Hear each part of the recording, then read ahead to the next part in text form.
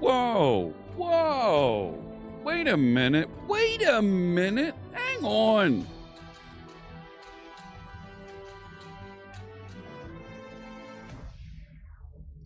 Stop the music. Hang on. What just happened there? Holy smokes. Look at that. We just got a raid to get things started here. Welcome in, friends. Oh my goodness. Let me get things started now for our raiders coming in from Lizard Seagull's stream. Good morning to you. Hello there, friends. Good morning, good afternoon, good evening, wherever you might be, whatever time it might be. My name is Jeff Fritz, and today is May 23rd, 2024.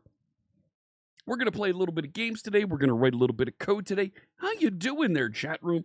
Right over here. We're broadcasting live on YouTube and Twitch. Let me welcome in everybody before I start.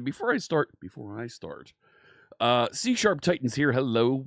Hope you're doing well. I'll answer your question there in just a second. Lizard Seagull, thank you so much for the raid. For the kids, absolutely, we're raising money for St. Jude Children's Research Hospital. We've raised more than $1,500 so far. We've got a number of redemptions out there so that you control the stream. You can help out the kids at St. Jude.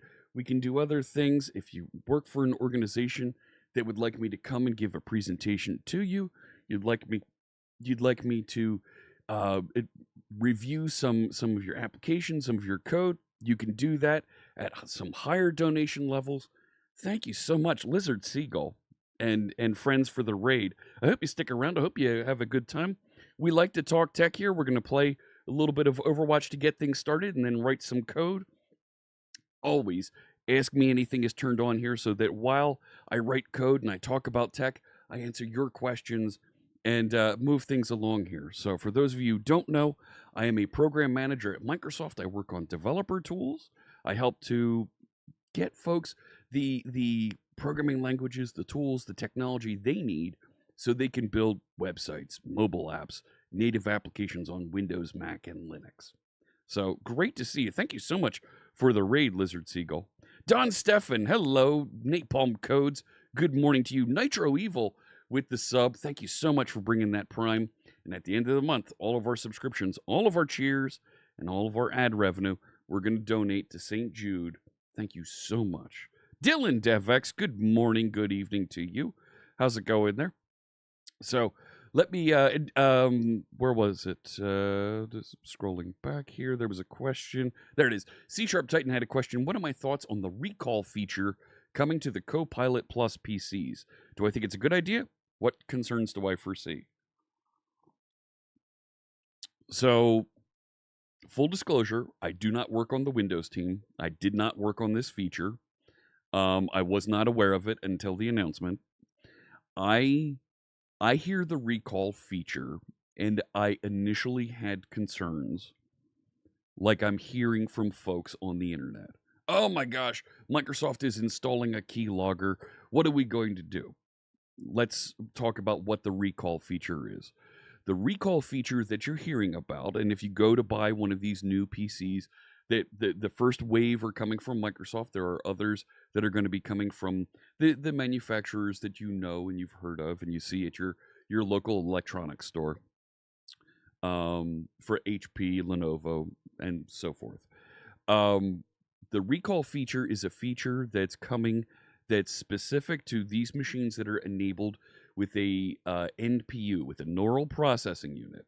What the recall feature is it will take screenshots, save them to disk locally, analyze them locally, and you'll be able then, instead of just, hey, go find this thing on disk that I was looking for. Hey, go find me that file named notes. Go find me that file that has the photo of my receipt from the dinner the other night that I need to submit for my expenses. These things. Instead, you're going to be able to search for, hey, I was doing a thing that time, and I was looking at a piece of furniture on Amazon that I was thinking about buying, a nice end table, this, that, and the other. And because it analyzed what you were looking at and doing, and it stored that information, you're going to be able to locate that in the past. The the feature is described that everything is stored and runs locally. There's a lot of folks that are saying, "Oh, we've never asked for this. We've never wanted this." This is a feature that's been available and has been running on people's PCs for more than 20 years. Not built by Microsoft, but built by third-party folks that would take screenshots. You can even turn it on in Visual Studio Code right now with a plugin that somebody wrote that will keep track of the code you're working on so that you can expense your time as a consultant better. Like, these features are out there.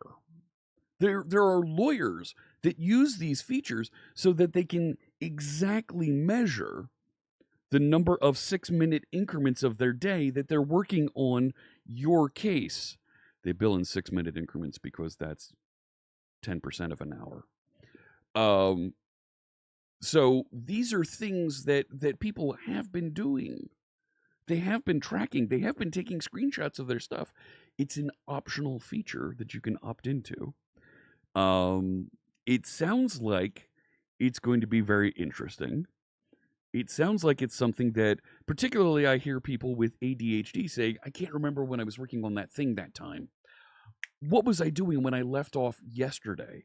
And to be able to kind of rewind and go find that with a little bit of help from AI analyzing what was on your screen at that time, it's not a bad thing. I can understand some folks saying, "Oh, I don't want something taking screenshots," but it's an optional feature. You can turn it off. So I'm okay with that. There are all kinds of people that have been doing things with this type of technology, like I said, for years and years. So to kind of wrap it up and give you a better way to work with that using the advancements that Microsoft and Microsoft's AI teams have been working on, I think that's going to end up being a good thing for folks in the long run. We'll see. We will see. Fact of the matter is, I don't have a machine that has an NPU. I'm not going to get a new machine, a new PC in at least another year or two, because this machine that I'm broadcasting on is running just fine, and I can upgrade the components that are inside of it, my GPU, some other components. I won't be buying a machine that has this feature for myself for at least 2 years. So we'll see. How you doing there, CTI Geek? Good morning to you in Virginia. Midnight Gizmo asks, will it be possible to install an NPU module for those who don't have a new PC? That's a great question. I don't know. That's a really good question.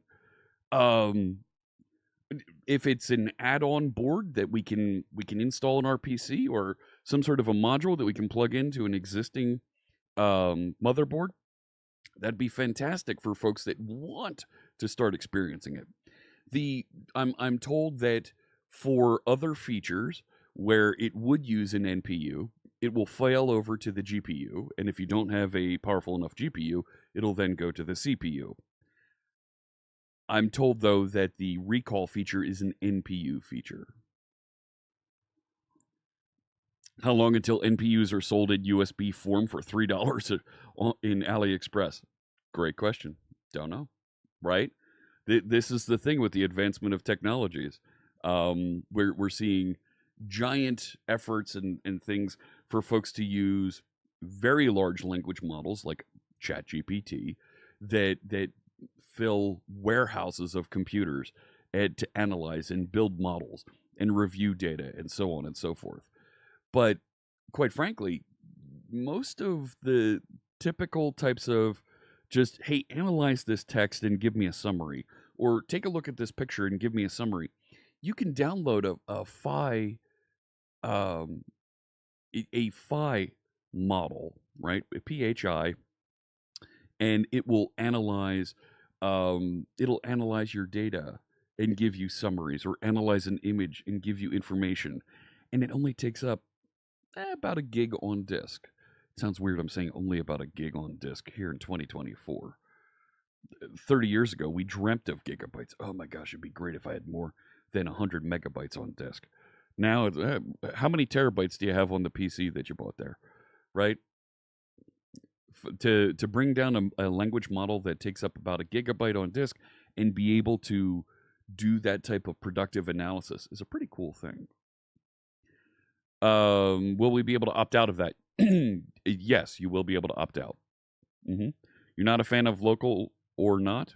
Okay.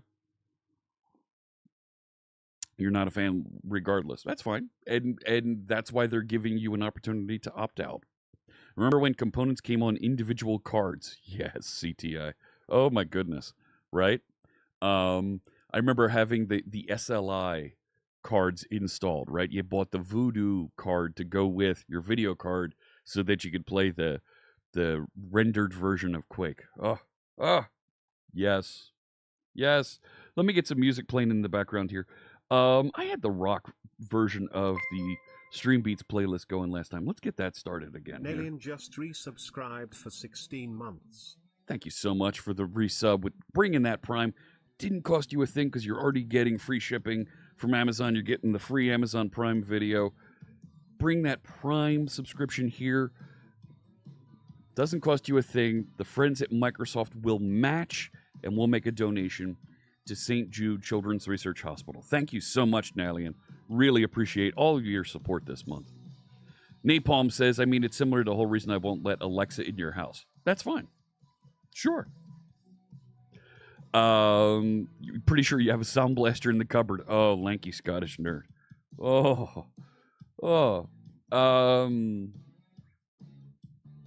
You can get NPU PCI cards, sim racers. It didn't show the messages from YouTube over here. I wasn't sure and didn't want to commit to something that I didn't know. So, you had a PDF open last week. Can't for the life of me remember where I got it, where I saved it. Can you show me the PDFs? Yep. For folks who have ADHD, for folks who work with a ton of information and it's coming and going very quickly, it is going to be a significant improvement for folks. The TPM modules are something that you can add to your PC. Yes. How are we feeling about Windows on ARM? Lots of big improvements there. Docker now runs natively on ARM. That's great. I'm not. I still have the ARM device that they shipped me. It's one first generation ARM device. It's not great, but it's the first generation, right? We're 4 or 5 generations in at this point, and they're significantly improved.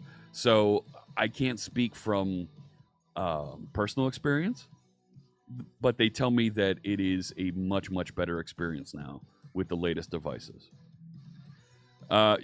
Sim racers may have ADHD. Nothing wrong with that. Great for those who end up with 50 Chrome tabs regularly, right? Right? So I think being able to get that kind of summary wrap up after you analyze and read a whole bunch of data is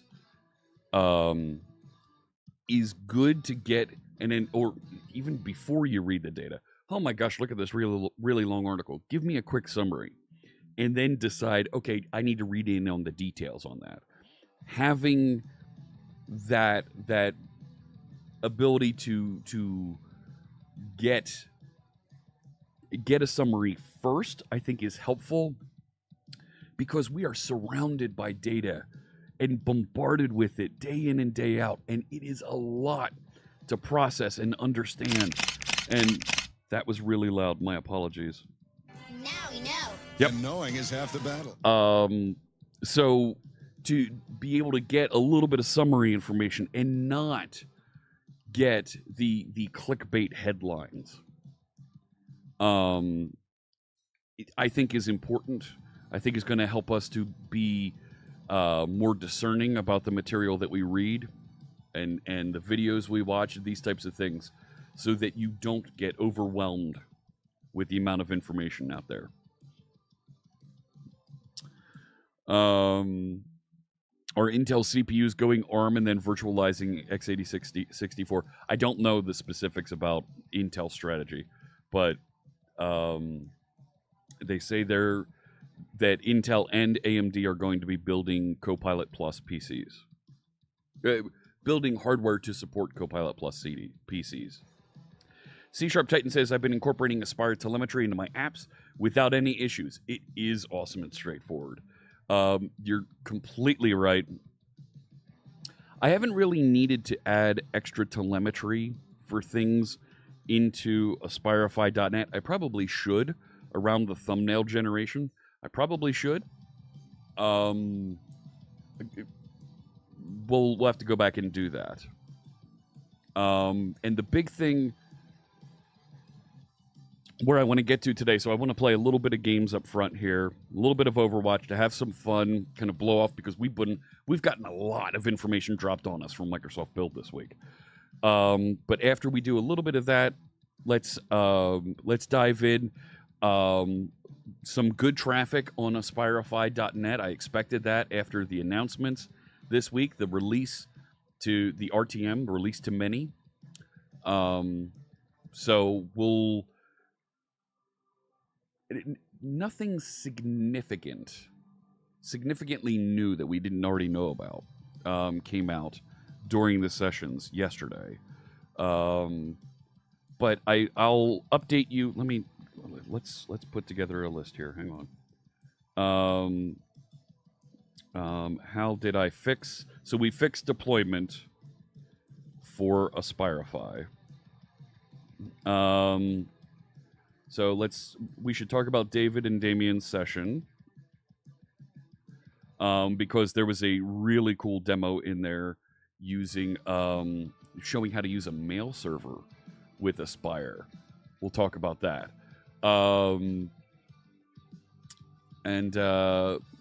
So Psi Gamma, to answer your question, there weren't significant .NET announcements. Microsoft Build is very much the Copilot show. It is front to back, top to bottom, Copilot this year. And that's fine. Where was that? JDE Jesus 1003. Thank you so much for the follow. Let me see. So it is all about Copilot. There are open AI libraries that are available, and they announced and they didn't show them yet, but they talked about allsupport.net. But the big announcement from the .NET team is .NET Aspire. There is a session. I'm not sure if it was yesterday or if it's today. It's the it's the session with Mads and Dustin talking about what's new in C# 13.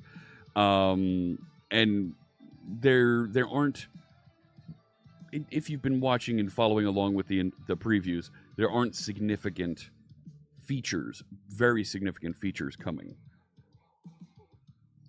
A couple things around interfaces, but nothing massive that's going to completely change the way you write C#. You need opinion for your colleagues and I are arguing, says Napalm. For observability data, do you really need the .NET runtime and process log metrics? I have never personally used them. However, I feel like they are one of those things that you need when you need them. They are, Napalm. So here's the thing. You do want the .NET runtime stuff if you think garbage collection is getting in your way. For modern applications, modern processors with a modern amount of memory, I'm talking about you've got 8 to 20 some gigabytes, 8 to 32 gigabytes on your server that you're working with. You're not going to feel significant pressure where the garbage collector is blocking. However, You're going to want to know when and how the garbage collector is running when you do want to start consider, should I move things from running in classes to running as structs, or if you want to decide to move things into spans. That type of performance, memory management, and tuning, that's a very good reason for turning on runtime and process logs. Yeah, those are the big places where I would consider that. For most people, you're not running an application that has that much performance push on .NET. You've got other places you can optimize in how you read data across the network, how you read data from a database, how you interact with the website. There are other places for you to optimize before you need to optimize how you're working with the .NET framework. I can tell you from experience, in 90+% of the situations, there are other places for you to optimize before .NET runtime. Having the ability to turn that on, though, when you're ready to start optimizing it, it is valuable. So I agree with you on when you need them, you need them. You probably don't need them to start. It's going to be a couple steps down the optimization, performance tuning bandwagon, that path that you're going to actually want to go after it. Brady had a cool demo, the Rock Paper Orleans demo. It is a cool demo. I like what he's doing there. I've been working with him, talking about some ideas to take that concept and have a little bit of fun with that. We'll have more to share after build and we get to discuss that a little further. How are all these AI tools going to help me complete my Blazor apps faster? Asks Cygamma. So a couple of things that I've shown here on stream, and I'll be doing more of it today, is the simple HTML markup that you need. It can generate a lot of that markup for you quickly without you having to need to go dive in and really tweak and remember and think back to how all those HTML components work together. The GitHub Copilot that's optimized for working with your code can generate pretty good initial set of markup. So when you're building Blazor components and applications, it can do a lot of that cool layout stuff for you.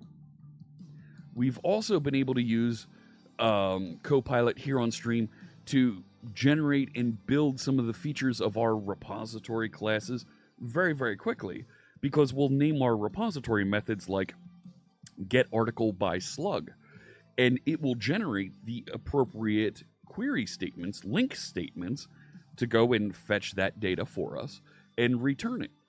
It'll get about 90 to 95% accurate. There'll be a little bit of tuning that we need to do, but it gets it pretty close when we just describe, here's what I want to do.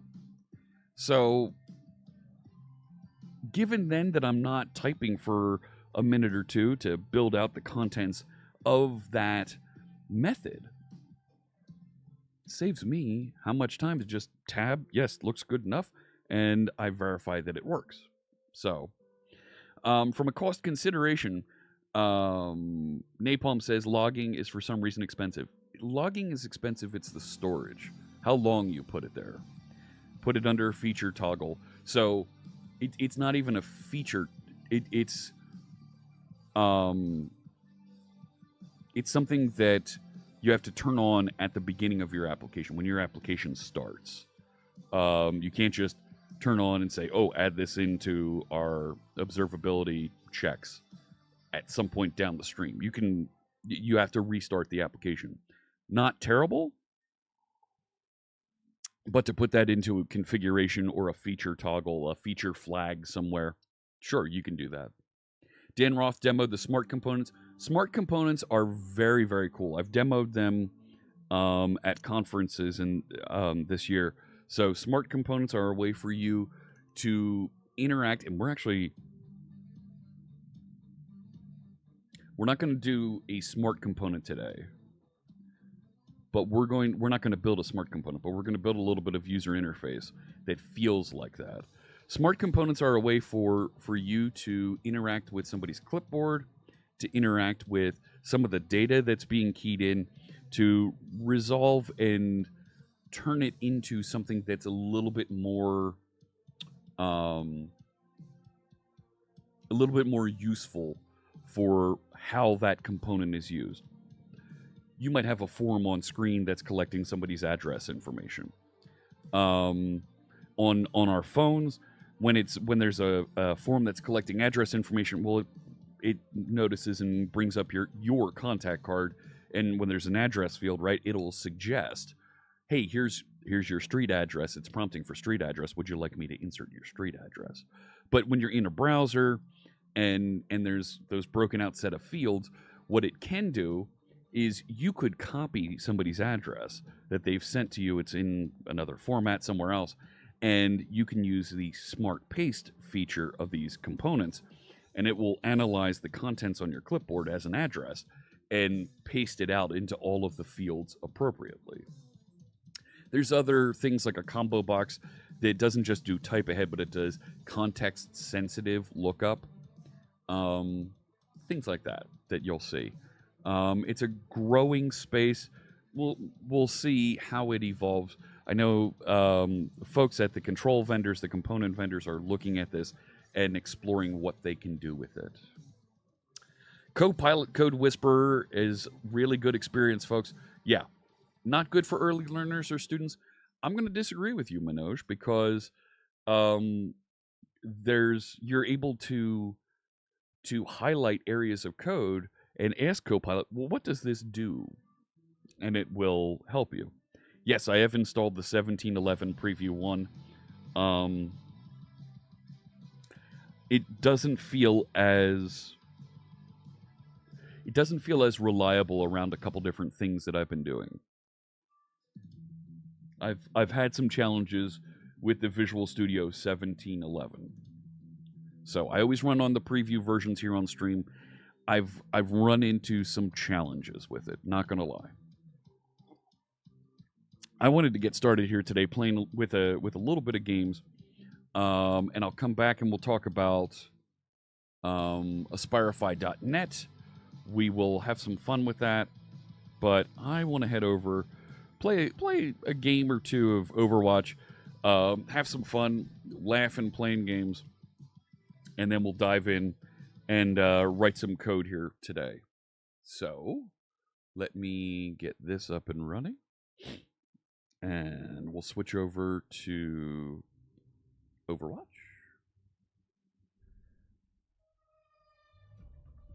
There it is, right there. Excuse me. And let me bring up the Overwatch scores. Come on now.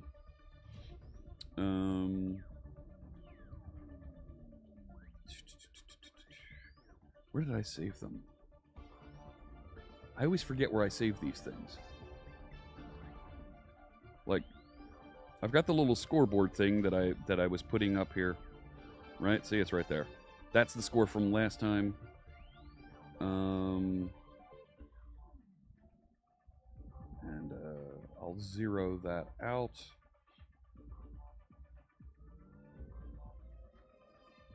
Let's see.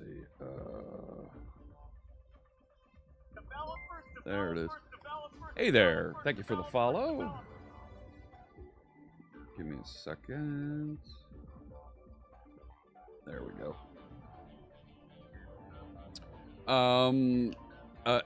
Is it Abromd? Welcome. Thank you. In terms of code completion, maybe students should just use it out of the IDE. They already are doing that kind of thing by going to ChatGPT. They already are a little bit. I was playing a little bit of competitive yesterday. Look at this. I got to bronze 3. Ah. I'm getting better. That's the important thing here. Oh, and also earning more of these little competitive tokens. I'm not going to start in competitive. Let's start in quick play. I am a big fan of the Diva character. She's a tank. She just blows through and has a lot of speed to run around and do a lot of things on the battlefield, on the map. So it's been a lot of fun playing as her, and I really enjoy. So I have been a bit of a one-trick pony playing just this one character, and that's okay for me. That's okay by me. I'm all right with that. So we'll play a game or two here, and I did get all the Portia. There is a collaboration going on right now. With Portia, I did get the right, and you can see up top there. It says Portia on the back of the mech, and it's got this really cool highlight intro. Nice. So there's another, right, a couple other things here, an icon, whatever, and even a spray that with the Portia styled. So it does look like they bought from RoboCop, right? It wasn't 409. It was Formula 409. I can't remember the name of the bot. So, what I do like, and you can't really see it in this, her jacket has these this rabbit insignia on the arms. Pretty cool looking. So, anything interesting out?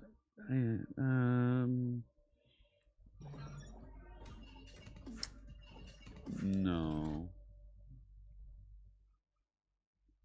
What's this? Oh, fancy. No, not into that. LOL line. Yeah, beer. Okay. Farah is the other one that when I play DPS, I do prefer playing as her. I like that Portia made a skin for her also. It's kind of cool. It's got the Portia badge up there in the middle, but the word mark isn't anywhere on her flight suit. So I like that the jets look like Porsche tires, right, with the brake clamps back there. Kind of cool. Not gonna lie, I do like that. So you can see the badge on the front here. There we go. Finally getting into the game. Antarctic Peninsula. This is we're jumping in late into this game. All right. Time to save the world? Yes. Game on! It is time to save the world. Speeding up. Two teams trying to capture a point in the middle.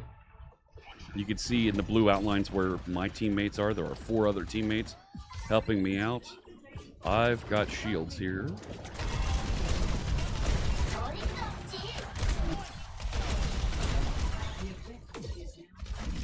Hello.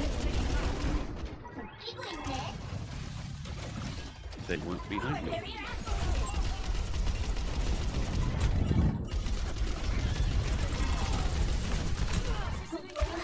Come on. Come on. Oh, come on. I had that thing blocked. All right. So we got ejected out of the mech.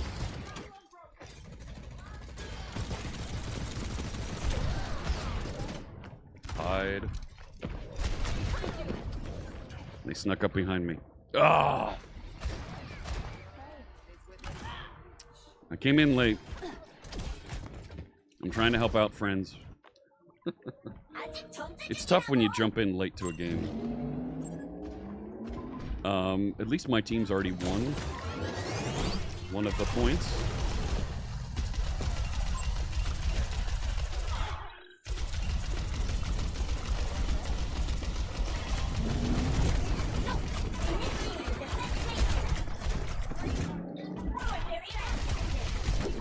Oh, come on. Adaptive circuits engaged. Diva.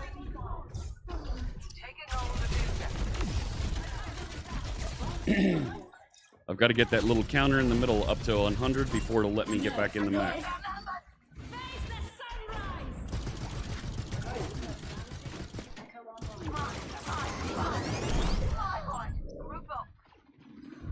I'd love to group up. Calling in the big guns. Let's make up this party. Go.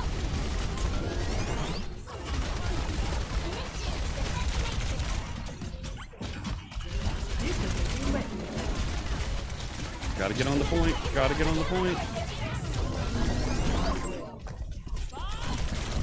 Nope. Nobody's here. Nobody's there. And they got everybody up. That was awful. Like, coming...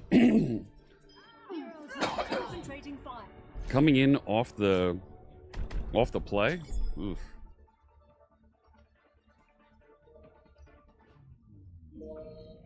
Come to me. Join with me. John Cena is on No Moira. mistakes. Hi. No mercy.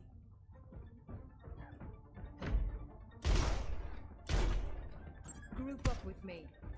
A junker artiste always shapes her scrap to perfection. And this is... Okay, this is the underground base. So there's a platform up top. 4, 3, come 1. Round 3.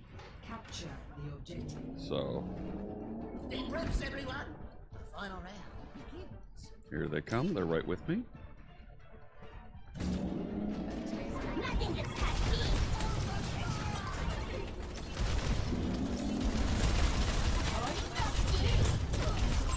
Neutralizing projectile.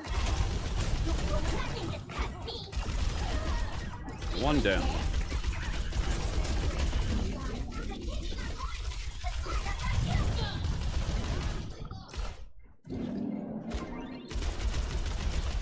On the objective and ready for action. I'm gonna let the ball roll around and get away. Nothing gets past me.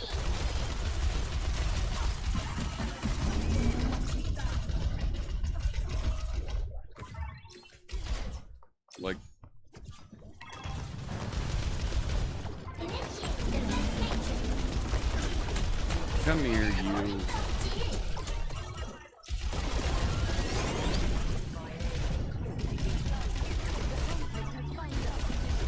Neutralizing Know projectile. where he went.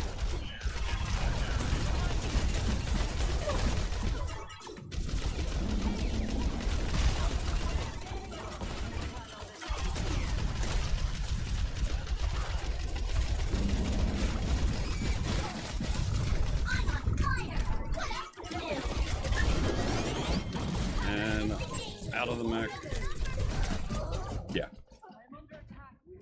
I feel like I'm not getting healed that much. They're counting on me. 52% we held. All right, they took out. My ultimate is almost ready. Initiating defense matrix. Adaptive circuits engaged. Ladies and gentlemen.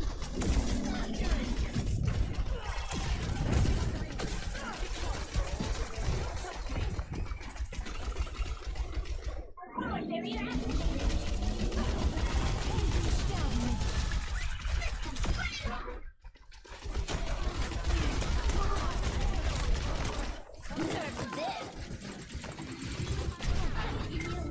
Didn't get anybody.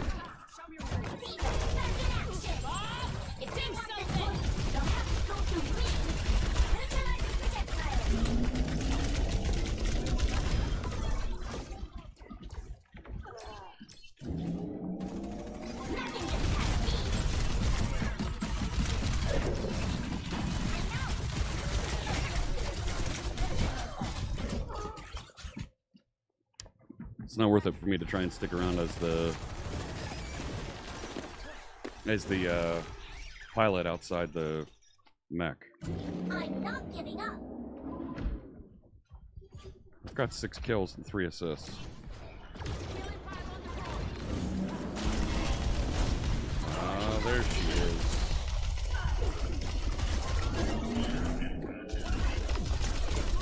Reality bends to my will.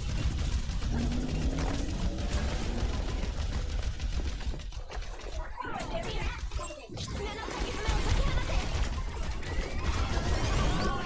Oh, what the heck? Adaptive circuits engaged. Junkrat.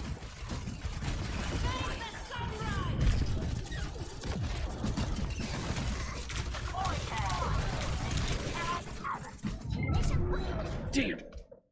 Got me as I was getting back in.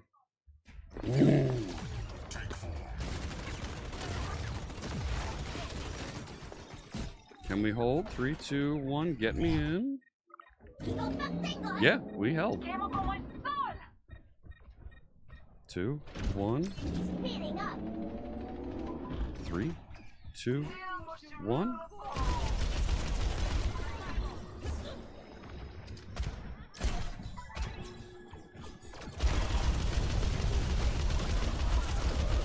You want to come through the window? Go ahead. There's a test subject.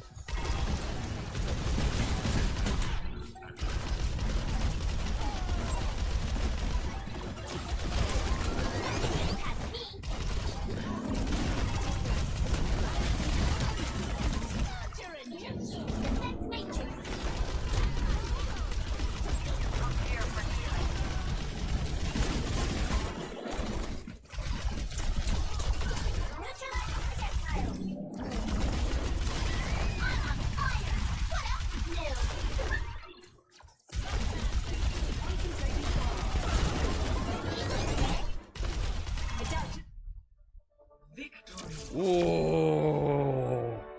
Personality duplication complete. Stole that one. Stole that one. Play. I have no idea who to. The Junkrat.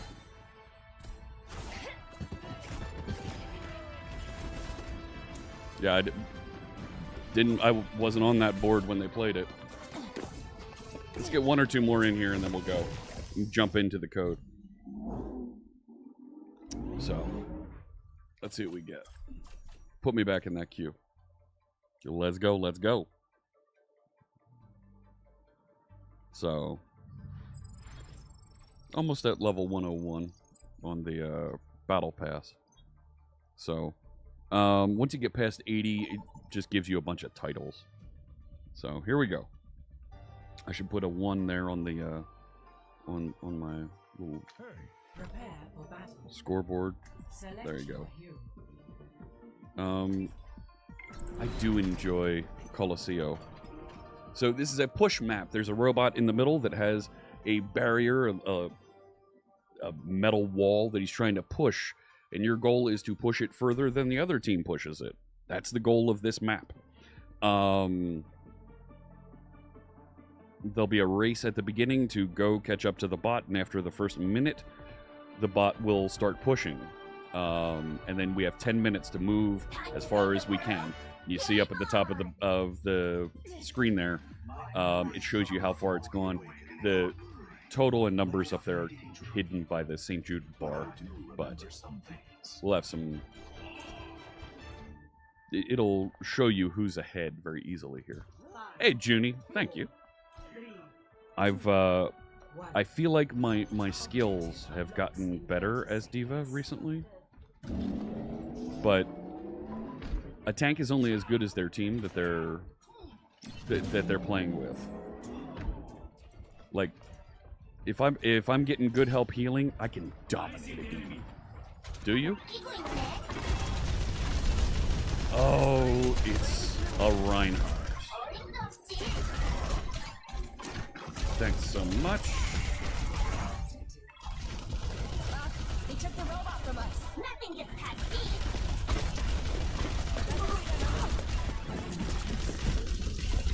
Initiating defensive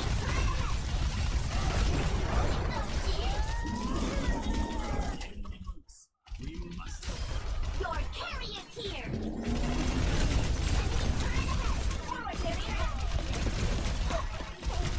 No. Oh, this is going to be the fun with Moira.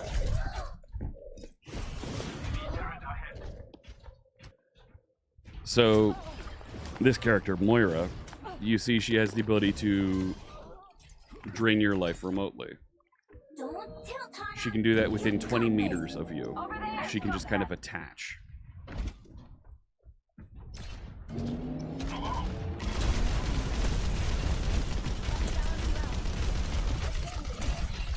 gets past me. Equally dead. Speeding up.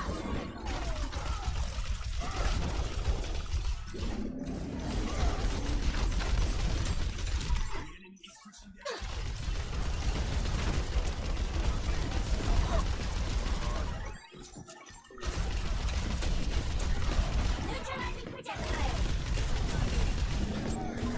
Who's shooting me from behind?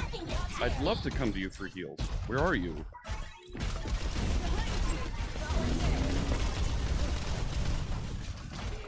Holding up, Jude.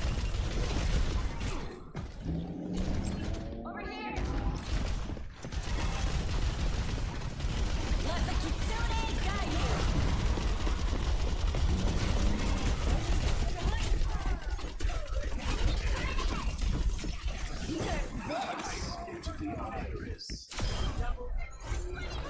That's a triple kill, not a double kill. Oh, double. Yeah.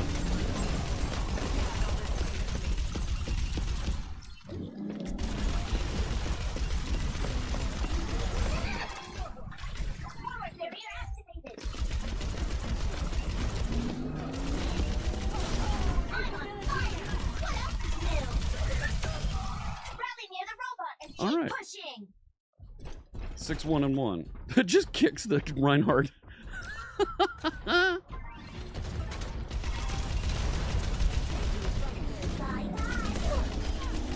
Holding up, Jude.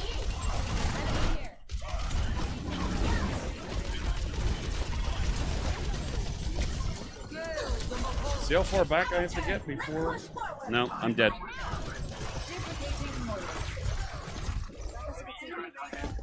I'm dead. Yep. Adaptive circuits engaged. Moira. Don't tilt, Hana. You got this. And they turned it around and they're pushing the bot now. Bye-bye. We lost one of our healers. They took down the Moira.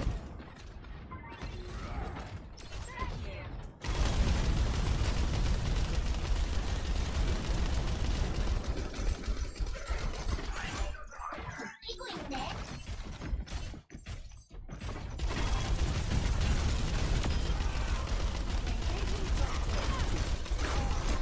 Ow.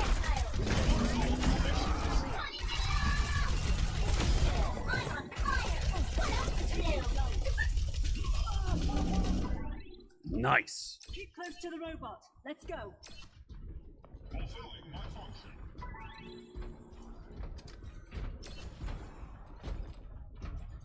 So the robot will turn. Forward barrier activated. Hey there, big boy. Your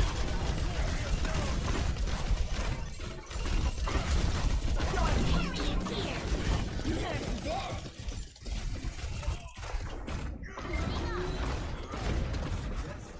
Turbo checks defense up.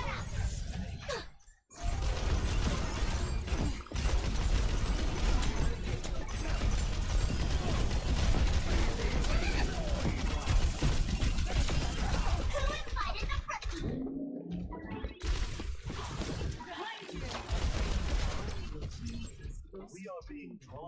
Good, we're close to taking the lead.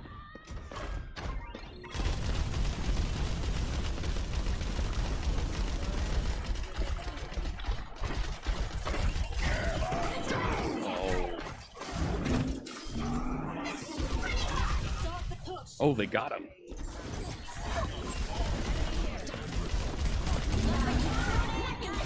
Just ran over her.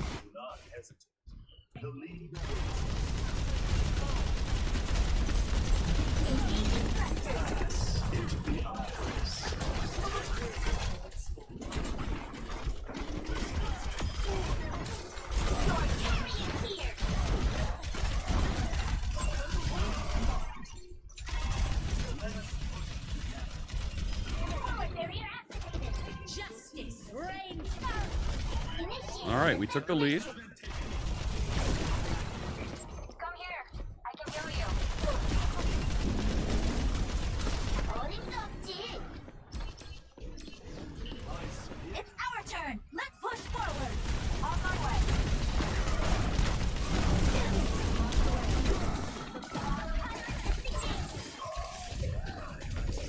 Nah, didn't make it out of there. 21, 6, and 3. I'm leading, dare I say? Healers, yeah. We know a few. Feeling good. And I've got... I'm ready to initiate. So I've got the ultimate up, I've got the bomb. And we just knocked out 3 of their players. I think this game's almost over. I think we're almost done here.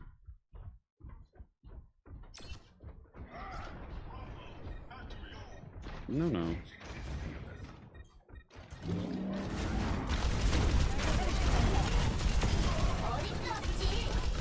Start pushing the barricade. This. Run, friends! Oh, What else is new?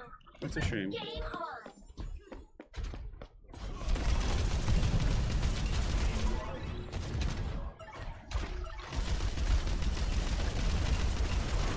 Eagling next.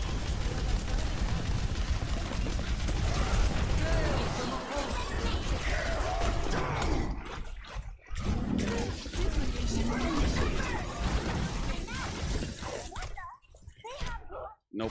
Nope. Wow, they wiped us. Okay. Hey, Eric. How's it going? Little lunchtime Fortnite for you? Very cool. 2 minutes for me. 2 minutes left. They've got the bot coming back.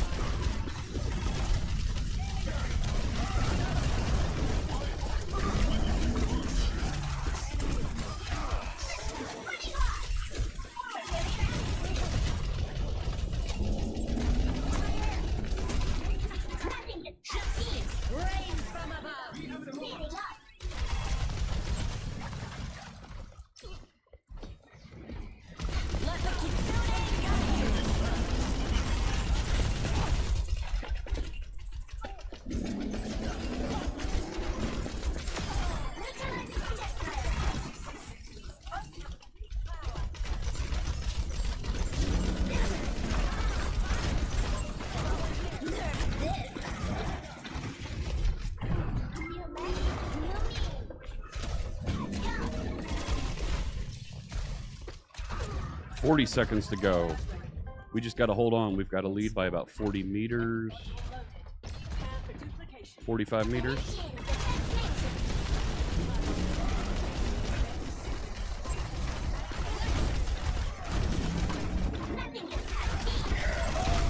Oh!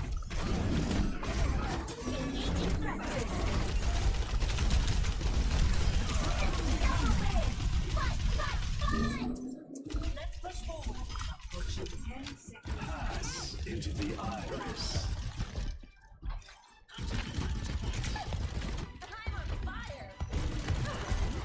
Overtime. Last chance to stop that robot. Just gonna hide for a second. Back. Remember me?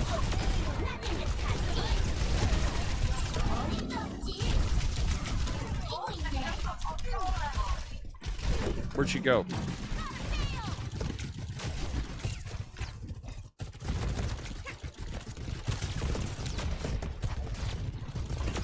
Got her! I'd love to stop the robot, but I also don't want to fall. Yes, the end does approach. I'm gonna run through. By the time I catch up with them on the other side, I should be back.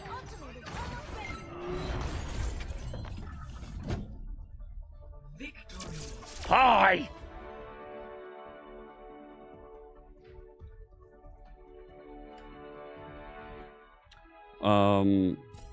Play of the game. The echo was really good, yeah. I'm also gonna drop it on the Kiri. Yeah. Let me do one more and then we'll jump into some code. I'm feeling good. I'm feeling a little bit of adrenaline running here. So, got the level. 10 elimination assists without dying. I got 30 something on that game. Like, that was ridiculous.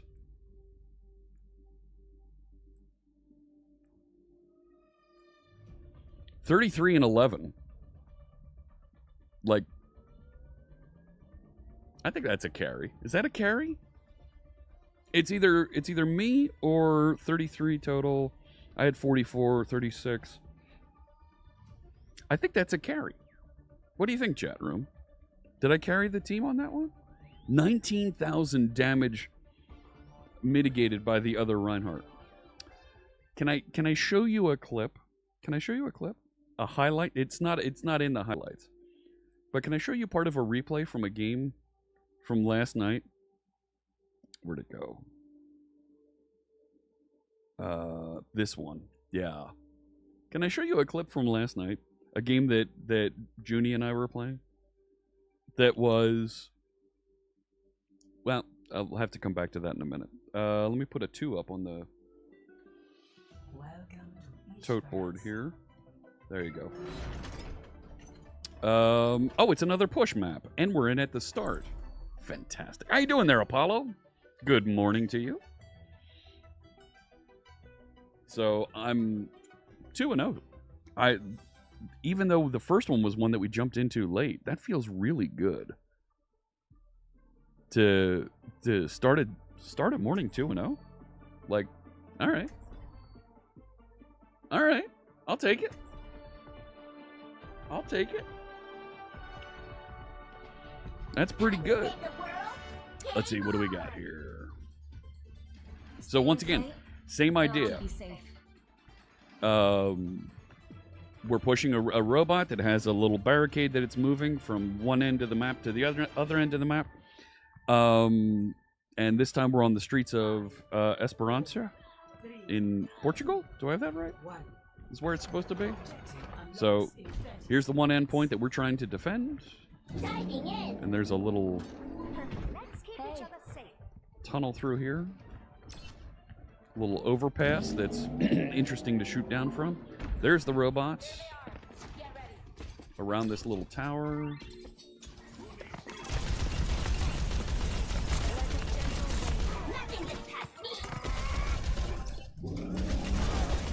Hi.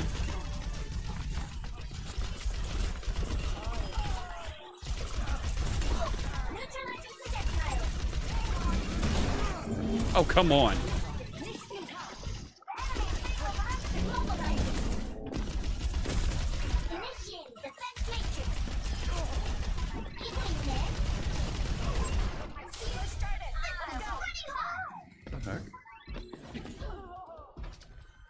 I'm gonna stay with this while they're finishing off somebody over there.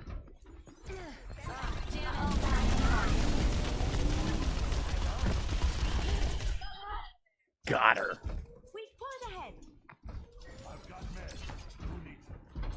Go ahead. I'm gonna stay right here. There he is. This is Sigma that I'm fighting off against, facing down. I'm gonna break through his shield.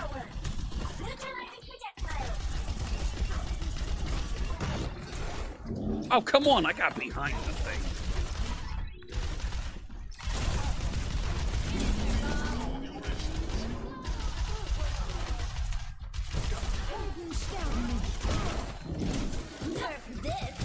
Yep, go ahead, buddy. Nice knowing you. Killed 2.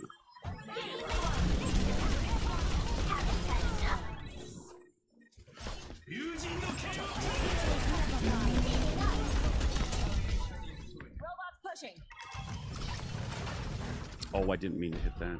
It doesn't matter. I'll get the cooldown back in 4, 3, 2, 1. Got it. I'd love to be able to shoot somebody then.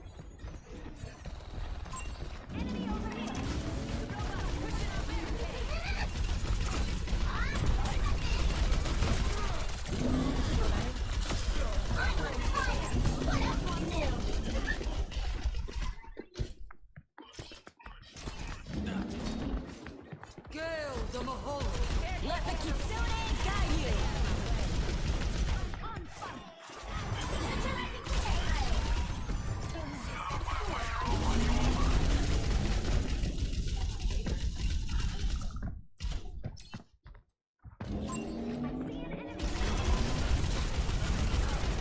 The Sigma doesn't feel like he's able to defend me too well.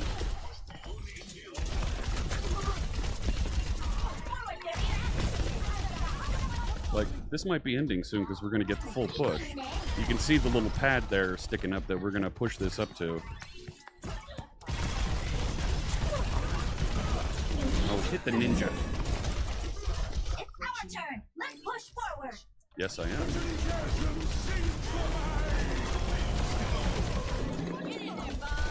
That didn't work out too well for you, did it? It's up to you.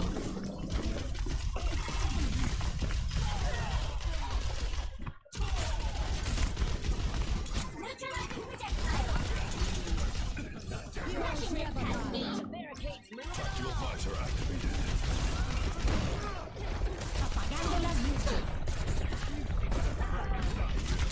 Forward barrier activated. I'm watching my ultimate. It's at 90%.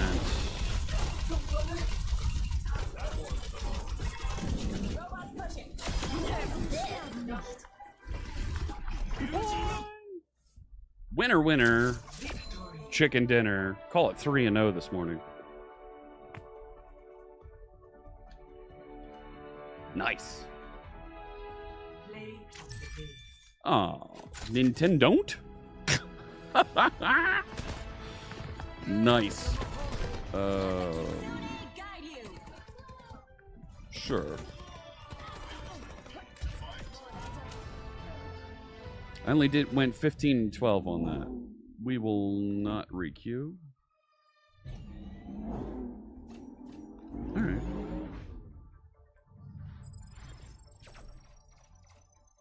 Casual heroism. Complete 3 games in unranked mode. Sure did. Cool. So, I wanted to show you a highlight from last night. Is Junie still there? Because she was in this game with me. Ready for And yes, I know, ready for battle. Yes, yes. It was out about here. battle. Ready for battle. Yes, I know. So in this map, you're trying to capture this area here around this bottomless pit. Okay? So if you fall in that hole, you're dead. You're dead. So my team, and you can see I'm in the red up top there, right? Just above me here, you can see C-Sharp Fritz, Judy Von Ash, and a couple other folks. We're going to be coming in from the left, all right? We're going to be coming in from that side, and the enemy team, the blue team, is going to be coming in from over here, all right? So they're going to be preparing to attack, and they're going to come in here, right? So here I am. You can see me, right? And here's the Reinhardt once again, the guy with the big shield that I'm facing off against. And right, we're all kind of wandering around, not going anywhere near the hole because you don't want to fall in the hole. You don't want to fall in the hole. Now the Reinhardt came over here, tried to get behind us, and we're all attacking. And see, I'm pushing back over here, chasing him down, and boom, got him knocked down. Fantastic. Fritz got a kill, right? We lost our healer over here. That's okay. Not healer. We lost our Sojourn, one of our attackers. Fine. So we're kind of holding right here in the middle, holding them off. You see the perimeter is red because our red team is leading. Someone was trying to dive on the back line here, and they're retreating because we kicked the snot out of them. But the Reinhardt's coming up. You can see him coming up, right? This is Venture. Here comes the Reinhardt. Really aggressive, upset that we beat up on him, and wants to come out and attack me. I'm hiding over here and charging.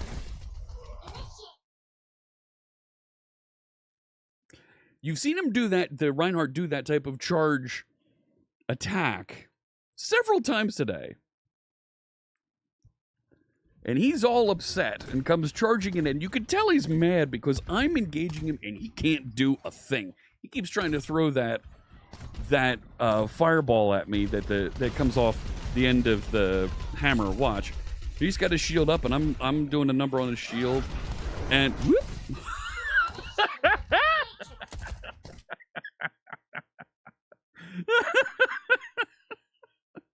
Whoop. Just dove right in the hole. Okay. Good one, buddy. Oh, I don't know. I don't know what to say. Like, sorry. So that was my game. One of my games last night with Judy, and you can see. Will it show me? I don't think it'll show me the scoreboard.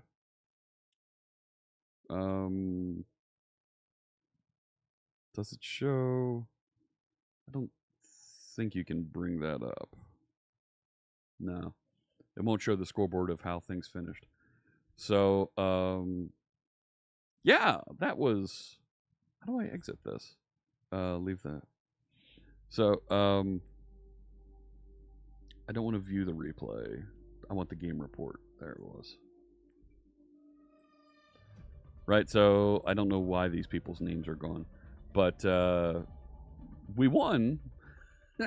And Junie had a whole bunch of healing there, and I had a whole bunch of killing, and it was happy. It was good.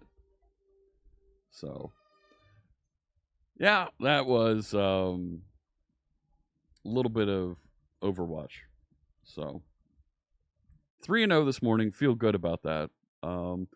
Let me get reconfigured here and get set up to write some code, and I'll get the topic this on Twitch turned over from Overwatch to a little science and tech. So not science and tech. I'm sorry.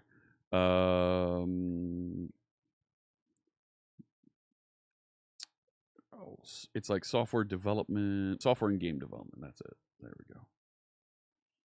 All right, and I'm going to move this over here, move that over there.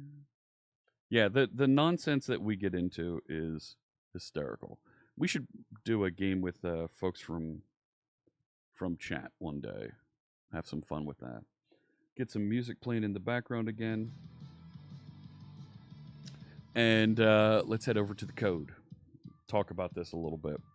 So here's the code for aspirify.net, and we learned something really important yesterday. So yesterday I actually got the engineering team for AZD to work with me, and we broke down and we look at what was going on with the application and why I was having a hard time getting it deployed, and we figured it out. So to recap, .NET Aspire is a framework that helps you orchestrate and build applications locally that have a series of distributed types of resources, right?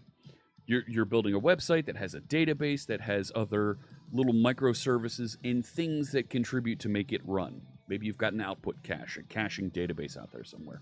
Maybe you've got a queue. Maybe you've got a service bus or something that you're working with that are out there and are going to help coordinate and orchestrate your interactions.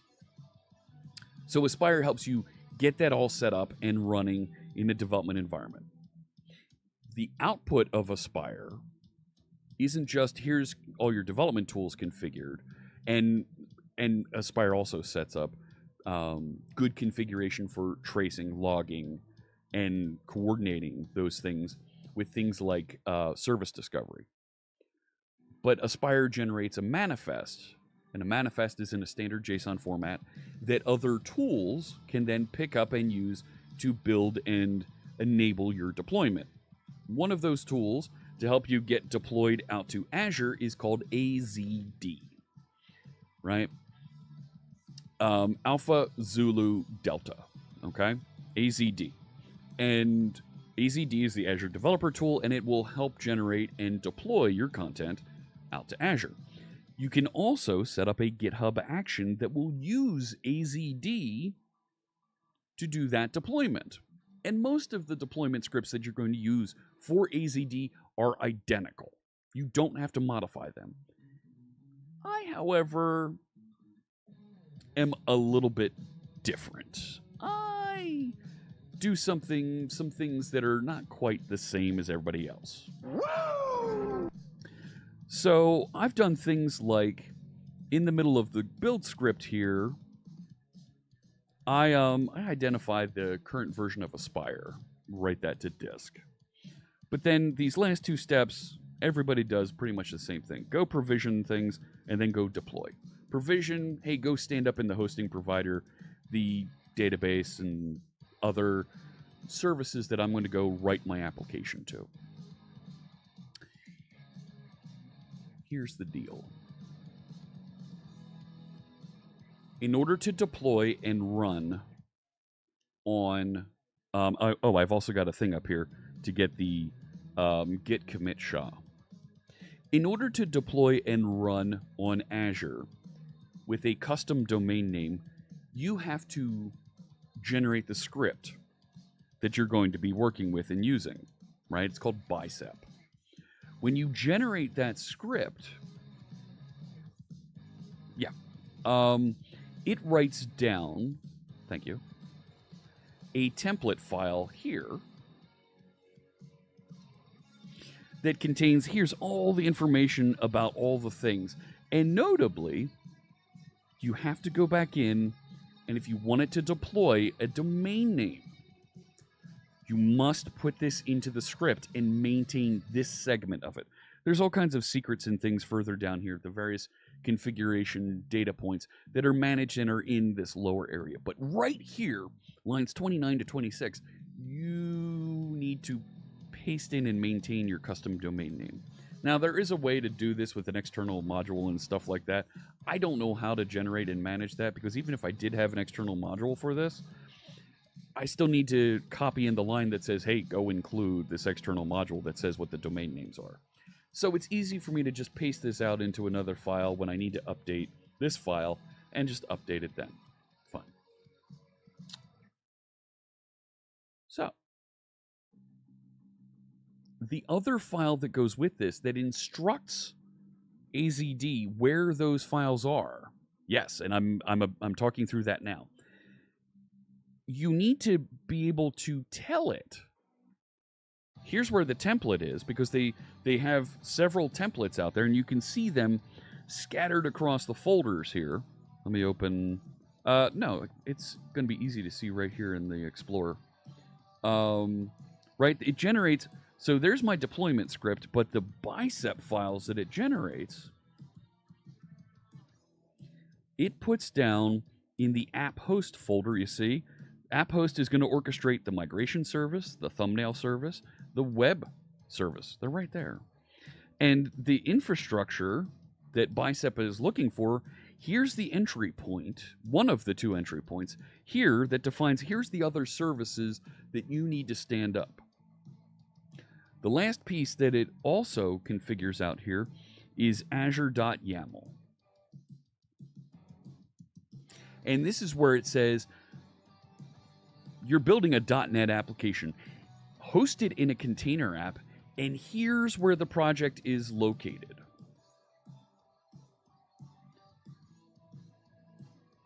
Here's the problem.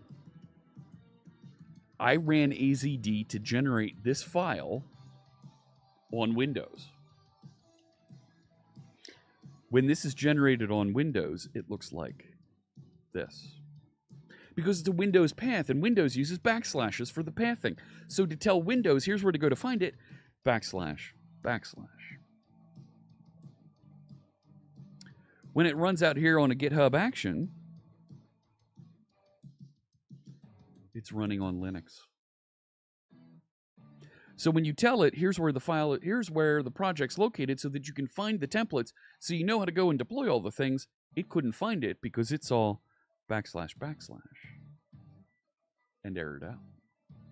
It is a classic backslash issue. When they broke out the deployment so that there there was this infra folder that had these other templates in it. They didn't handle the / conversion. So, the easy fix, the workaround for right now is I don't run this locally. I only run this on continuous deployment on GitHub. So I'm just going to turn it around to the /. When it runs on GitHub to deploy a new copy, it runs just fine now because it finds everything, finds my domain names, and deploys. But we went round and round on that for better part of 2 weeks. Oh, you don't have your configuration files right. Go regenerate your configuration files. I did. It's deleting it still. It can't find the configuration files. All right, let's go trace through that. And we walked through it, and there it was. They were in the wrong way. So there were 2 solutions I could have done. I could have changed my template like I did, so it was /, so it matches GitHub. Or I could update the GitHub action so that it had, it wasn't running on Ubuntu, but instead was running on Windows. Those were my 2 options. In my mind, continuous deployment, pushing a new update to the website, should not happen from a developer's workstation. It should happen from a central point. It should happen from that point of authority, in this case, GitHub Action. It might be a Azure DevOps run. It might be in Jenkins. It might be wherever it might be. That's fine. But it's that other system that is not me running locally and is in an isolated location that is controlled, and we manage the changes on that with source control that will provide and do that deployment. Yes, it means that in order for me to do a deployment, instead of it taking a minute and a half to run it locally and get it deployed, it's going to take 5 minutes. I don't care. I don't ever have an emergency situation where I need to deploy something and it needs to be there now. And I feel good about that. Apollo says those are the types of problems that you can't help but just laugh because of how simple the problem is. Yes. Yep. It did. And it did take me a while to find because, right, I just assumed that it found and used the things properly. But we're once again bit between the difference in systems, what happens on a Linux-based versus what happens on Windows. He'd probably just set the whole computer on fire. Johnson, welcome. I'll say we stepped away and had a sip of an adult beverage afterwards. Oh my gosh, we got it working. And sure enough, there it is.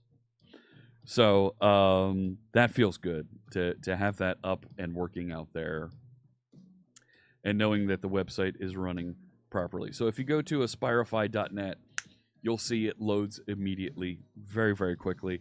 I've already posted a bunch of the content that the Aspire team has been creating and publishing out here for us, so that this news hub that we've been building is growing and has some of the latest content that we have there for you.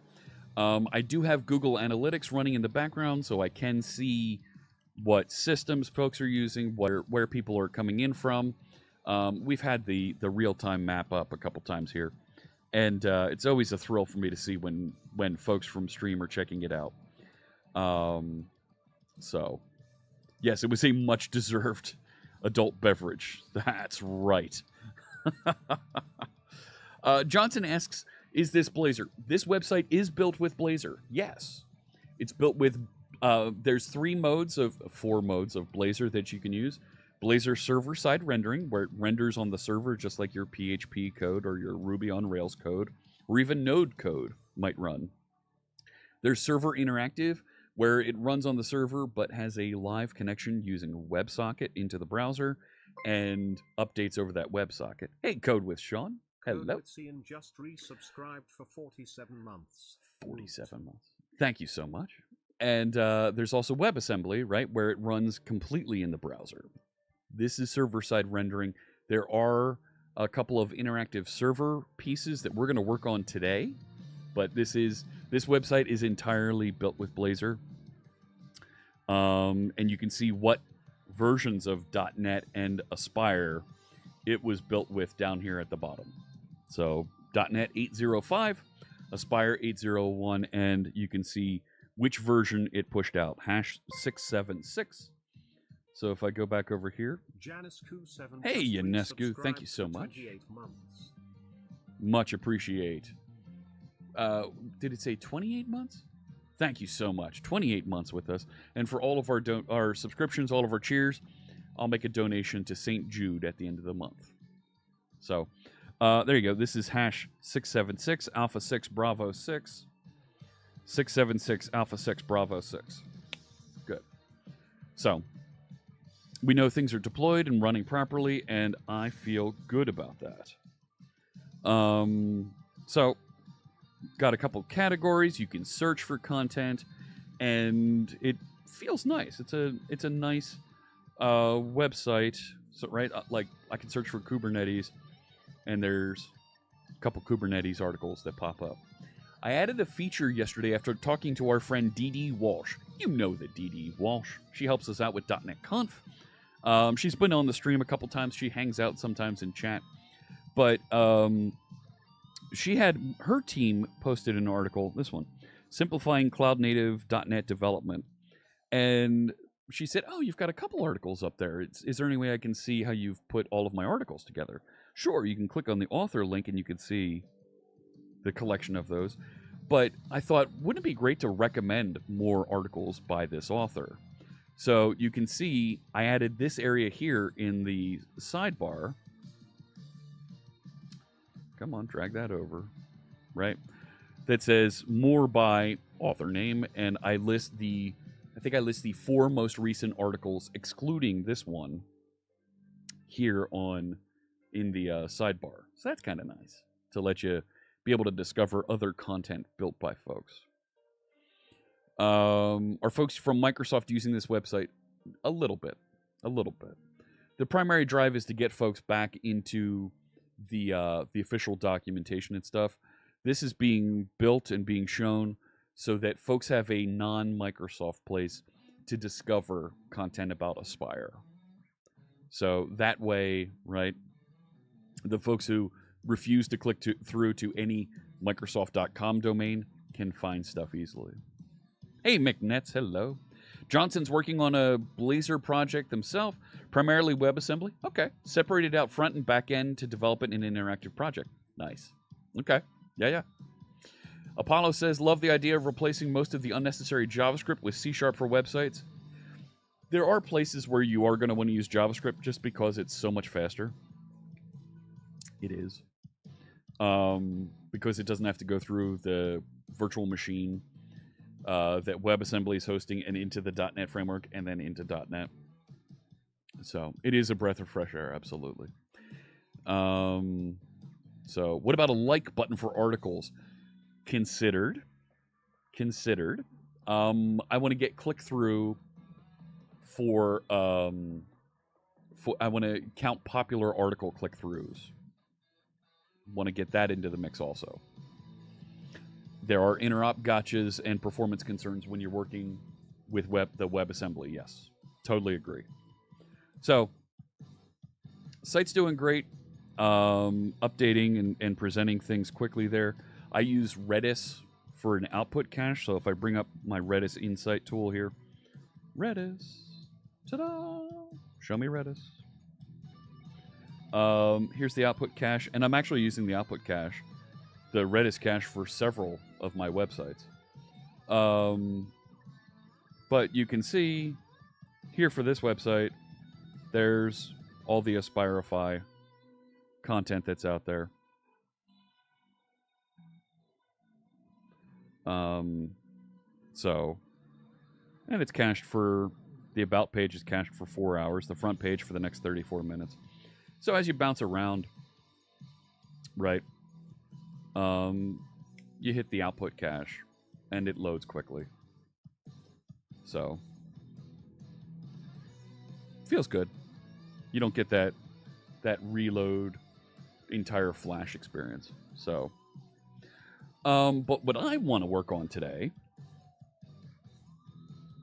is no.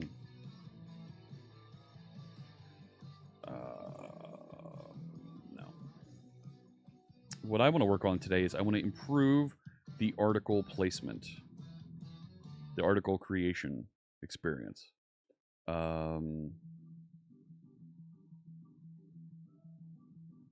So right now, I can log in, and I have a third party service I can log in with my Microsoft account. Yes.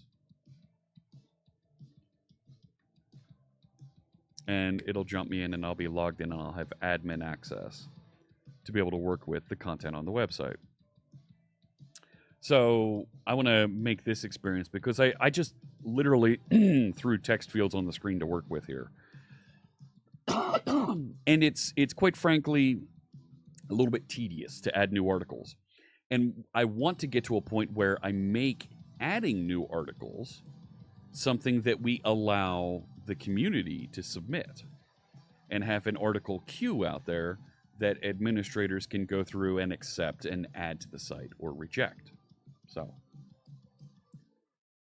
I want to make this screen a little bit easier. I want to improve the list of articles screen now, because we've got more than 60 articles. It's getting a little out of control here. Not going to lie. So I want to improve this, probably put Quick Grid on that, and improve this create screen so that it's easier for us to add new articles. And maybe instead of having just a giant column of text boxes, break this out a little bit, and maybe after you key in, my initial thought here is, after you key in the location of the article that we're going to post, go discover all this other stuff. Most of this other stuff we can discover either through open graph tags or by analyzing the text of the article. So that's what I'd like to do today, is start on that to make this easier to do.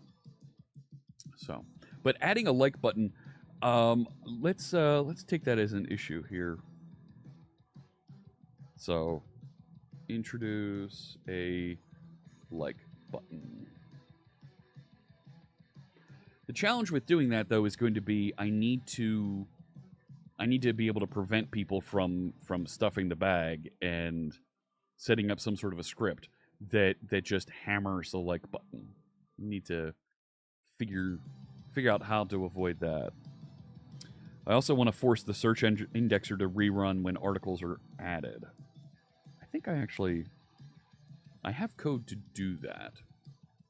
Walter, how you doing there? Asks, how did I implement the code to get display and version hash? This down here. I can show you that. So the version hash runs during the build process. So as it builds, I just have this little script here that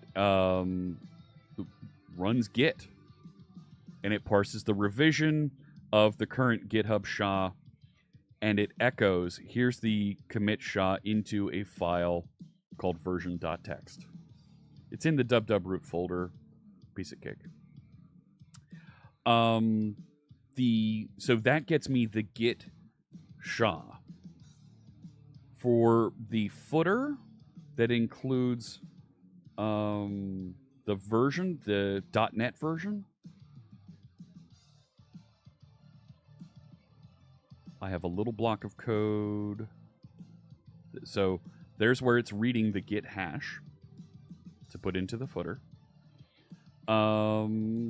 That's to get the featured article. I just say environment.version. Environment.version puts it into a version variable that is a version data type. And I just output version to string.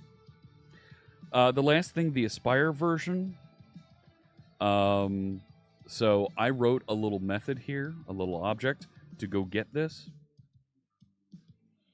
And this is a partial class that I actually wrote a little console application that goes and looks at the Aspire hosting for Aspirify app host. Inside Aspire hosting, it grabs the version number, trims it, and just writes out a note, hey, this is the hosting version I found. I go find Aspire version CS on disk, and I write out a partial class that says, here's the name of the version. Done. Let me catch up with chat here. So that's how I did that. There's probably easy, and this little console application runs in the middle of the build script. I could include it and change it so it runs as a build task, like as an actual MS build step. This was good enough for me. Like, I wrote what? 20, 30 lines of code, 40 lines of code. Like, I didn't have to get sophisticated. Just run this first and then go do the build. So I'm not that kind of sophisticated person. I could have made it a build step. I think I can still add it as a build step that before the build starts, go run this exe. I could do that.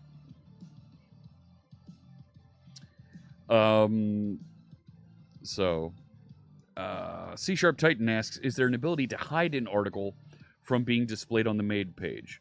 No, I don't have that kind of facility right now. It's only me running this. So, I mean, I can see that being a feature someone would want for if they were to implement this. Ability to hide an article from the front page. Sure. I'll add it as a potential future feature, but it's not something that I need for this website because I have all the editorial control at this point.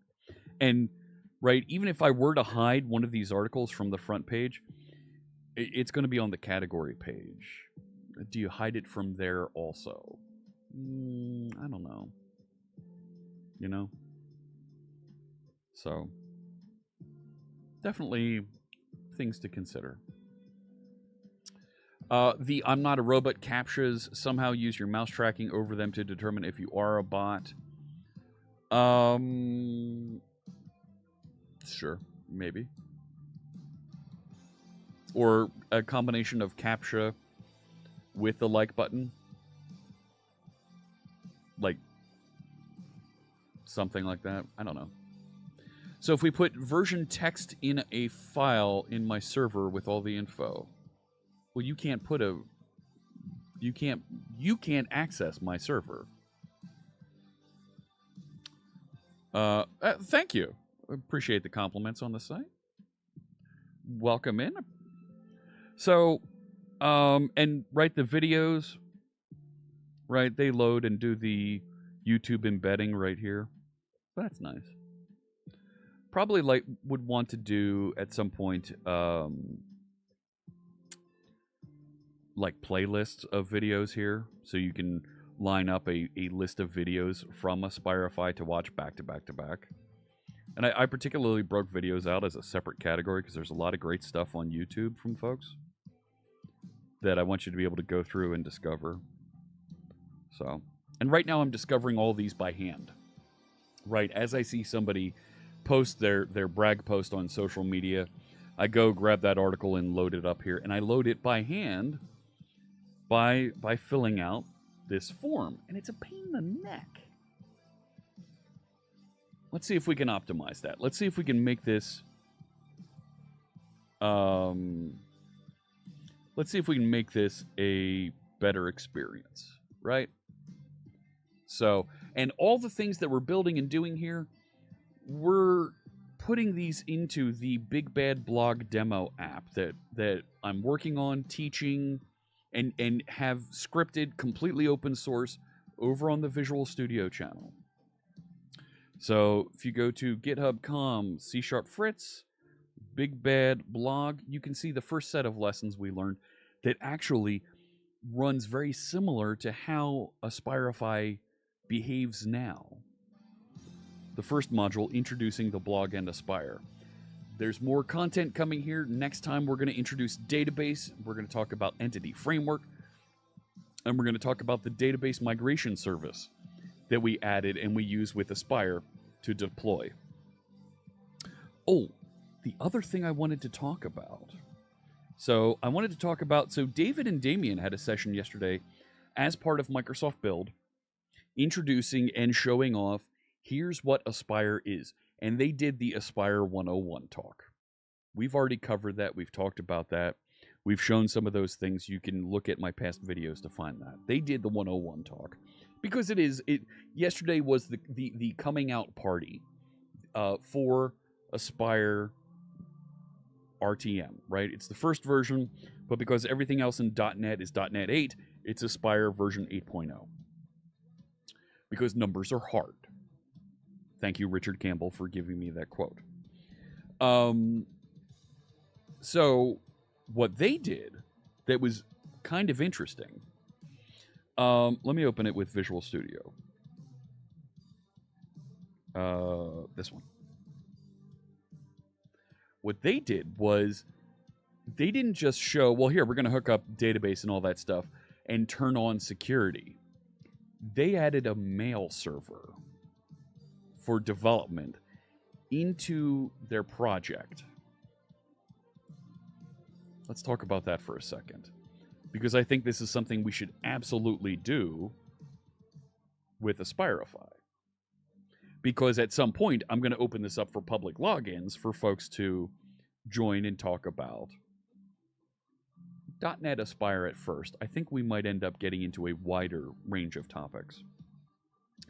When you build your .NET application, right, and you add all the things so that you can do identity, so folks can log in, right? You want to be able to set up email connections so that when folks forget your password, you need to reestablish a connection. You finished setting up, you finished registering. We need to confirm that your email is yours and allow you to get logged in. There is a email configuration that happens here. Oh, come on. Where is it? There it is. There we go. It was up higher. Right here. To configure an email sender. And the email sender is just a class that knows how to send confirmation links. So for this user, with this email address, here's the confirmation link that we want you to click to verify that you are who you say you are, and you can use the website. And all, right, this no-op email sender, right, it's a no-op. It doesn't do anything, right? Let me go to the definition so you can see this. Right, when you call send email, it just does task completed task. It just says, okay, I'm done. But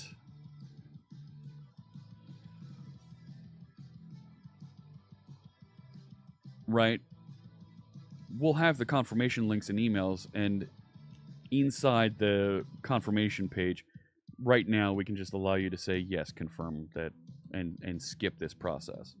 But if we had a real email sender, we could test and verify that it does work. And the point of Aspire is you want the tools, the distributed technologies and things that you would have in production running locally so that you as a developer can run as similar to production as possible on your developer workstation. And doing this isn't production-like. So if we can set up a development instance of an email server so that we can test and make sure that it does try to send the email, we can test and see how that works. And it was a great little demo that David Fowler showed, where he brought in a container that has a simple developer version SMTP server that you can send messages to. It has a website that will allow you to browse and see what messages it tried to send. Really nice little demo. I'm going to get the specifics of that demo, and we'll dial it in here, and we'll show that on stream, and we'll probably add it to the Big Bad Blog demo when we come back around to that series. It was a great demo that we will include and we will add in the future. Let's set up and do a little bit of coding here, adding and improving the ability to identify new content for the Aspirify website. So I like to work at the command line with Git. I know there's all kinds of cool Git tools in Visual Studio, including ways to generate a pull request message and commit messages. I get it. I like working at the command line. I'm old. That's better. And we can... I feel like I've got finer green control over things. What did I change here? I'm not going to update app host. What do we have? Yeah, that's app host. Nice. Great. I'm okay. I think I'm okay. Aspirify, the thumbnail service.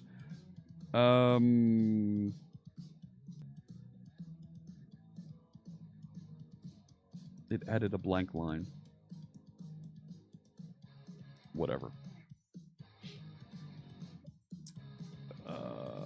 Aspirify, thumbnail service. Good. Okay. I'm as old as I feel. Thank you, Biker Flame. Thank you. I'm almost like this old. Cut that out, Jedi Mega Man. You use Sublime Merge to view the changes and differences, but you always use command line for doing the actions. I'm close. I do a lot of that. Yeah. Nalian says get command line all the way. Totally. Let's check out and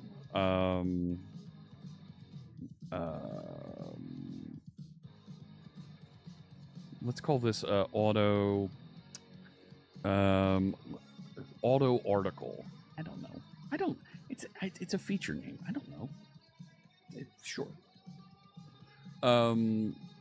So what I want to do is when an admin is on the article edit page, hey,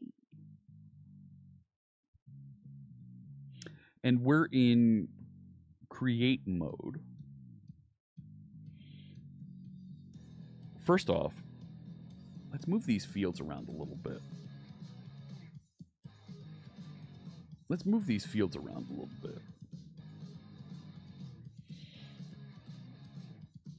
And after you key in a source URI, let's go fetch that URI, fetch that article address, and take a look at what it is so that we can try and make filling out the rest of this content easier. Nothing beats seeing the graph of commits. I agree. I want a nice, clean graph of commits. You found out about .NET new git ignore? Yeah. Isn't that easy? Oh.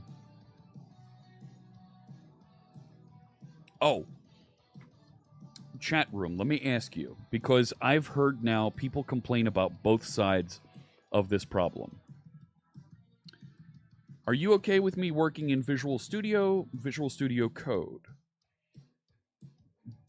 I bounce back and forth between them, and I heard people last week say all of the .NET people, all you do is program in Visual Studio. When are you going to program in Visual Studio Code? So I programmed a bit in Visual Studio Code last week on the Visual Studio stream. And this week, during build, all the Microsoft program managers, all they do is program in Visual Studio Code. When are you going to use Visual Studio? Like, wait a sec. Everybody you see is in Visual Studio Code, and everybody you see is in Visual Studio. Sounds like we've got a good mix if that's the case. You know what? Just to make everybody angry, I'm going to program in Notepad. Oh, why'd I say that? Why did I say that? Oh. Visual Studio is very underrated. Yes. Surprised to see I have VS Code open. Have I ever tried JetBrains Rider? Yes, I have used Rider. It's been a while since I've used it. I have used it. I won't. There it is. There it is. I won't use it on stream because I work on the Visual Studio team. I'm not going to promote a competitor's product on my stream. I'll acknowledge it. I will say it's a fine tool. You're welcome to use it. I'm not going to tell you not to use it. But I will highlight the Visual Studio features and tools as they're available. So, as long don't Dr. Cox, don't. No, not Word. Yeah, Notepad, not Vim. That's right. I've used Vim extensively here on stream also. Time to write a program that auto switches from VS Code to Visual Studio after each line. Yeah. Yeah. Right. Hey, we're going to build and compile this. Now we're going to switch over to the other one. Now we're going to build and compile that. Now we're going to switch over to the other one, and back and forth and back and forth. Isn't Visual Studio Code discussion kind of the same, like tab spaces? It is, Biker Flame. You're right. You're right. However, there are some folks who say, if you're programming in Visual Studio Code, you're not a real developer. You need to be using an industrial enterprise-grade IDE like Visual Studio or Rider. There are other folks who say, if you're programming in Visual Studio and not Visual Studio Code, you're not a real developer because you need to get all this help to write your code, and you don't know it. And there are still other developers who say, if you don't write with Vim and completely reject the debugger and IntelliSense and code completion hints and Copilot and performance management and automatic test runners. If you don't build and manage your own tools, you're not a real developer. I say you're not a productive developer if you manage and make your own tools, because now you've got to spend time doing that instead of actually being productive and getting something done. So, yeah, it's a bunch of gatekeeping from folks is what it is. So, I do it on stream to show that it can be done, to encourage and be able to promote and make sure that folks are aware that these are other places, other capabilities that you can use these things. And as a .NET developer, you are not required to use one tool and not the other. They purists, gatekeepers. So we do have a request for me to use Vim for 15 minutes. Oh man.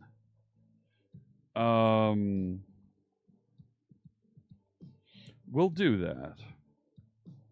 We'll do that. Let me get some of these things moved around first, and then we'll get into Vim. So,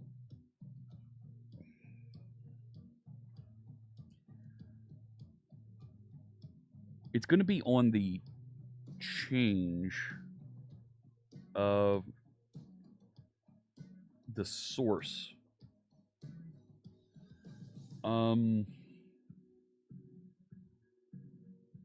that will want to go and grab the existing content. And I want to move these things around a little bit. And I think I should really have like 2 columns for these. Because right now I just put them all out there as one column. The only reason you use Rider is for the Vim emulation support. Okay. There is Vim emulation support in Visual Studio and Visual Studio Code, but okay. As someone who's only had 1 year of education, I've had to use both, and you do like the helping features of Visual Studio purely as a newbie. Cool. All right.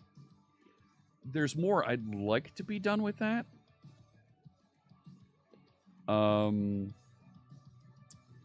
So let's do this. Yeah, this is all inside one row that is 8 columns wide. That feels weird.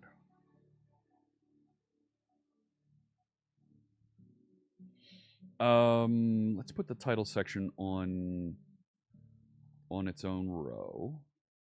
Right, that's the end of the div box. Good. Right, and that's the end of... What? Why did... No. That's the end of that one. That's the end of that one. Okay. And then I'm going to put the form. Put this in its own row. Yes, I am using Bootstrap. I know there are purists who are like, yeah, I am. So we'll put the edit form just inside the row.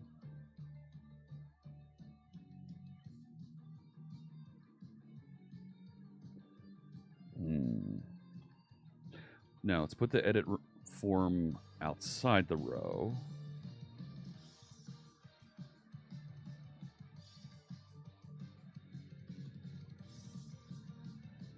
And put the validator in its own row by itself. Right? Call large 12.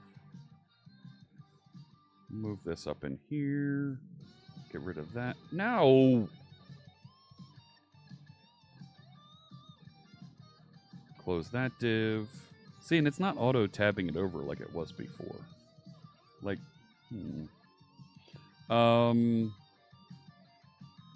So I don't really need the field set and the legend at the top, I don't think. I mean, I could.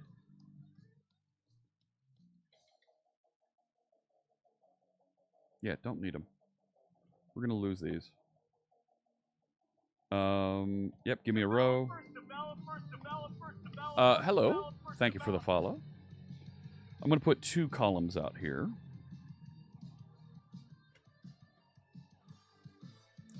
Right, and do I want to put each one on its own row?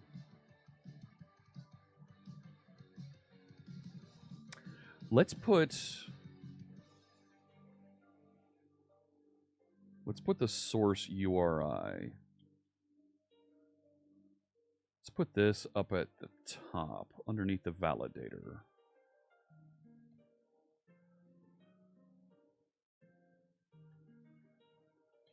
And then... Yes, and then put this in here, the title. And we'll put the author next to it.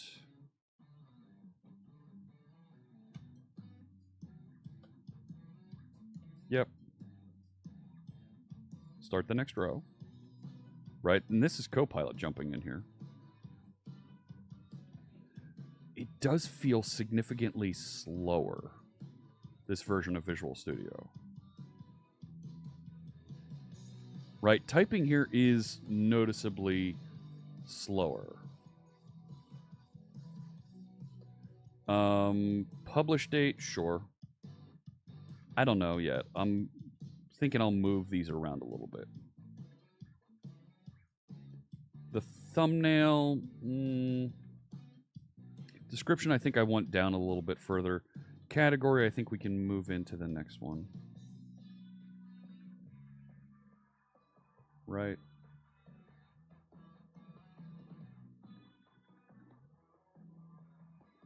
right? Like,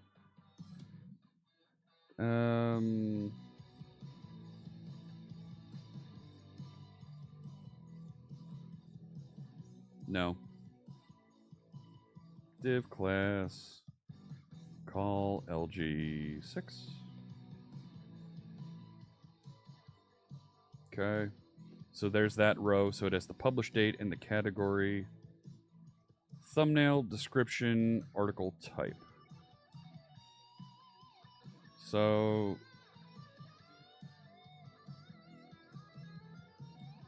put the row, and I don't know, we may end up moving these. No, that's not it. Call LG6.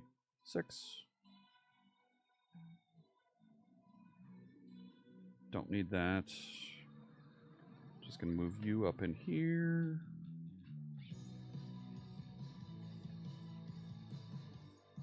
No, you're not gonna select it for me?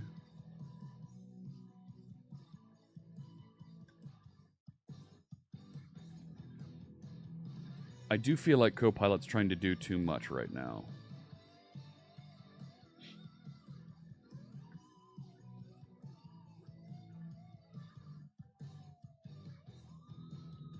And then I'll add the description as a nice wide one at the bottom. Div class call LG12.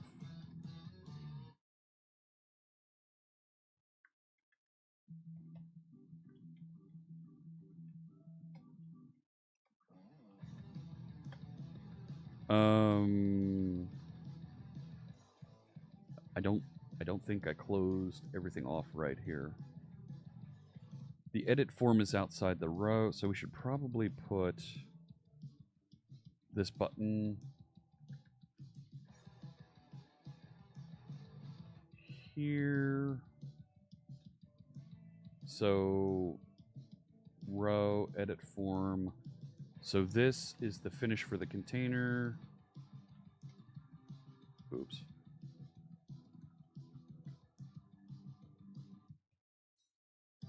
Let's run that, see how it works. Allows you to use your Vim config. Okay. Okay. Is it possible that someone was joking yesterday? Could be.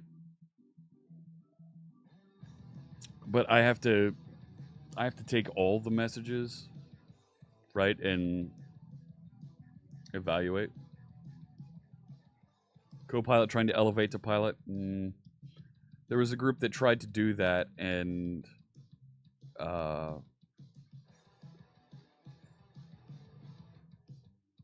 they were shown to be lying about their product. So it wasn't real. Where did that go?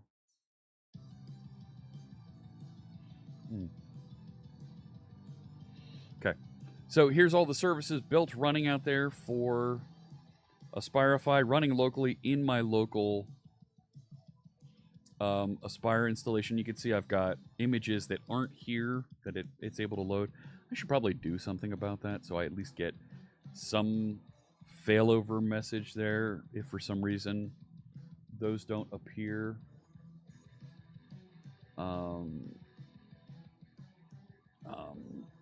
Add an on error for thumbnail images to bring in alternate images. If the Aspirify thumbnail isn't present, get the original thumbnail. If the original thumbnail isn't available, show the default logo.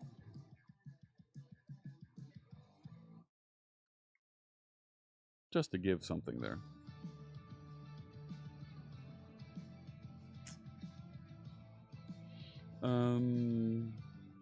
Okay. So I can log in with my Microsoft account. Back to the admin page. Let's see what the create new looks like. Better. At least it all fits on one screen. And when I shrink it down, I still get source URI, title, author, published, category, thumbnail URI, still further down here, article type, and then description. I'm okay with that. So the piece I want to build now is after you key in that source URI, I want to put a little spinner over here so that as it changes, we're going to go get that. Take a look at that content, inspect it, and try and fill out some more of this information.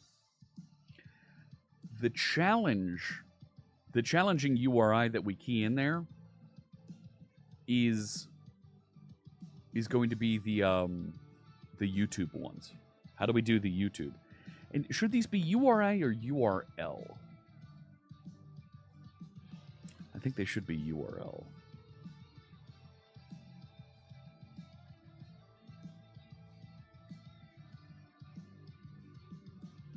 I think it should be URL.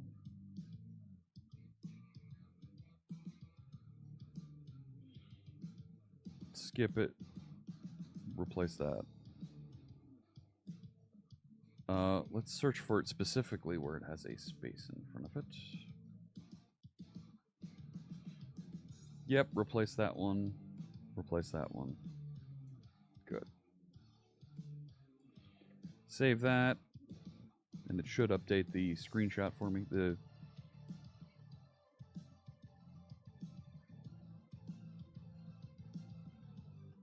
Yeah, there it is. Hot reload kicked in, and there it is. Microsoft should consider that in some countries we have a second name. And they should hide both in the chat. What? I don't know what you're talking about.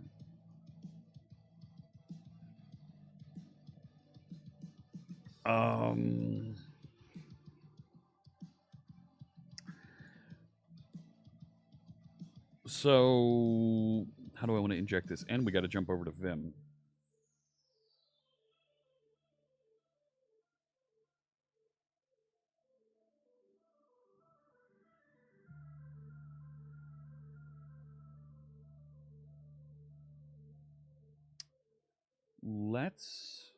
And I feel like I'm almost at a point where I want to make the author name a lookup.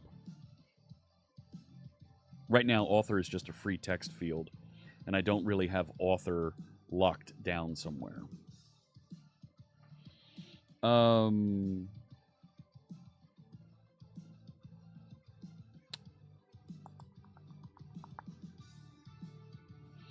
So this runs. This should be an is it interactive server? No, it's not.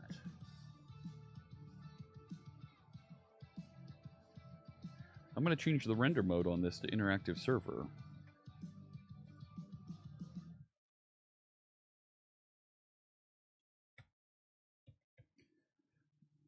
And because we're going to get a little bit of interaction here. Your comments becoming really public.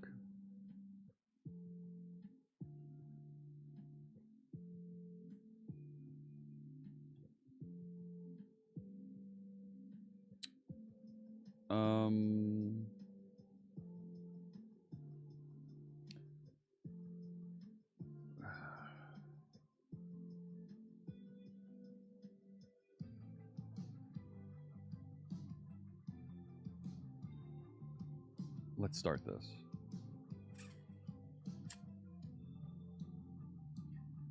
This is going to be a pain in the neck to do in Vim.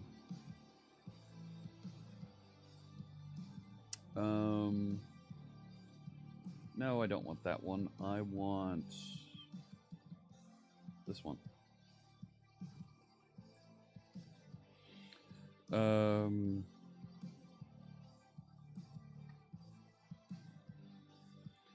So let's head over to the Vim configuration. Since we're going to be in Really? You're not going to jump? No, not Notepad. Vim. There it is. So I'm going to go into Aspirify Web. This is inside of components. I think it's admin. No, not L.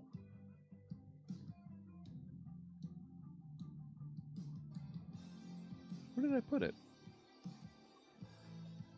Pages admin? Ah, there it is. Yeah.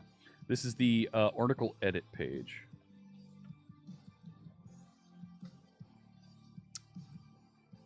Vim.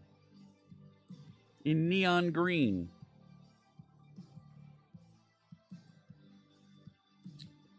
So what I'm going to do is I'm going to add an on-change handler for the source URI right here.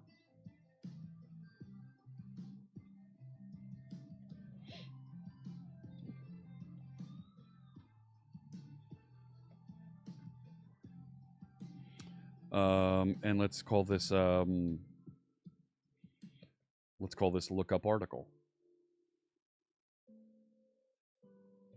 So I'll add a method called called lookup article that'll look at the article source URI that it bound to, run an HTTP client out there to go get it, and we'll inspect that content. Now, inspecting that content feels like something that we probably should put into something that's unit testable. Don't need the @ in front of onChange because this is a Blazor component. This is an input text. OnChange is okay there.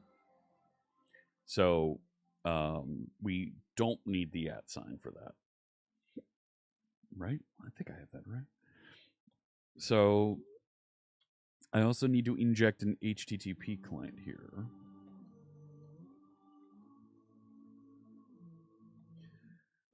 Which also means that I'm going to need... no, not that one. I'm going to need the HTTP client registered on the website.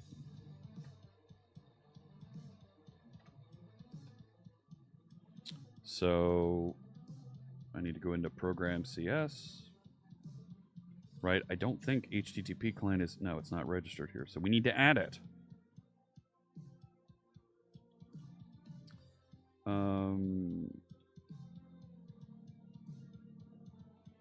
So I should be able to just do builder services, add HTTP client.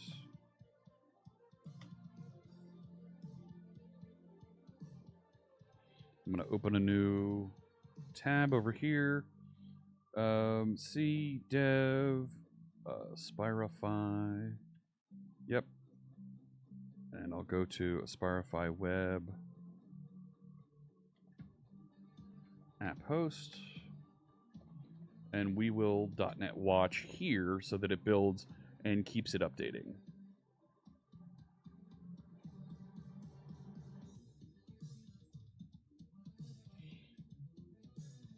And it should actually error out because it doesn't have that method we just defined. I can't remember what the method is now. Or maybe not.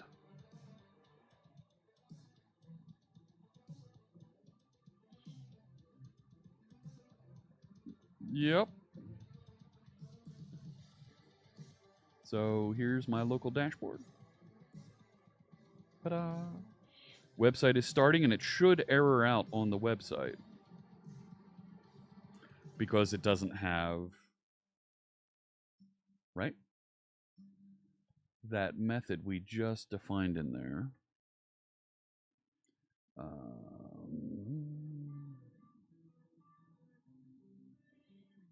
Right, called lookup article. Oh, I'm in. No. Go to the end. Okay. Private async task. Lookup article.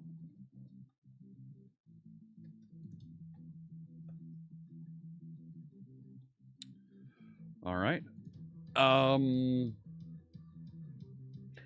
We should probably first make sure that it is a valid URI before we try and go and navigate to it. You know what I'm saying?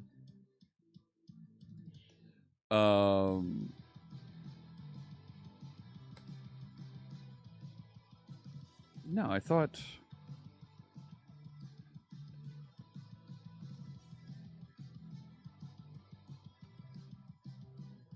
Do I need that?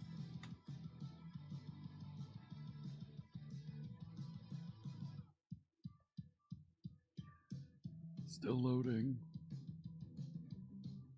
It's waiting for something that's... Why isn't it done?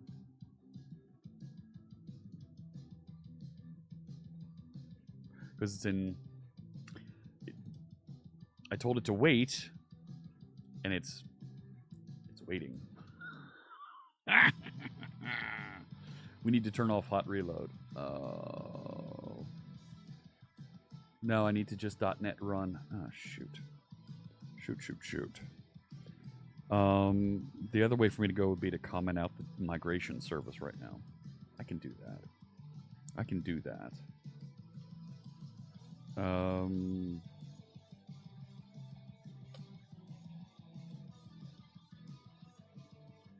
There it is. Or I can comment out the wait for on it.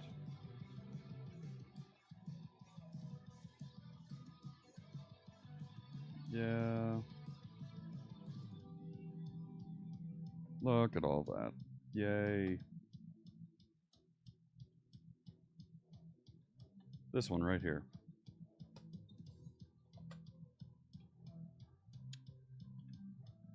.NET watch again. And away we go. That'll get reconnected.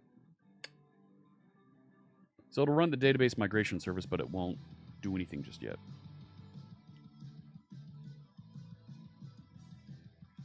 Yep. Ba, ba, ba, ba. Don't need to restart you. Can restart you. So now the website isn't waiting for the data migration service. Good. Jump over into that and...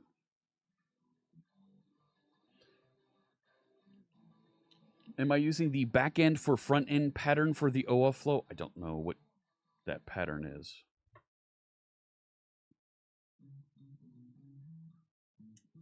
Over here, this. Okay. No, not Visual Studio. We're in Vim.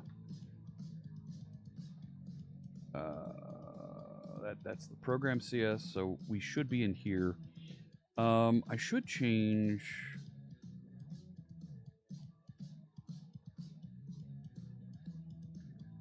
Not the title. See, that placeholder, because the source URI always comes up as...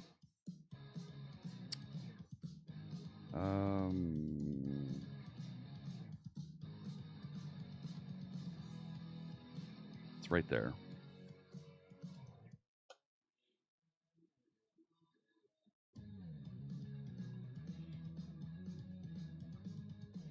Can I just make this string.empty?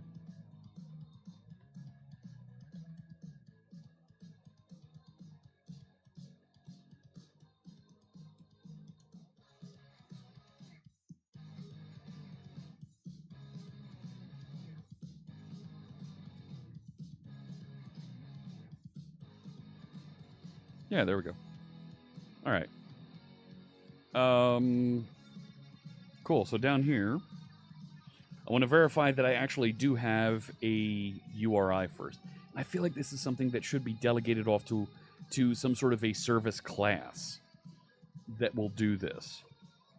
A service class that has the HTTP client injected, so I'm not doing all the logic right here in this method. You know? Yeah. Yeah.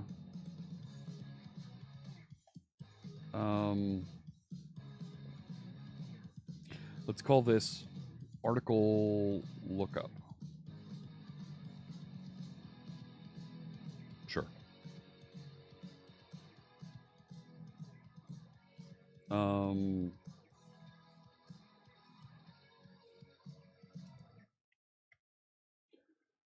Results equals lookup dot identify article, and we'll pass in article dot source URI.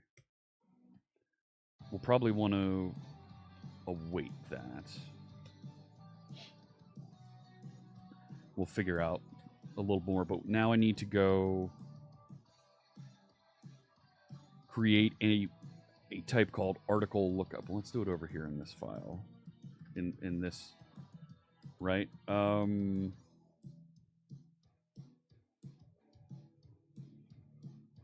we want to put it somewhere else?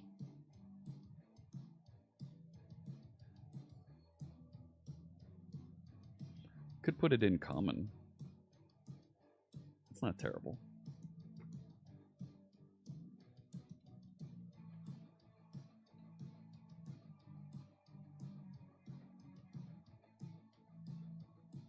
Right? Yeah, this has stuff about the articles and the entities. Sure. So let's do .NET new class, and we'll call this, what was it? Article lookup.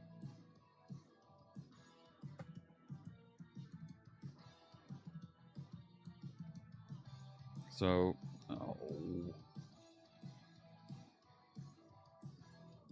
thought it put the CS on the end for us. Fantastic. It's a directory.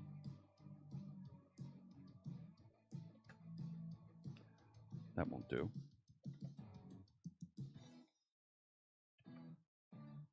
Yeah, I know.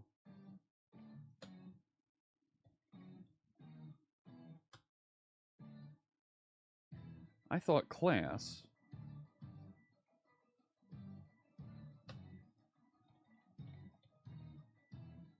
is it N?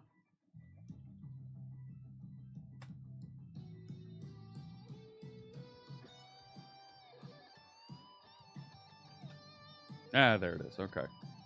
Now we can work.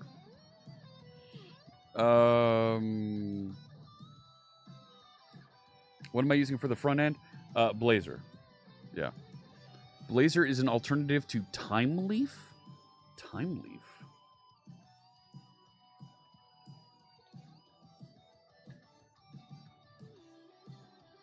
A template engine. No. No. Razor is a template engine that the .NET folks make. Blazor is a complete user interface framework that uses the Razor template engine that is, I'm assuming you could compare to Timeleaf, that allows you to render and deliver your code to run on WebAssembly, on a server, a mixture of the two. Has nothing to do with Spring. Yeah, nothing at all. All right, so this I want to inject. I want to inject an HTTP client, and it's going to be required to use this thing. So I'm going to make it a primary constructor.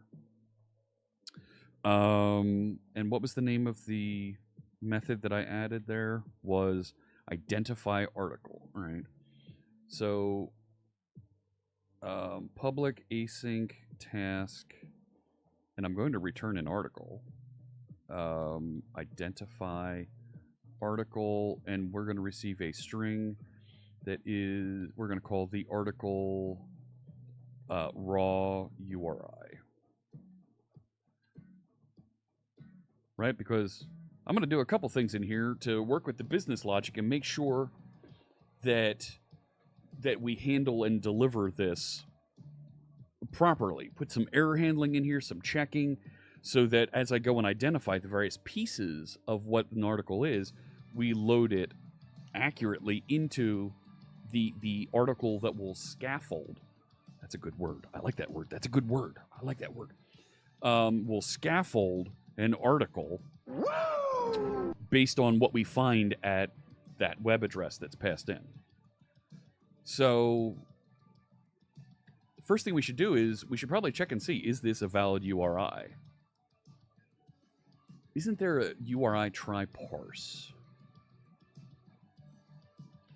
Can we do something like URI try parse article raw URI out var and it I'll call this article URI, right? And we should probably do, if you weren't able to, right?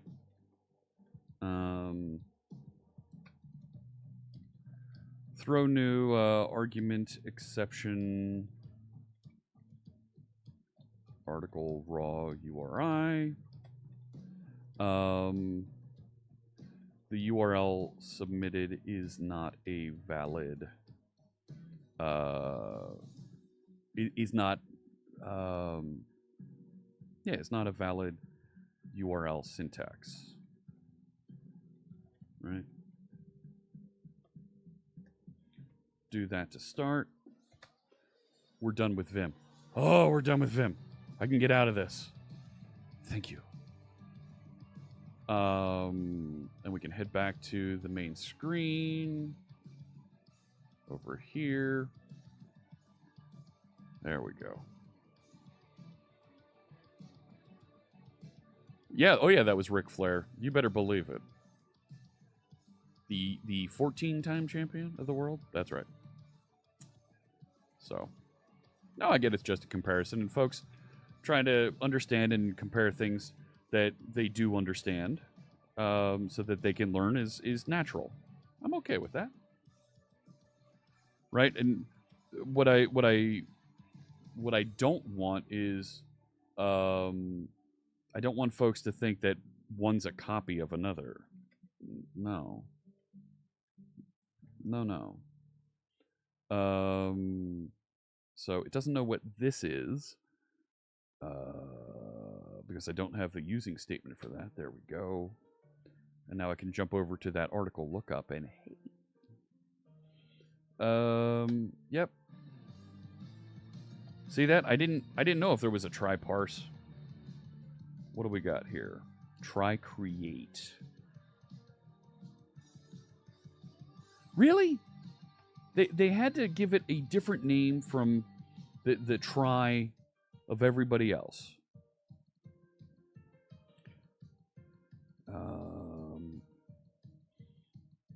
So the URI kind is an absolute one. Out var. Yep, the article result. All right, so if it isn't one, then let's do this. Instead of... I had that backwards. So there's the message. And I'll use the name of operator to reference the parameter that was passed in, right? Name of means less magic strings in our context there. Am I from North Carolina? Nope. Nope. What's crazy? Help me out there.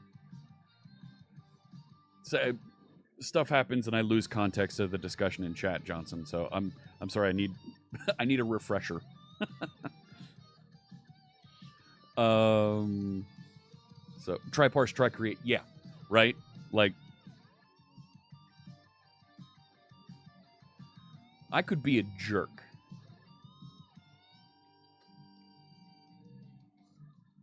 Right, and I could do something like this. Extensions for base classes because someone on the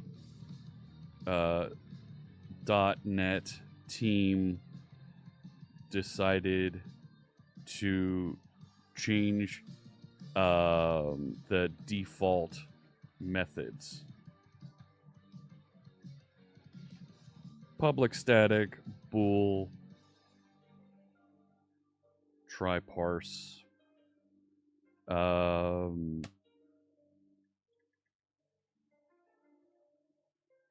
String raw URI.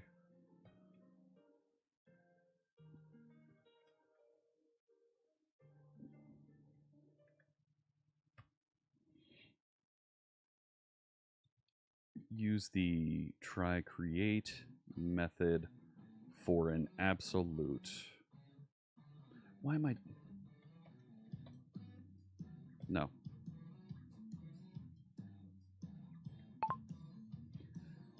Use the try create method on the URI type to parse. Oh, you're using the wrong mic, are you?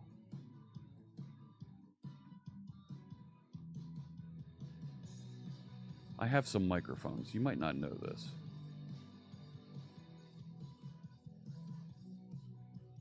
Yeah.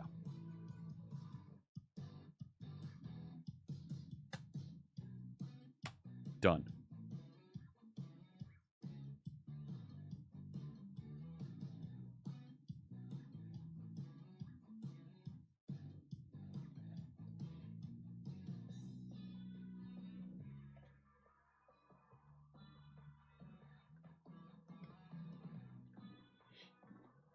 What do we got? Try create should return bool out. There we go. Sure, I'll make that nullable. There we go.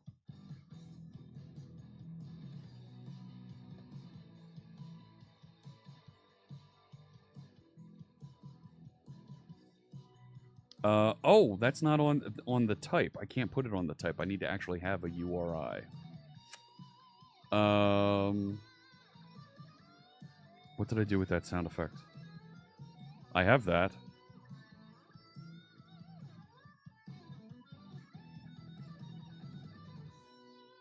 I have that one. I do. I do.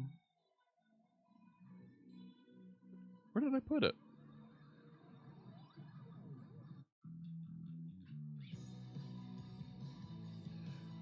No, I put it over here. Oh, you didn't know? No, I didn't know. I can't put this on it because it's a static type. I can't extend a static type. Nuts. All right, fine.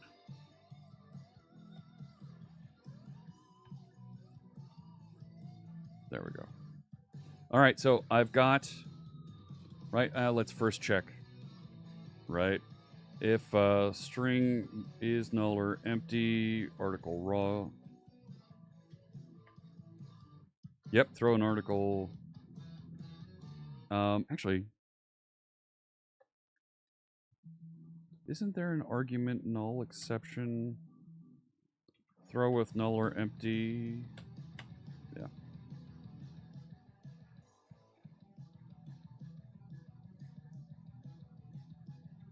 No, that's fine. All right. So we've made sure that it is actually has a value. Make sure it is a valid URI. Next. Have I seen the new extension stuff? I've seen it briefly.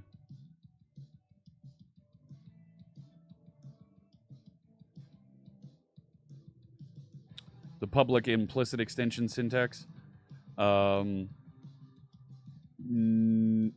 haven't tried it yet. No. No.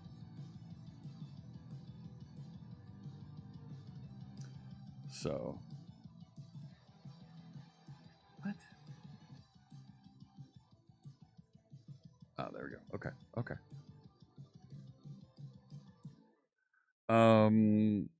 So once I have that, fetch the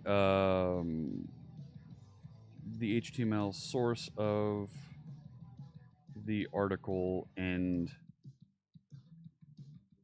yeah, parse it.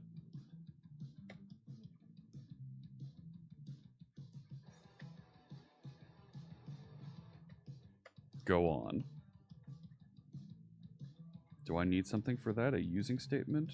Windows Forms, install the HTML agility pack. The agility pack definitely, I think, is...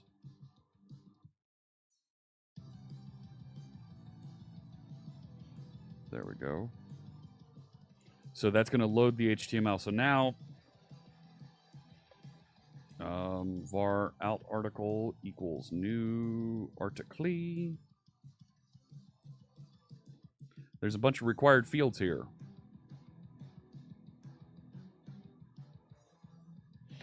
I don't know if those are exactly what I want it to do.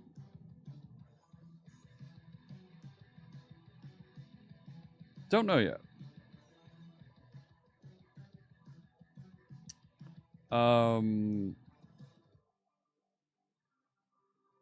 Not sure.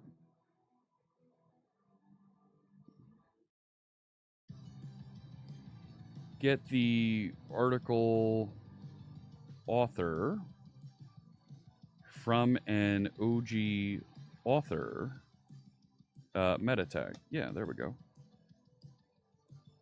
Sure, do that too. Yeah, okay, that works. Well, no, we're not going to do that. So go ahead, get it.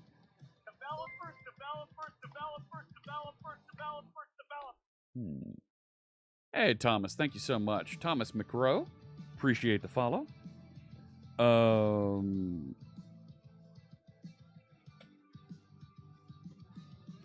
No. Don't want to get element by ID. What else do we have here?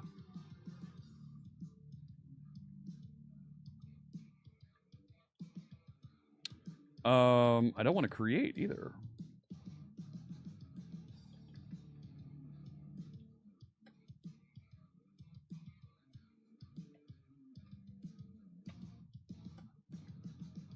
So I'm not familiar with the HTML document from the HTML agility pack. Let's go look that up.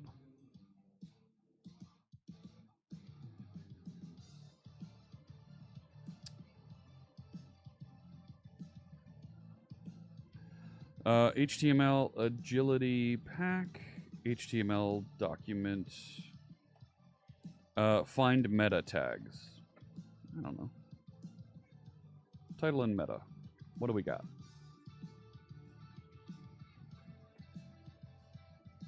Mm-hmm.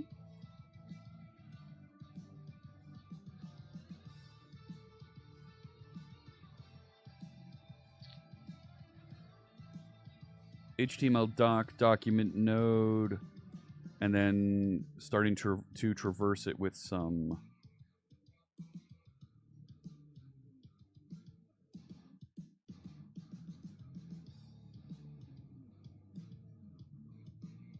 okay.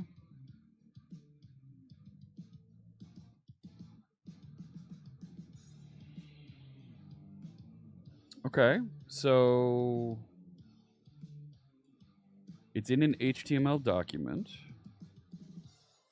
and then it's referencing document node. Cool. Now we're talking. Now we're talking. Went and find the author. I don't want it to write default value if not found. String empty. And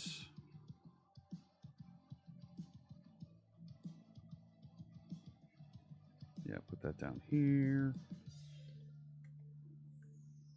So if it doesn't find that node, return string empty, and I'm going to call this author. Right.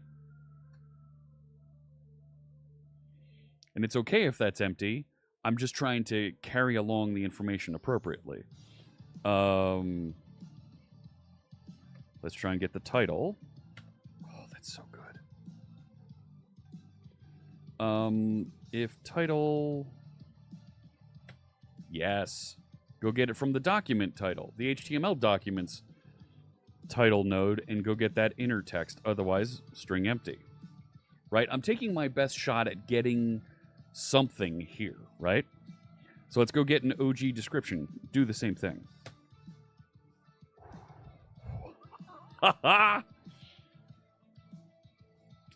Same deal.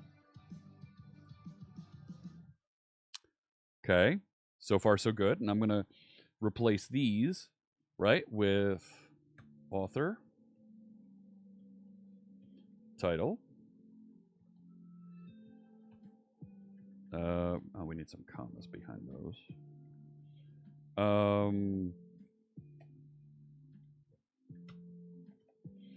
And, yep, we'll do that. And we'll two-string it to make it fit. I don't have a source domain. I need a category.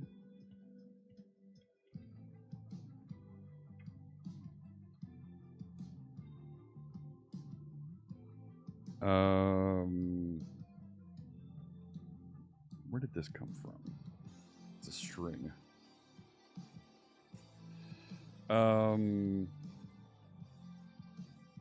That's not how you spell category. Do it again.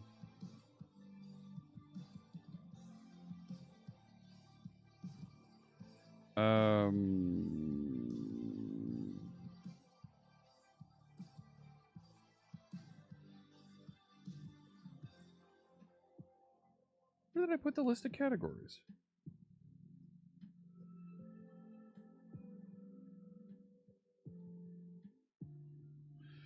No.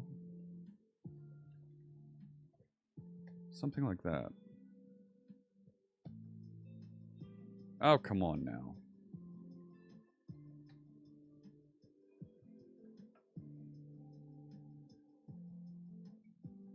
I don't remember how I did this. Somewhere I'm loading a list of categories.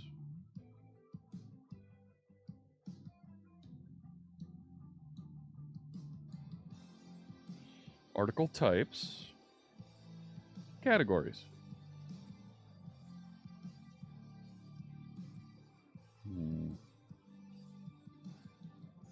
Let's default it to blog.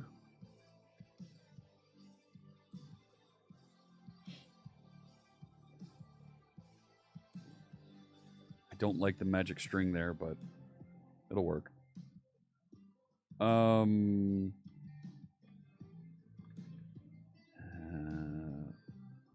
That should... No, it doesn't.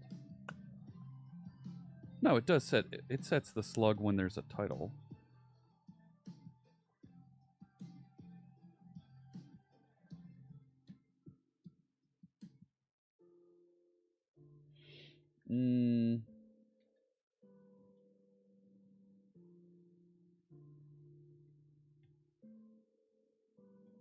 That should work. Okay, cool. I don't know the publish date. I don't know submitted by. Thumbnail is one that I absolutely want to be able to get. Thumbnail. Yes, that's the one.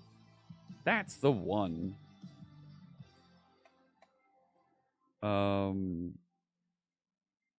String is null or empty.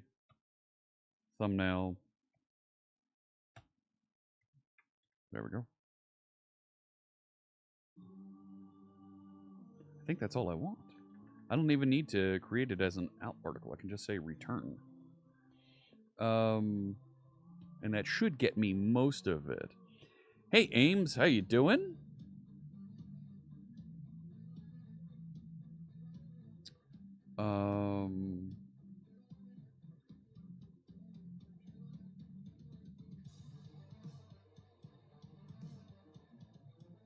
Yeah.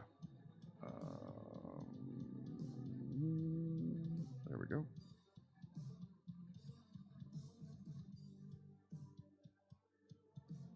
All right, all right. What?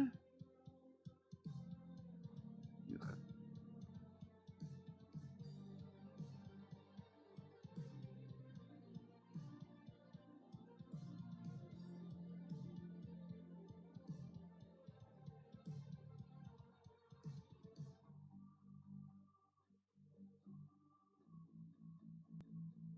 Ah, the .NET Aspire sessions are now available. Okay. Good. This works if we're just going to a regular blog article. If we're going to a YouTube, this is going to be different.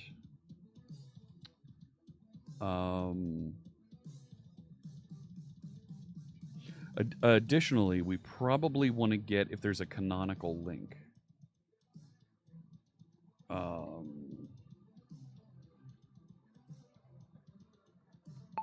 Identify the canonical link from the HTML. You didn't type anything.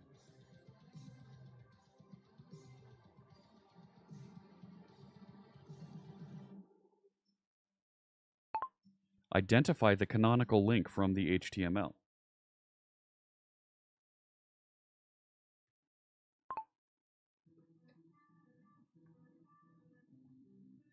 Come on.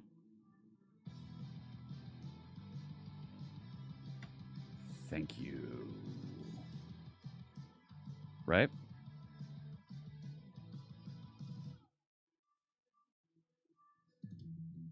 I thought I had a canonical. Yeah, there it is. Right? Canonical.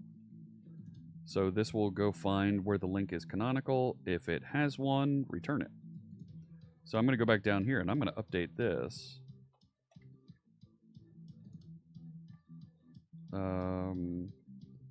String is null or empty. Return that. Oh. Otherwise, give me the canonical link so that I'm using the reference one. Oh, Ryan Codes. There you go. Is it normal not to have any ideas on what to build? It is perfectly normal, yes. Yep.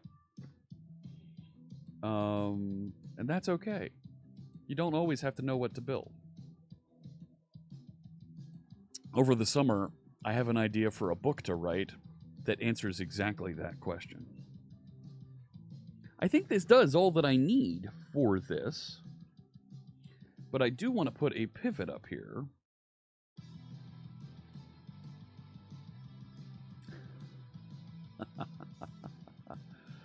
No. Detect if this is a YouTube video. And, oh? Oh, tell me more. Don't tell me you know how to do that. Yeah, there you go. Yeah.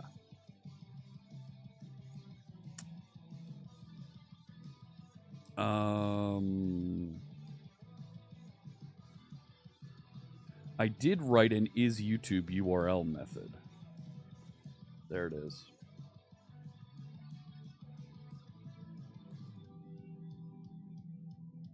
Right, and that does work off of a string.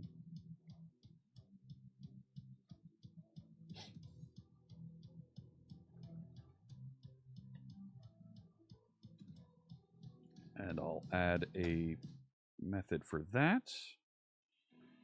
And we'll do things down here appropriately if it's YouTube. Right?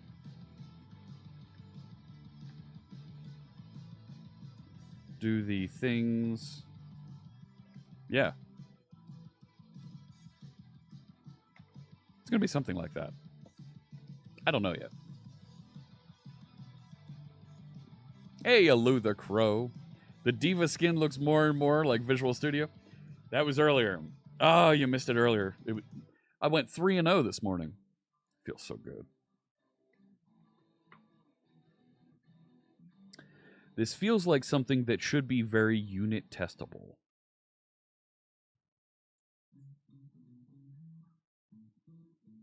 You know?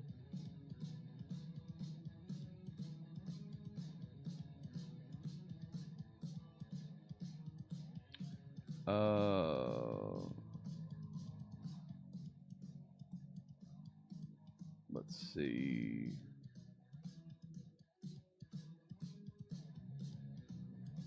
No. Okay. Thought I saw messages coming in from the .NET team.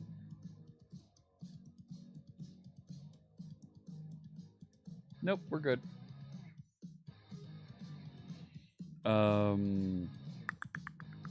Okay. Let's add a unit test project. You were lurking a bit earlier? Nice.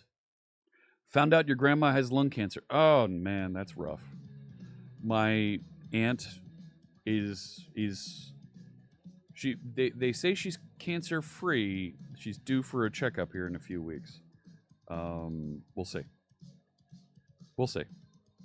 I'm going to add inside my maintenance block down here. I'm going to add a new project for unit testing so that I can run and test that little. I want to. Do we have a?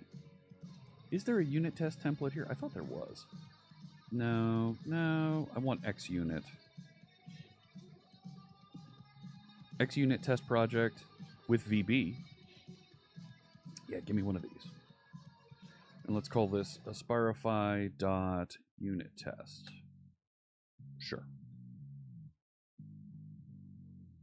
Learning to code doesn't seem like me. That's okay, Eames. Totally okay. It's important for us as... It doesn't matter what industry and what you work on. It's important for us as humans to be able to step away and have time with other people.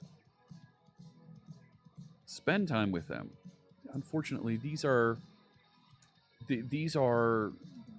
is the way life goes. And it stinks. Nobody is entirely a fan of it, but it happens at some point for everybody. And we're all going to have to deal with it at different points in our lives. And it pains me in the month of May, end of April, to see two of my friends lose their mothers. It's rough. It's hard. And we all go through it. And we're here to listen and support each other. And it's okay to take time away from work or your hobbies or your interests. It's okay to take time away from that to spend time with friends, with family, and having that good time to be together and appreciate each other's presence. It's all right. And I will be here to hang out and tell stupid dad jokes and write code together and have fun. You don't have to get engaged and go deep on this stuff. There's some folks that just like listening and having a good time with us. You do what makes you happy. That's the important thing. So, let's see. I'm going to call this... Right, so I'm going to set up some tests here. This is going to, I'm going to create a folder. I like to create a little bit of a naming system based off of stuff that we've learned from our friend, our Dallas, Steve Smith. He's got some great standards that he encourages folks to use. I'm going to create a folder here, and I'm going to call this... given article lookup, right? We're going to start doing some article lookup inside these. Yeah, get rid of that class. We're going to create a new one inside here. So let's create a class, and I'm going to call this when submitted invalid URL, right? So I'm doing given, when, then syntax. We've got a given scenario is the name of the folder. When is the name of the class. And we'll have individual tests on this. Why XUnit over NUnit? NUnit didn't go over to .NET Core right away. And that was almost 10 years ago now. So I switched to using XUnit, and I never looked back. Never looked back. So, public class. All right, so... The given is going to be an article lookup, and we're going to create a new one of those with a new HTTP client, and we'll oh, come on, you need a reference over, and you know it. I'm going to add a reference over. Hang on, I'm going to try that trick that Damien did yesterday on stream. Did you see this during Damien's session? Damien and David. Services. Here, watch this. And that just added a reference. Just drag one project over another, and it adds a reference from that project to the other. That's pretty cool. Let's actually put this into a base class. Let's let's just call this base fixture, base article lookup fixture. Sure, that sounds good. Just generate it here. I'm going to make this abstract so you can't really run anything in it. Let's make this protected. There we go. Yeah. And let's pull it up. No. Pull it up. Yep. All right. And I'll just move this base fixture out. Cool. So now as I create more test fixtures, I can just reference and I'll have the article lookup available to me as I go through. So let's start off with I like to use a fact. Public void.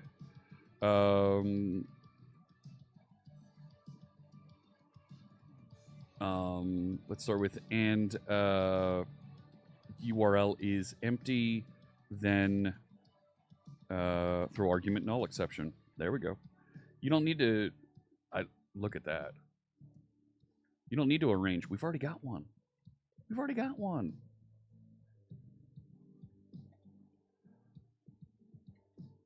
And assert throws async, yes. Which means this needs to be an async task. Cool. Done. Fact, yep. And URL is not valid, then throws invalid argument. Yeah. That looks pretty good too. I just generated 2 unit tests. No questions asked. Right? Like, piece of cake. Let's go run those tests. Sure. Test Explorer here in Visual Studio. Here's my unit test project. It discovered it. And it's going to go run those 2 tests just to make sure that we're handling invalid URLs properly.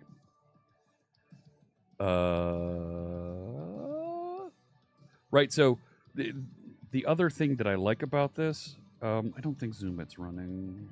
No, not Zoom. Zoom It. No, you don't get to install updates.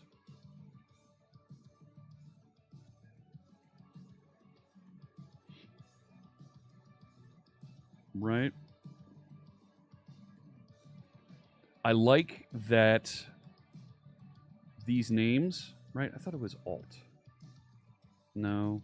Shift Alt. Which one is it to do? There it is. Control Shift. That's the one I want. Right? By structuring it like this, right? Look at this. Give an article lookup when submitting an invalid URL, and the URL is empty, then throws an argument null exception. The structure of the test gives you exactly the condition that it's trying to evaluate. So, what would I do if someone told you 7 years ago that you would go back and forth from one to more?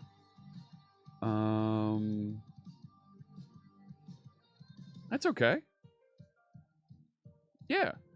I'd figure out the best way to pull that together and reuse and simplify. What's the annotate tool? What annotate tool? To draw on the screen? That's called Zoom It. Right? Zoom It is a tool. Where'd it go? This one. Zoom It is a tool from sysinternals that allows you to zoom in on sections of the user interface. It also has the ability to draw on the screen, and you could change the pen color and stuff. But you can copy the, but you can draw boxes and stuff. Where is it?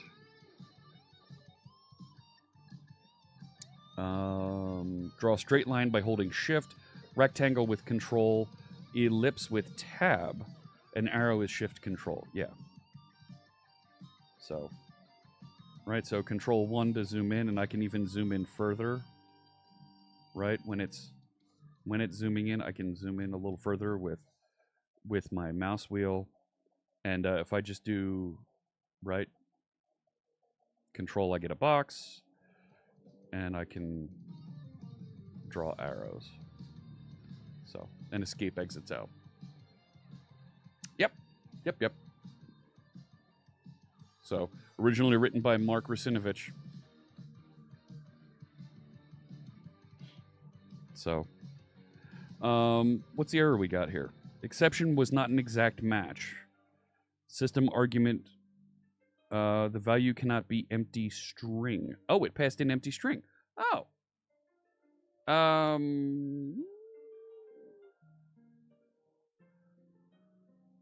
Wait, what? When, what did I have it throw? Argument null exception, throw if null or empty. Well, what did it throw? It just returned an argument exception. Fine. I'm okay with that. No. Argument exception.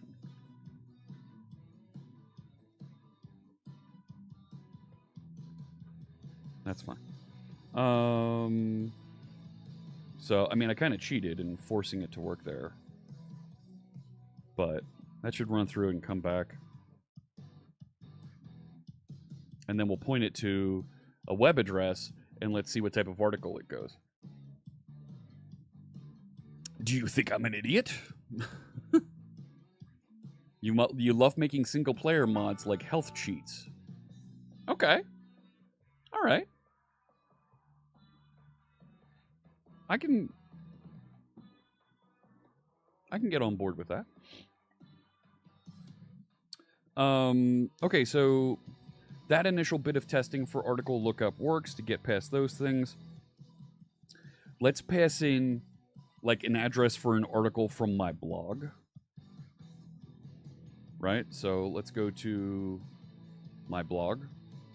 And if we were submitting one of my articles, like this one, which I believe has all the Open Graph stuff built into it. There's the canonical. Or maybe it doesn't. Well then. And now I feel shame. Fine. Not medium, dev TO.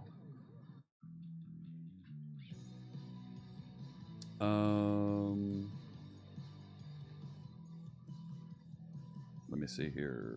Yeah, me. Go to my articles. People. Yes. Go there. Yeah, that's fine. Thanks. Thanks. No. There we go. It's got a description, it's got a title, it's got a OG URL. Does it have an author?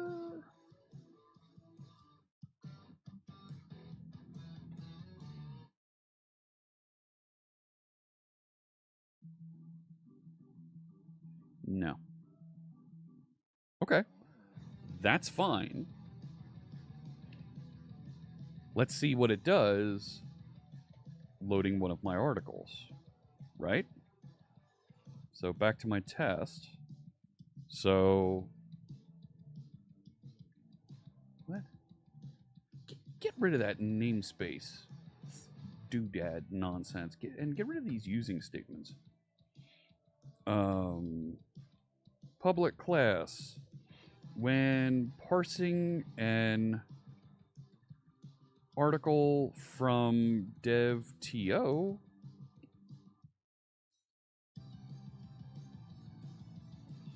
right, and I'll include my, what was it? Base article lookup fixture. There we go. Right.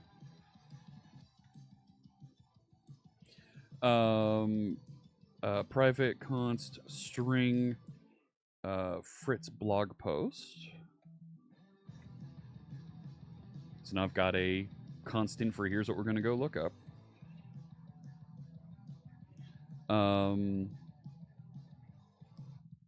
Yes, it is. So do it. Public async task then should identify most of the fields in an article. Let's see what it gets.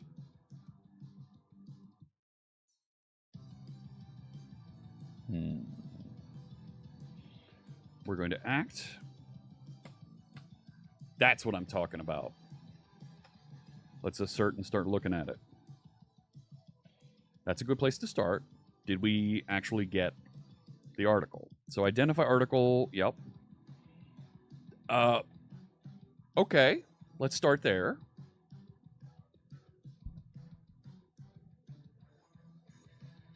Wait!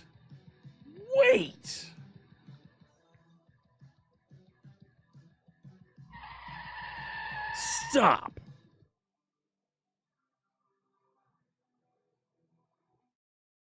Did it actually look at that article?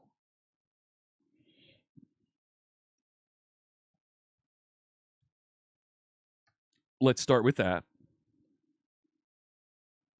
That's not exactly the slug. I'll take it for right now, but sure, go with that. See if it rewrites the article URI. Okay. Now we're getting a little...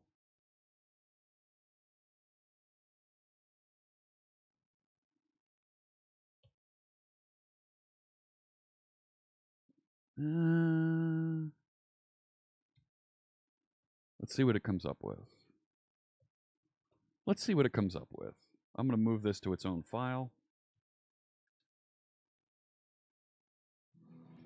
Like, there's a certain amount of what we call hallucination. Yeah, Copilot on drugs. Where it'll start to figure out things on its own. And it can go off the rails. Let's see what it finds. Let's see if it works. Right? Like, we generated most of this code with Copilot. Right? We know what we wanted it to do. We described and wrote comments in. And what do we get here? Response status code 403 forbidden bots. Yeah.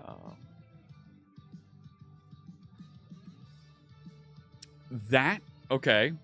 Okay.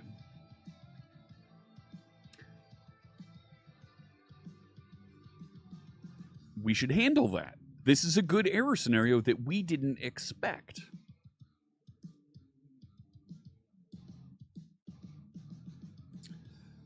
So if it's a YouTube URL, go get it.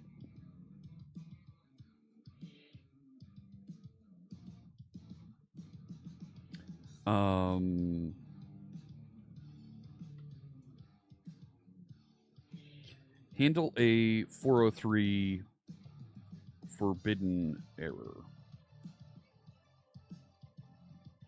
And return a default article object.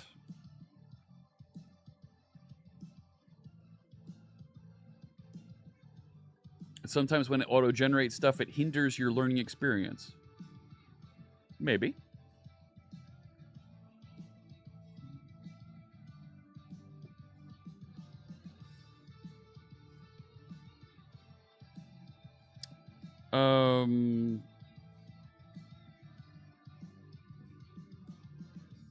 I wanted you to copy that in.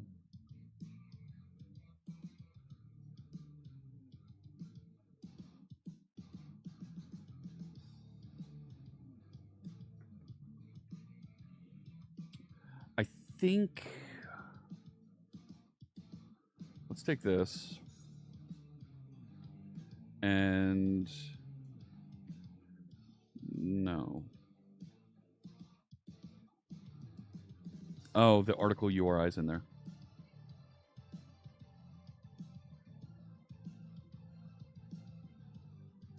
I guess that's all right for there.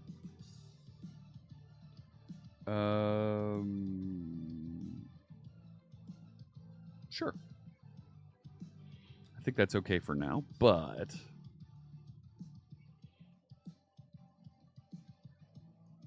right now I need another test.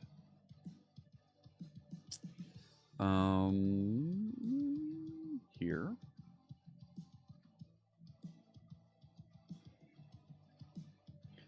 Public class when website rejects bots.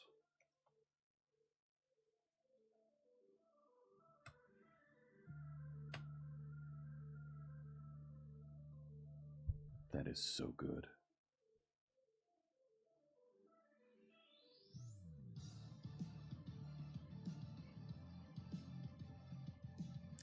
I don't really want it to go out and do an HTTP client fetch on this. In this case,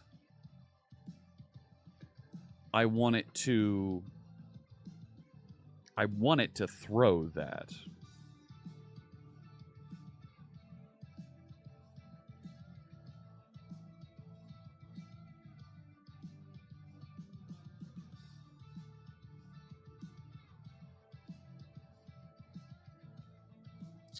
So maybe we back up here.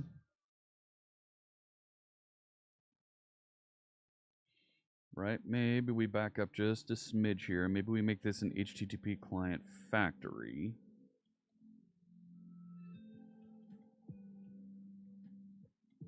We need a using statement for that.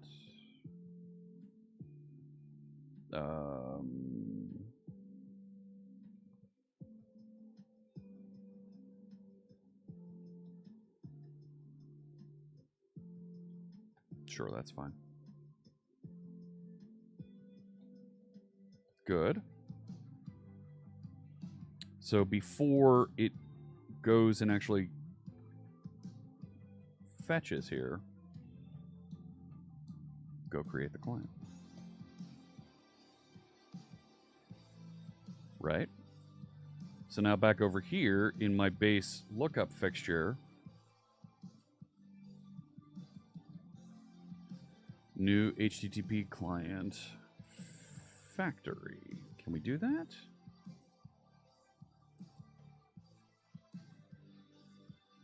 I think we can do that, right?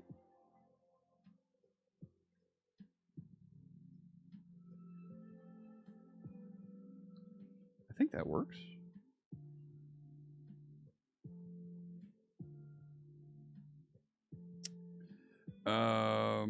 Can't create one. Have to do it by hand. No handlers. And that returns a client.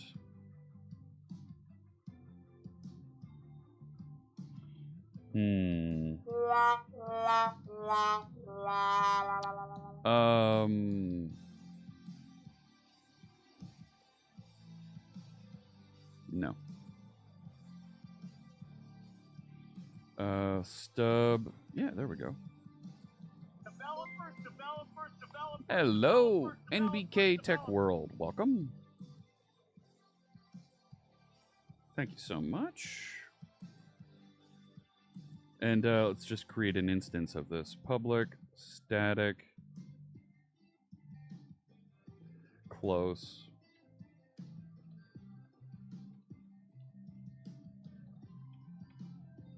Right, I don't need to be fancy about this. It's a test.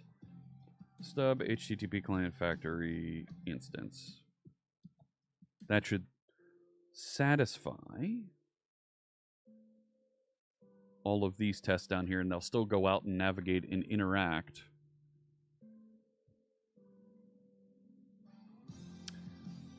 Why did I just create an Azure service bus, and why didn't anybody stop me? It says it failed building. What did I break here? No, it says build succeeded. Run all the tests.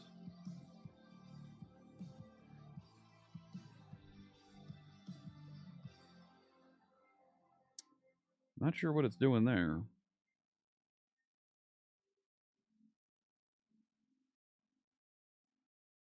Okay, there it is running the tests. When website reject bots.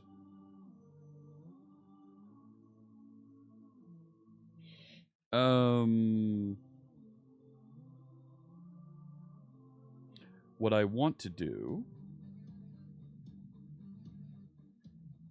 is I want to have a faux client that I can inject, that I can set it up that will return a 403 when I want it.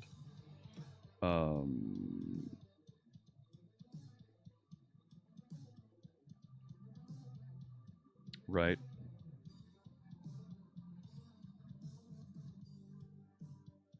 That wasn't...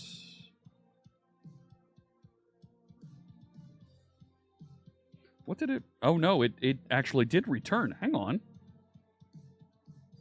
It didn't return the default article. It returned information about the example domain because we told it to go to example.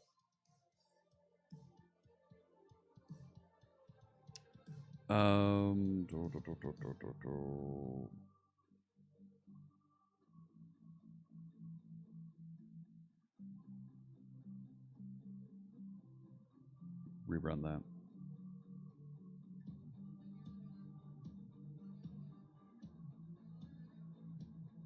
Oh, look at that.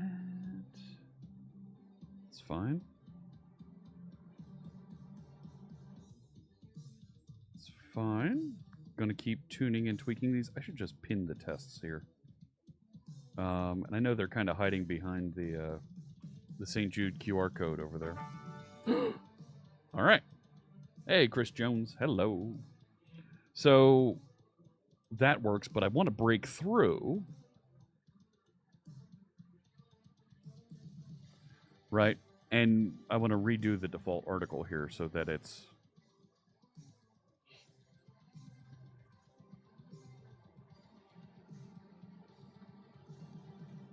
String empty. String empty.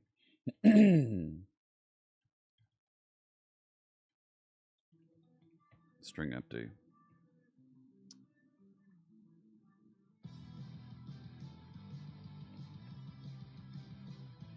Right, if you didn't get anything, you're not getting anything.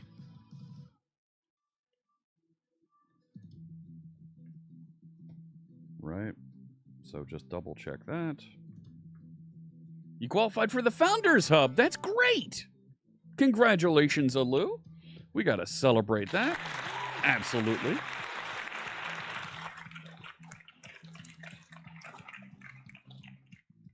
Very, very cool. Let me move this type. So we're gonna... Where'd it go? This one.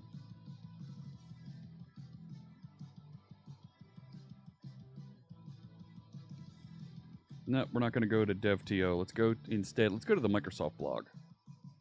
Dev blogs, Microsoft.com, and we'll just go to the .NET page. And I'll choose this one about Aspire.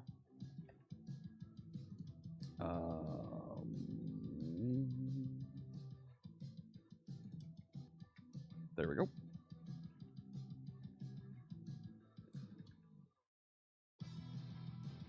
Now let's see what it says. Not bad. Okay. I'm not sure that's going to be it, but... No, that's not it. That's not it either. This should actually be... I'm going to punch in some of this stuff here. This should be blogs. This should be Damian Edwards. Let's see about those other items. You going to give me a thumbnail? How about the thumbnail? Thank you. See what we get. Running. Hey, Stallone. Welcome. Strings differ.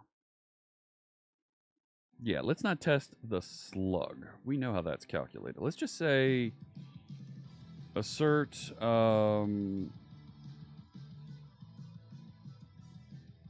does not match so that we know it's not string empty. No. Yeah, not equal.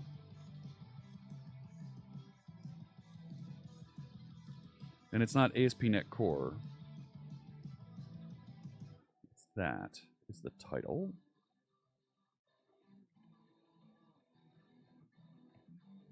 And there is a description here. Dun, dun, dun. Grab that and copy that in. And right, there should be an author here. No, there isn't. That's fine. We'll figure out how to make this more sophisticated. So, string empty then on that.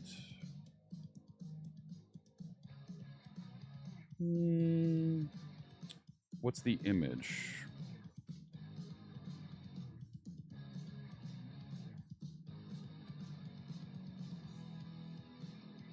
Nope, that's not quite it. Now let's run that test again and see if it found all the articles. Almost. Expected. Simplifying. Wait, what?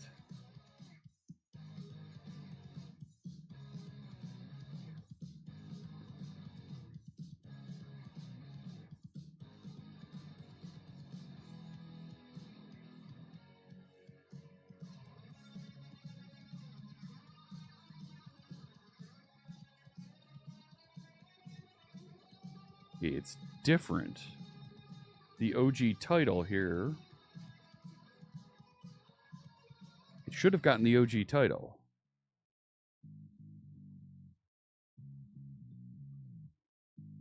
But did it pull the title tag?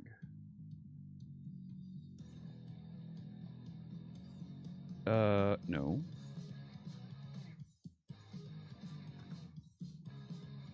It pulled the title tag, not the OG title. Namespace issue.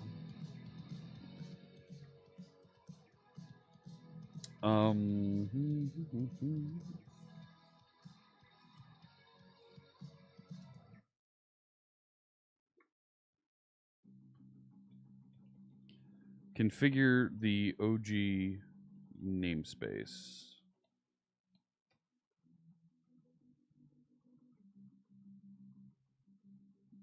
Okay. No way.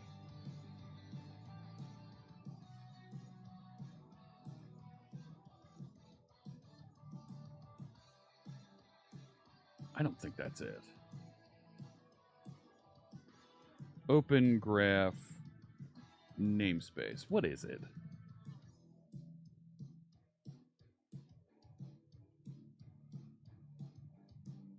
Oh, it is. All right.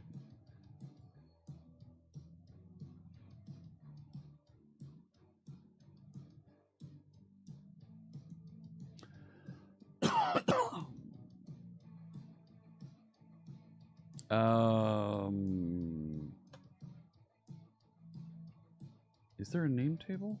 No. No. Configure the OG namespace for the article document.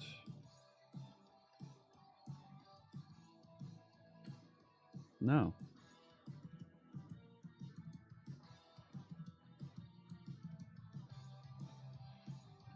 HTML document, HTML agility pack, work with namespaces.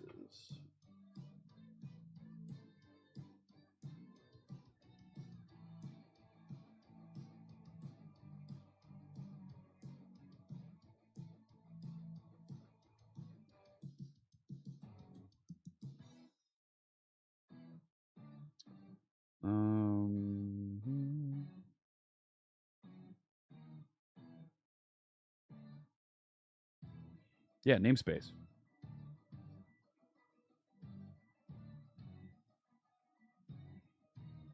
Okay, so it looks like... Right, we want to register OG and what was the...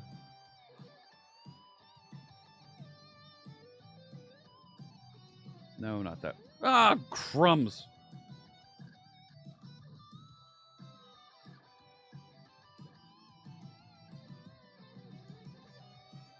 Okay.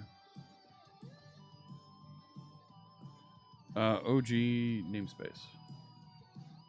Right?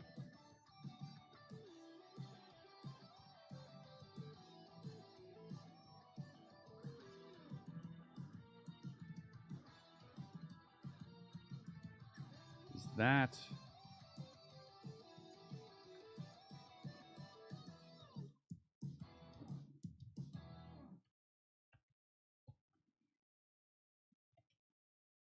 What do you mean you can't do that? It's on my cheat sheet that I spent hours searching for here.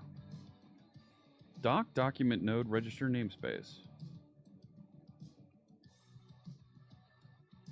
Is there a... No.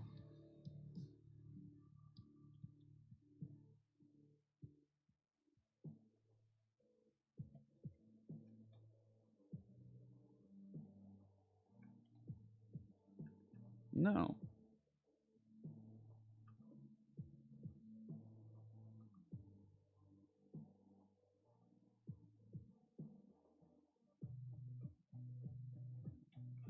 HTML, agility, pack, register, namespace. Right?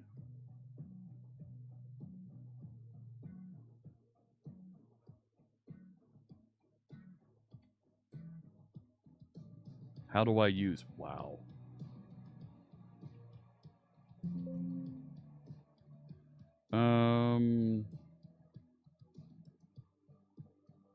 Nope, that's not it.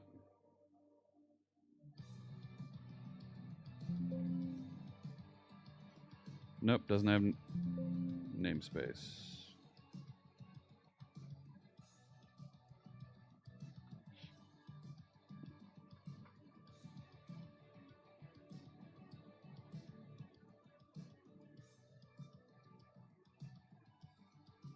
Okay.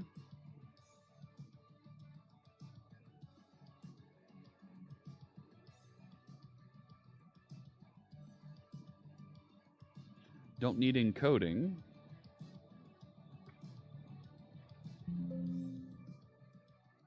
No.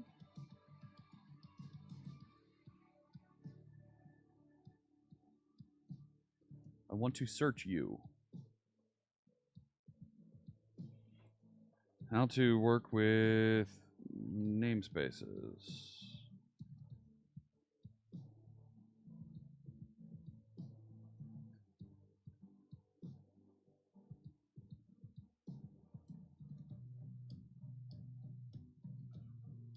It was XML namespace manager.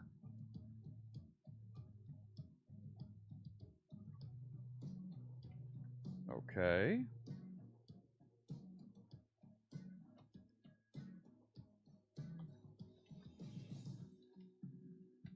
Article document. See, name table isn't a thing.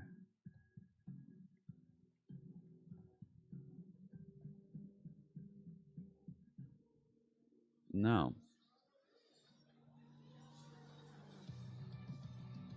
Is it under document node?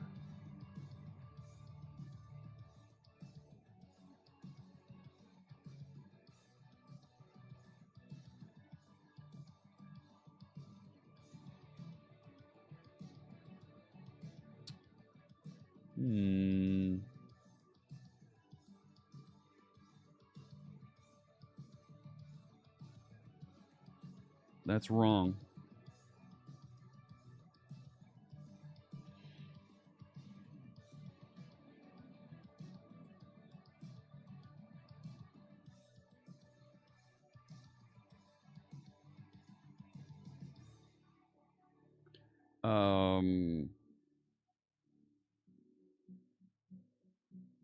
Right? HTML document. Yeah, it doesn't have a name table.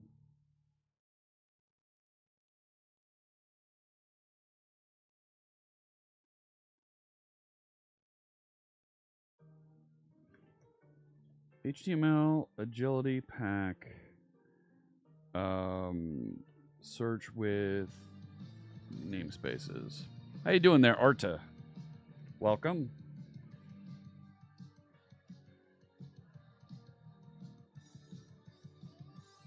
Sure.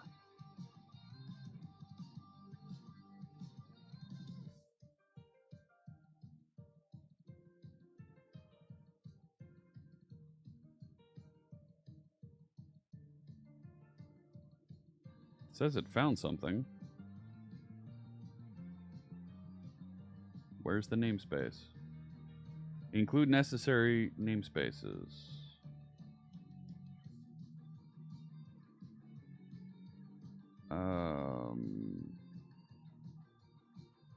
That's it.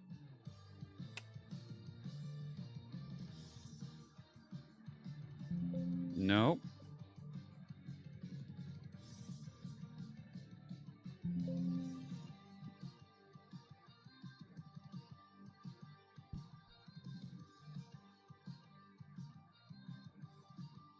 No.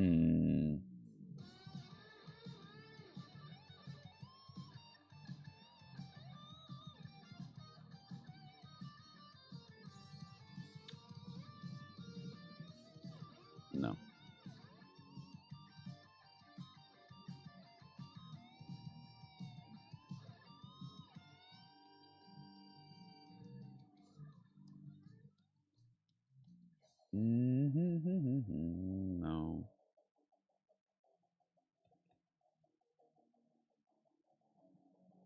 Yeah? How do I get the namespace? 1597.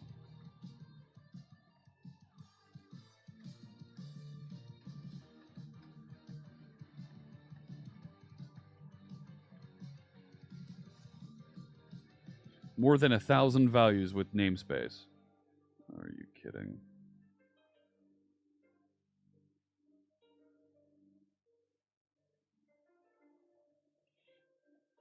Name table?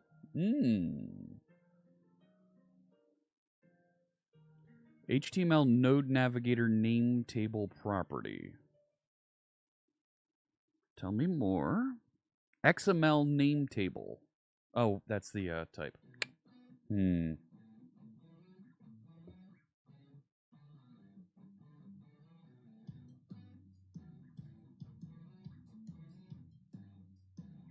What's that on? HTML Node Navigator.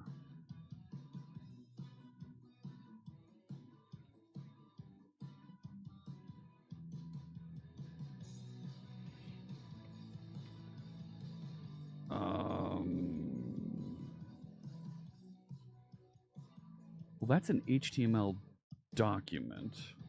Let's go to the definition, see if we can unpack this a little bit.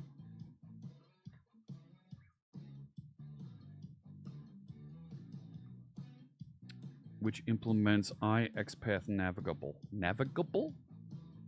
Which has an XPath Navigator on it. So I can say create navigator and it returns an HTML node navigator. Okay, let's go back over here. Create navigator.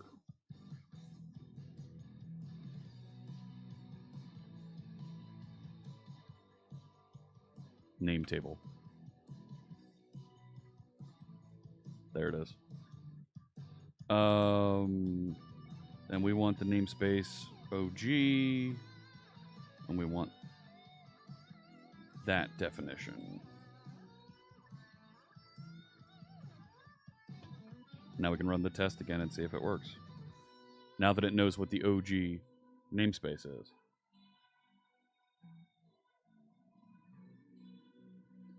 Oh, somebody forgot the semicolons.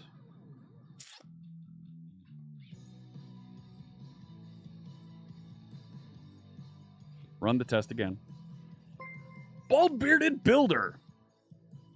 Bald-bearded builder just resubscribed for 49 months. Thank you so much. 49 months with us. And at the end of the month, I'll make another donation to St. Jude Children's Research Hospital. How long is it running for? We're going to stop next Friday. And Friday next week is when Carl Franklin will join us for an hour. So he's going to join us for an hour, and we're going to talk tech. We're going to talk Blazer. Blazer Puzzle we'll talk. And have a good time answering some of your questions here on the live stream next Friday. That's scheduled. Still didn't find it. Look at that.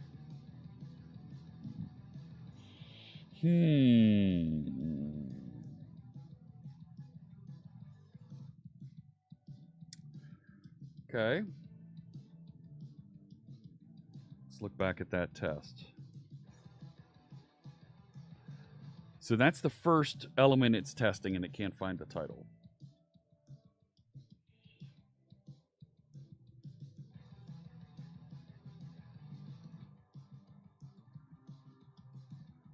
I feel like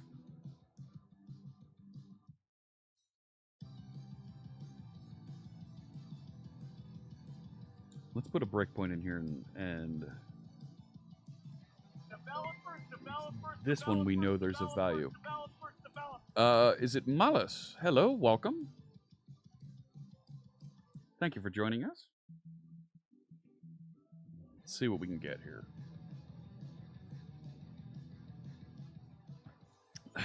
All right. Document node, there it is.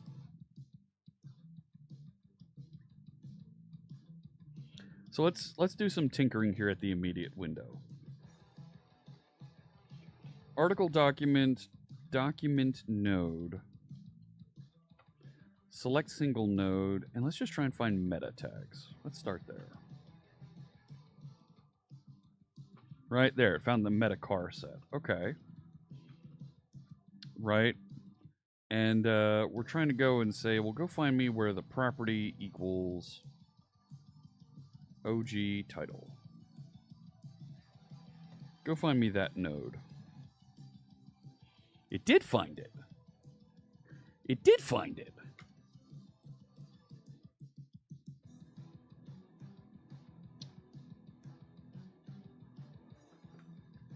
Okay. Maybe I had the content wrong in my test. Back to the test.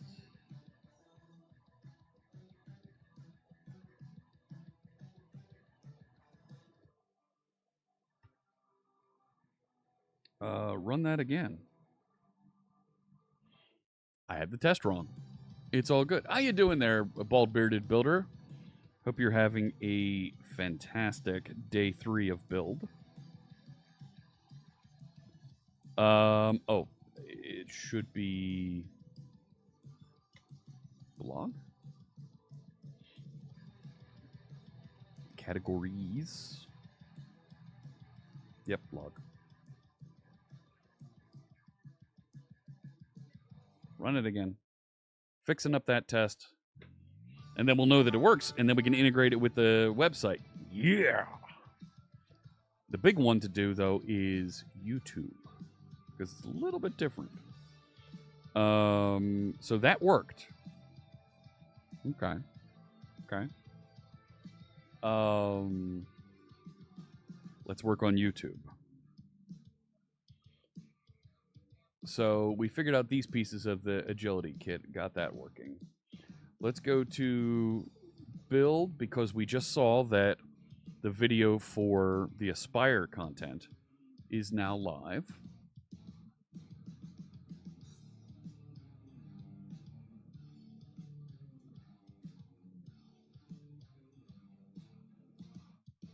So we'll close that. I have no idea what that is. Yep, view the session catalog. Search for Fowler, because I know he was one of the speakers. No. Really? No. Not live and upcoming. There we go. So it is recorded. And that, I believe, is coming off of YouTube. No, they have it coming off of Stream.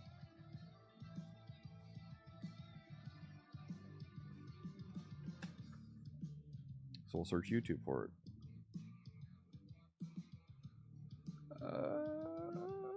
5 months ago, no. No. No. .NET Conf, no.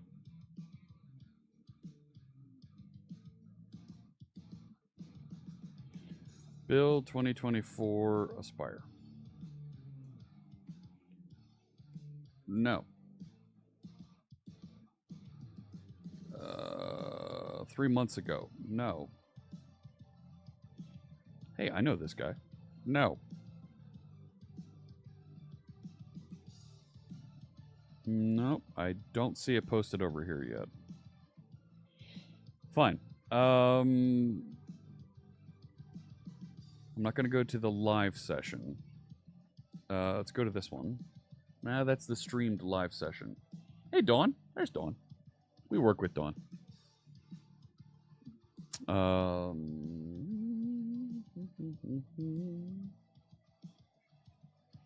Yeah, contents aren't on YouTube, so give me the playlist. And sure, we'll start with, let's test with this video from our friends David and Maddie. And let's take a look at what it gives. Wow.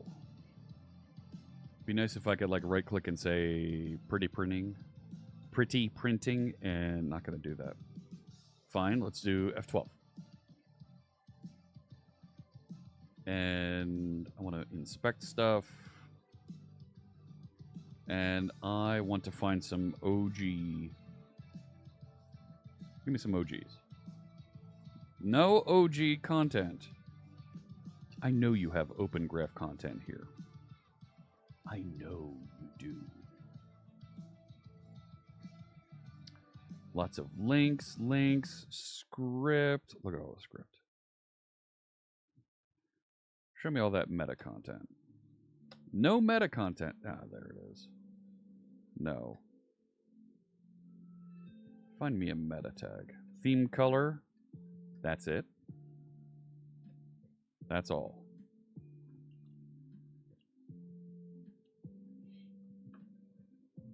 Really? How about what link tag information do you have? You don't have any link tag. No, there's a link tag right there. I don't believe you.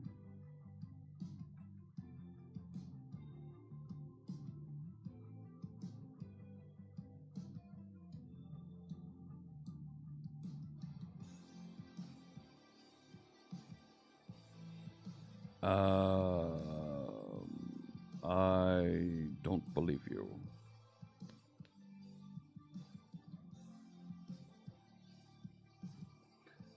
No. Looking for TDs and TRs? No. No. I'm looking for the open graph tags.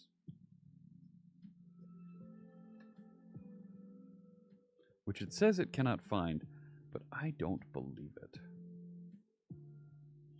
I don't believe it.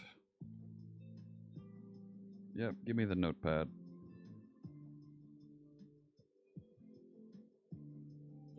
It's amazing to me that all of this code that it generated and has embedded there and that is running live, 980,000 characters. A YouTube page is a megabyte. Is a megabyte of HTML markup. Think about that for a second. There's OG site name, OG URL. OG title. There's an OG image for us. What's that got? Yeah. That works. I have some overrides when it detects that a YouTube URL has been submitted.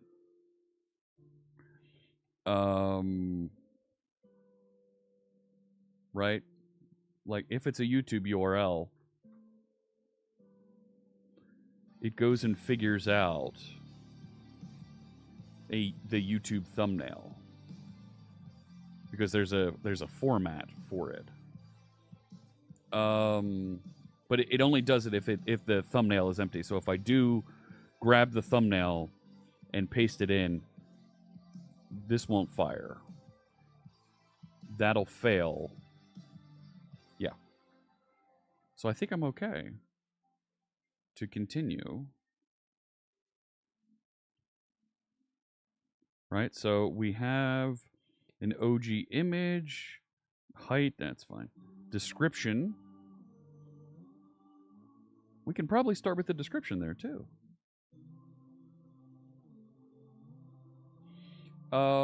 Do we have... No. Right, it had OG title, didn't it? Yeah.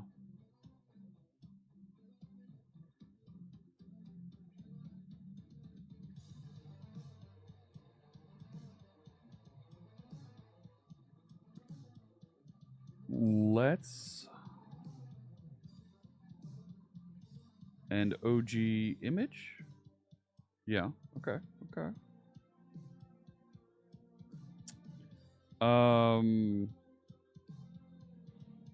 There's the embed URL.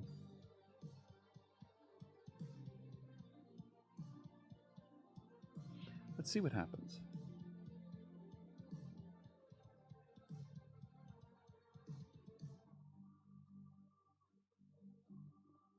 Let's see what happens here.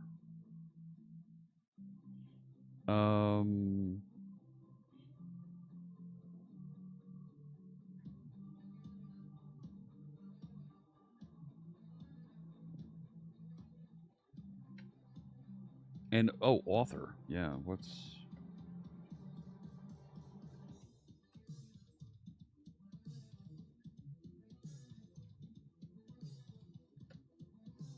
No, it doesn't have OG author.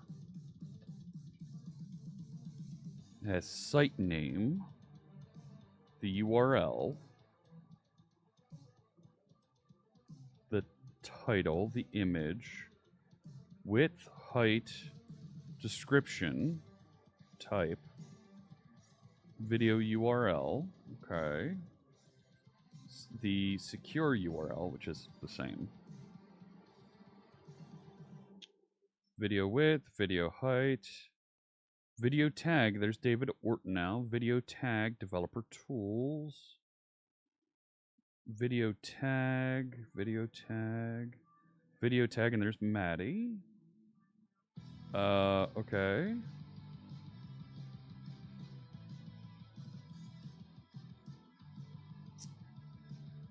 I see lots of video tags. Yeah, these are all tags that they put on the video.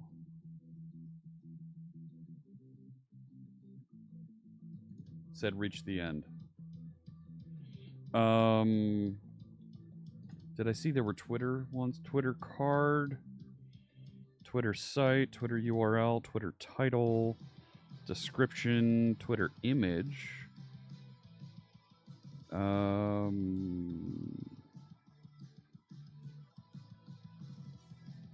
Google Play.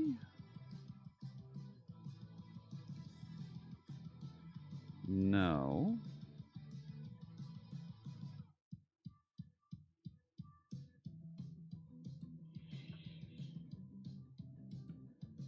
Span item prop, meta item prop duration.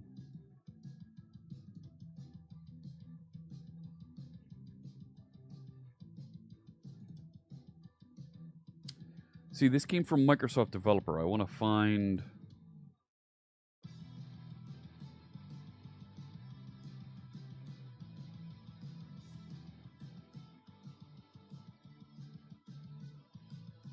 right? That's the name of the channel. That's what I want to get. So it's there. It's also in this breadcrumb list. Oh no! We've gone too far. So I think I want to go for link item name prop. Item prop equals name. That's it. That's it. Author is in the HTML element. Yeah, content attribute. Yeah. All right, so we need to go get the content first. So hang on.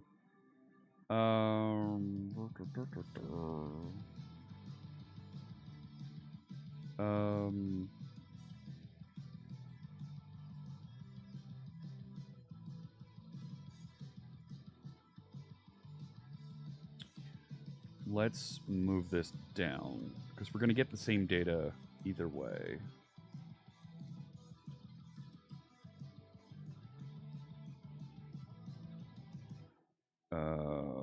Article document.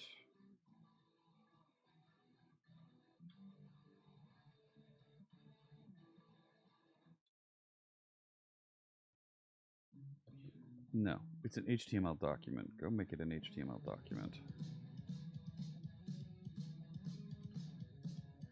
HTML document. Article document.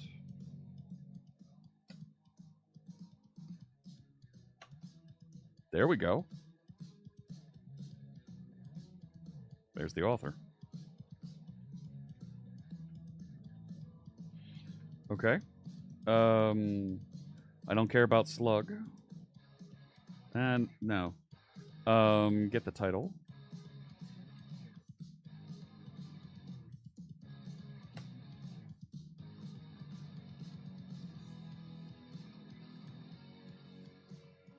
Get the description.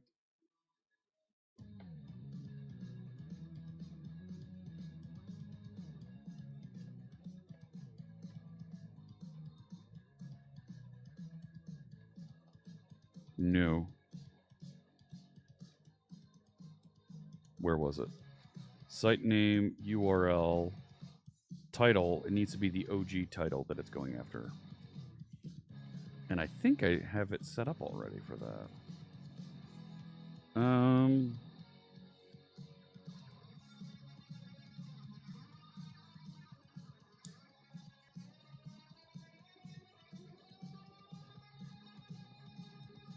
Well, wait a sec.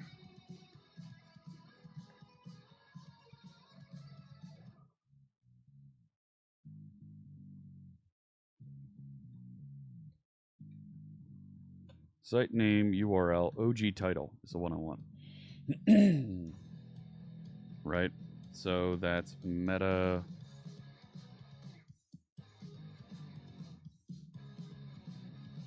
Yeah, OG title.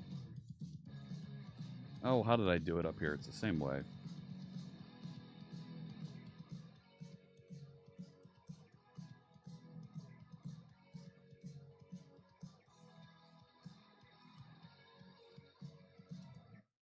There we go.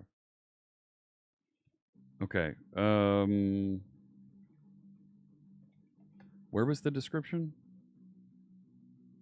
OG image, we're going to get OG description.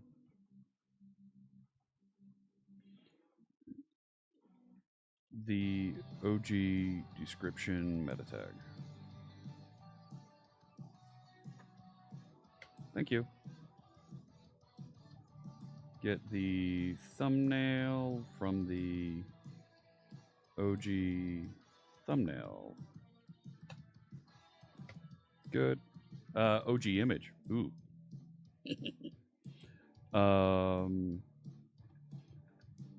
Now the URL is different, right? I want the OG URL.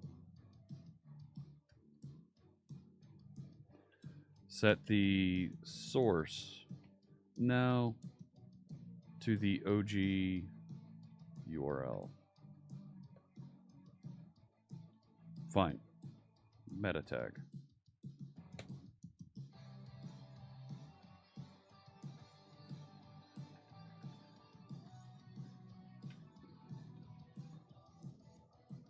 Cool. Category.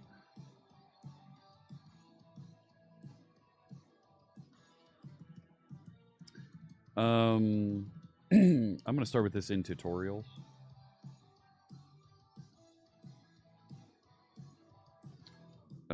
Type. No.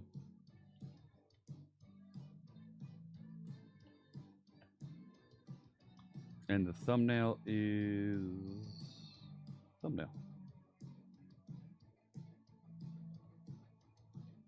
Now the trick's going to be the embedded one getting to work. Should shorts be included in invalid URLs? Not yet. I'm not ready for that yet. Let's see here.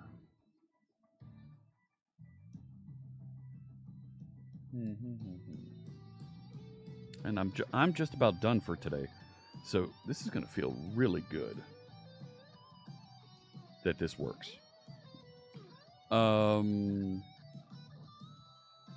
So let's go back to my unit tests.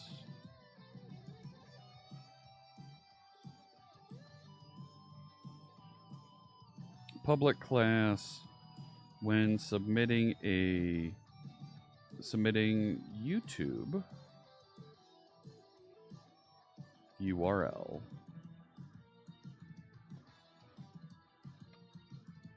What?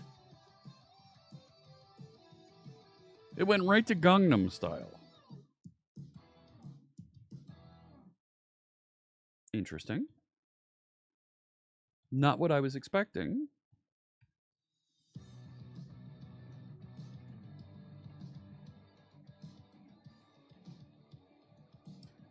Let's just see what we get to start.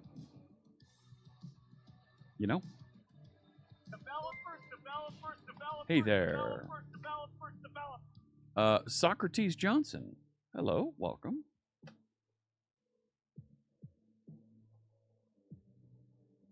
So, over here. Yep, it dropped my breakpoint. Let's debug and take a look-see. Take a look-see at what it gives us. Because I think we're going to get pretty close.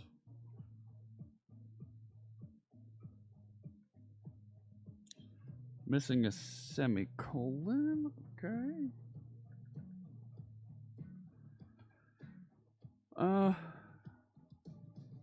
Sure. I did have that failover for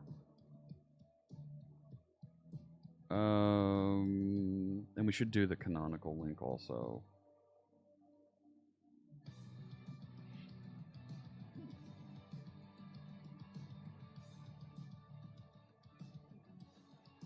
Right.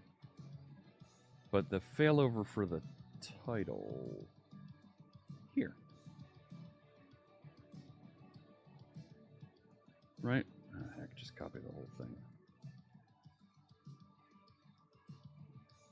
And I've purposely separated these because YouTube does behave a little bit different.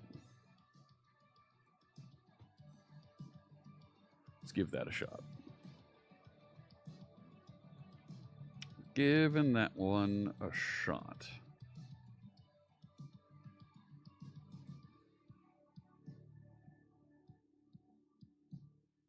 Hey, Jean Valjean. Hello.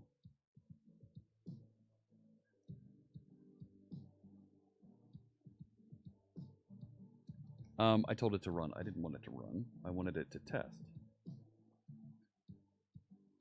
My bad.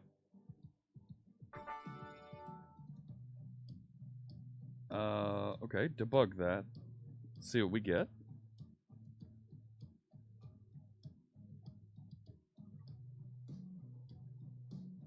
Okay, so we have an article. There it is. Author is Microsoft developer. It's in tutorials. It's got a decent description to start. We don't have a publish date on it, but it is on the YouTube page. So here's someplace where we can do a little work and find the publish date because we know it's on the page. It's got a slug. Okay. It's based off of the title. Good. Submitted by me. Everything's submitted by me at this point. Source URI looks okay. Title looks okay. It's a video. Looks good.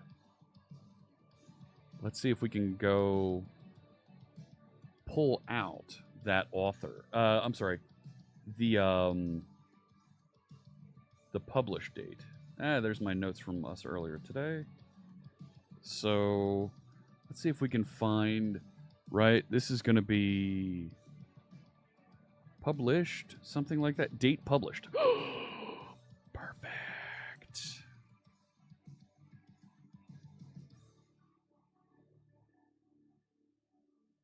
That's exactly what I want.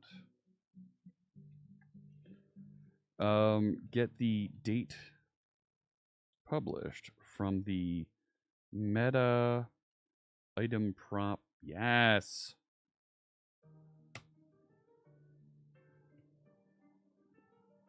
Yeah. It's going to pull that out as a string.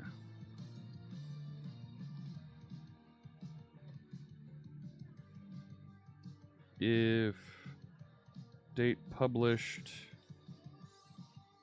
is not empty, convert it to a datetime offset. Yeah. Wait, what did it just do?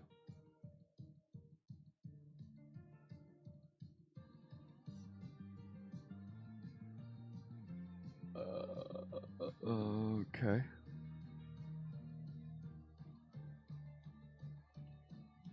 Let's just do that.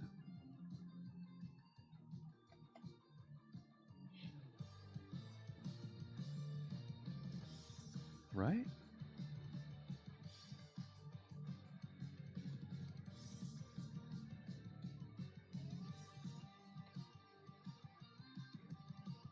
I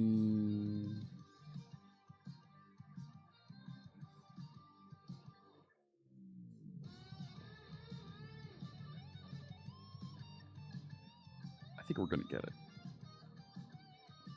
You got name dropped? Who name dropped you, One Lion?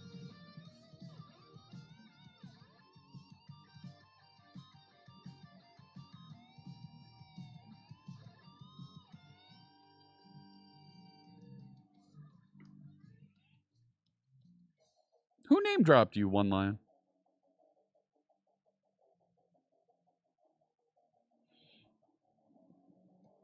What do we got here? Published. Yeah! There we go. All right. That feels good. Fantastic. Ship it.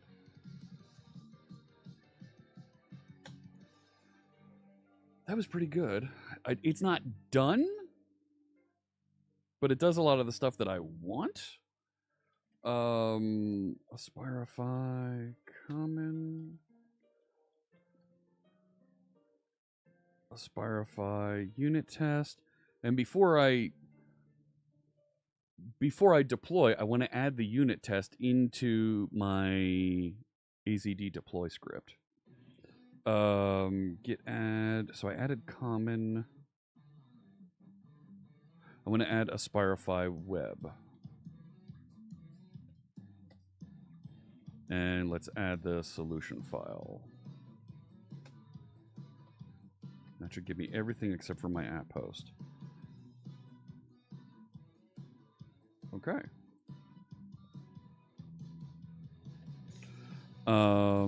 Introduced article lookup to help with creating new articles. All right, push that up. There we go. I still need to wire it up to the article create page. And then I can load up and show some of the content. It'd be nice after it sets the thumbnail URL to show a sample. That'd be nice. I got name dropped. Who would name drop me? Current discussion on the homepage talking about MongoDB. Really?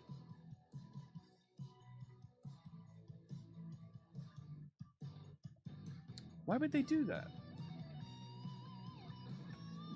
That was a mistake. They shouldn't have done that. Don't they know? Don't they know the Microsoft marketing people hate me.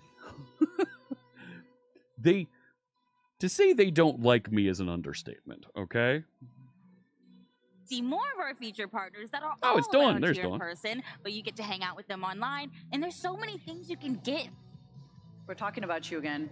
Oh, there's Lewis. Sure, I'm so excited about the Microsoft MVP program at AKA. MVP program. Cool. Yeah. Where it's at. How many of you are C# devs? Hello, and back to the build stage where it's at. How many of you are C# devs? Hands. Oh, a lot of you nerds. Good. I like that. I like this for you. So we have very good news for you, C# nerds, because today C# we've got Luce, nerds. who's She an didn't say expert me. from She said MongoDB, C# nerds. talking to us about the beautiful intersection of MongoDB and C#. Absolutely. Tell us. Yeah, so one of the things we announced recently was a new provider for Entity Framework Core with MongoDB, and developers are really excited about it. So I'm Yep. excited that I can come and I got tell to you do this about it. announcement So at Mongo's event. it kind of started off a couple of years ago. So obviously, Entity Framework is the most Like, popular nobody saw it. It wasn't ORM recorded, but for I databases. did the think I saw a announcement. stat that 39% of .NET developers use Like, yeah, there's Entity Luce. Framework. Yes, that's right. Our friend Luce. So, You've seen and Luce then Carter there's here something in like 50% chat. of developers who've not used MongoDB before want to use it. And so when the opportunity kind of came about to do a partnership to create a provider for it, it's something that had been asked for a long time, and so the team jumped at it. So we had engineers from the both sides, from Microsoft Entity Framework team, and also actually we had a contractor come in with our engineering team who used to work on the Entity Framework team, which is super cool. So that collaboration was there, and they were just learning from each other, and so that was great. And then in November, Yeah, I think it was, we I'm went, also not allowed to to log on release to the preview 1 build of the website with provider, my and then it went GA a couple of weeks ago, and with we actually my had the, what's it the called? wonderful and infamous Jeff Fritz coming up Hey! in New York to tell people about it, which was super cool. Hi, Jeff Fritz. We're talking about you again. We love Okay. you. We love you. They Okay, can. So one thing, I fit in that demographic, right? I'm a .NET dev. Are you, Donna?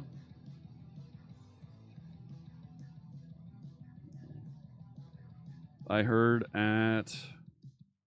No, I typed Donna. I didn't type President Biden. And Luce. Mention me at MS Build today. Don't they know?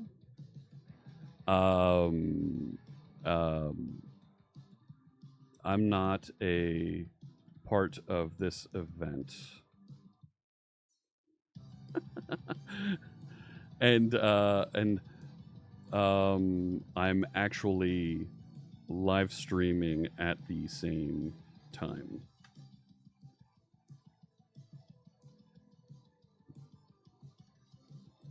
So, no. Yeah. Get back to me for .NET Conf in coming soon. So we did announce .NET Conf. .NET Conf. .NET. There it is. Where's the image? There it is. I am persona non grata. Yes, they're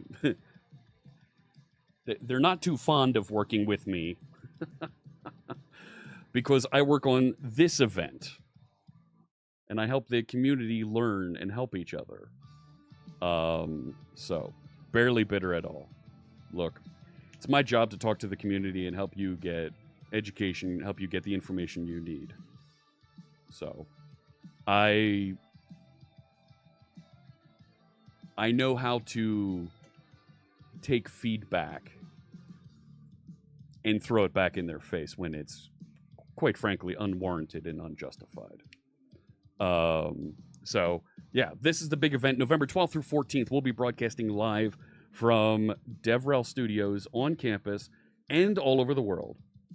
So, why would they dislike what I'm doing? Because I make them look bad because I do this at zero cost and outdraw all of their content that they spend a lot of money on. Consider, I'll take you behind the curtain a little bit. Look at how many views my videos have on the Visual Studio channel on YouTube. I'm sorry, .NET channel on YouTube. And they purposefully do not promote my videos, but they promote everybody else's. Look at the view counts. So, I make them look bad and make their budgets look bad. That's what's going on. It is strictly a big corporation play because I want you to know, wherever you are, whatever you're doing, whatever technology you have, whatever device you have to connect and watch and get connected with us, I want you to get in and be a better developer. They want to know what your job title is and your phone number. I don't care. I want you to be successful. So, I do make enemy teams look bad on Overwatch also. I do.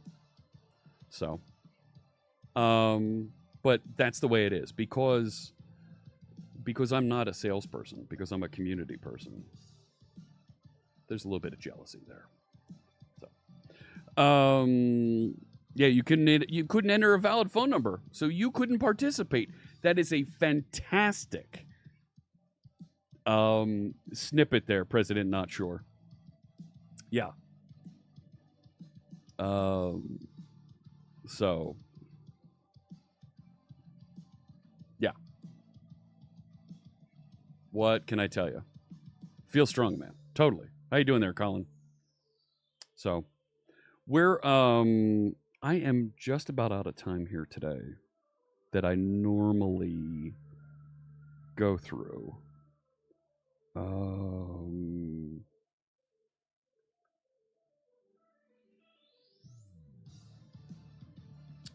Let's do, what do we want to do here? So I've got it all set up. So article lookup now is a thing, and it knows how to do lookups for content. I can wire this up quick. I can totally wire this up quick, right? Let's do that. Hang on. Let's go down here into program. And I had started with an add HTTP client. There. Right? I want to add a typed HTTP client for article lookup. Right? And yeah, it needs the, I know. I'm also going to add a transient. No, I don't need to add HTTP client. Do I? Don't I? I don't. Builder services, add transient. I can just add article lookup. I don't need to. And it should give me a new one. Yeah, Apollo, like, I broke out of Bronze 5 over the weekend. I made it to Bronze 3 yesterday on Overwatch, right? Bronze is the lowest tier, and there's 5 rankings in that. 5 is the lowest, 1 is the highest. So I'm slowly moving up, but I can see in how I'm playing on Overwatch with other teammates, I can see and feel that I'm getting better. Like, I peek over at the statistics, the number of eliminations, assists, healing, and so forth, and I can see that I'm leading teams. And that tells me I'm getting better. Because as a tank, I shouldn't be the person with the most eliminations and assists across the board. Like, it tells me I'm carrying, but let's get this started and see what happens. Get this started, make sure that it actually gets into the article edit page, and then we'll add some stuff onto the article edit page. We should be able to edit and drop it in there as we go. So, so here we go.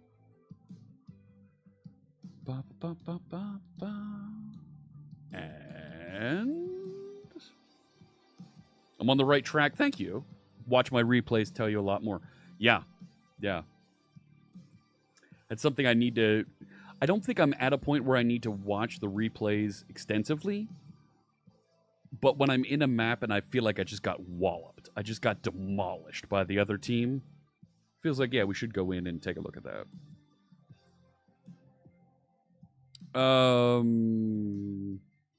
So let me log in and go to this. Jinx, let me come back to you in a minute here. Let me come back to you in just a minute. Okay, so that loaded properly. So we can start tinkering with this. Part of me thinks... I want to put the thumbnail with, like, space underneath it, but it's going to look awkward next to article type. If I want to show a preview of the thumbnail URL...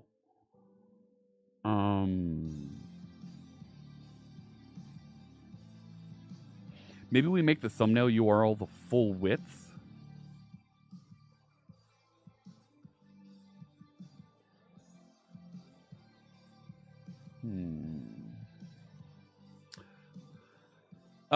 Jinx asks, why so many of the ASP.NET Core abstractions are deprecated in .NET 8?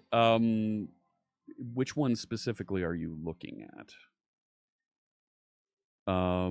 There was a change in the way that identity was structured, so they moved that around in an effort to improve it, to make it easier to use, and to make some of those things secure. No, that's not bullying. We're going to let that through.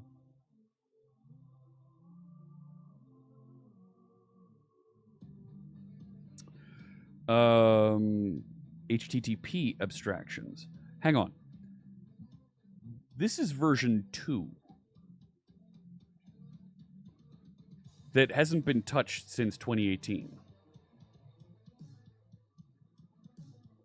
Like, there should be...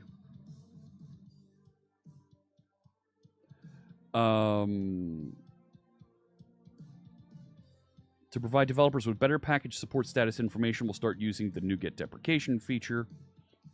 As a general principle, packages that are out of support will be marked deprecated. So these haven't been updated since 2018. They're deprecated.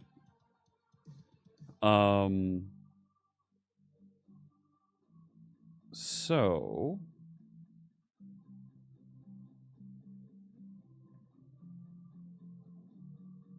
runtime packs, packages.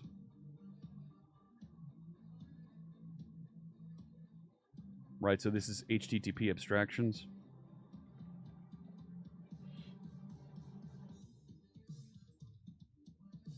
Right.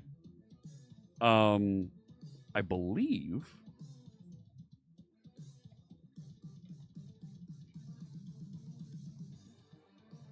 spell Microsoft right.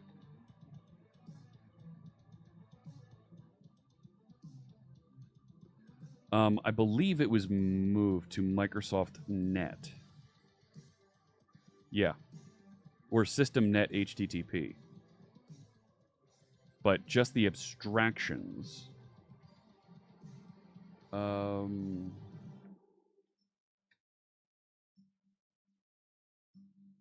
wasn't so much that it was removed, it's that it was consolidated. Microsoft ASP.NET HTTP abstractions for .NET Framework. No, I don't see it.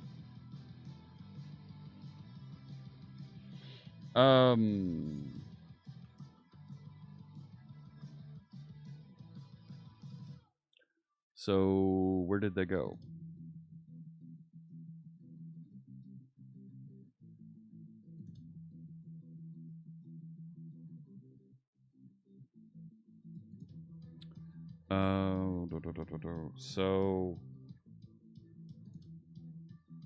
So the HTTP abstraction that was in there was specific for .NET Framework. There was a changeover that works for .NET Framework. Right, so...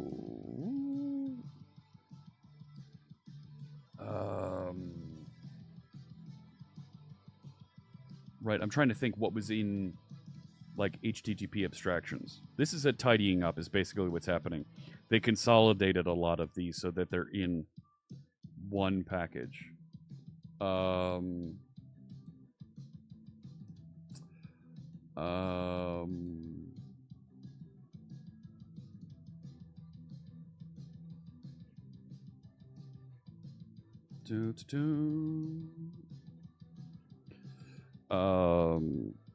I was going to buy my own ticket and reserve hotel to fly out and be part of the festivities.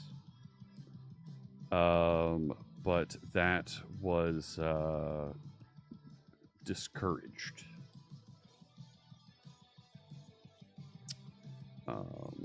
In the future, I expect I'll be picking up a bit of my own travel to get to some of these events.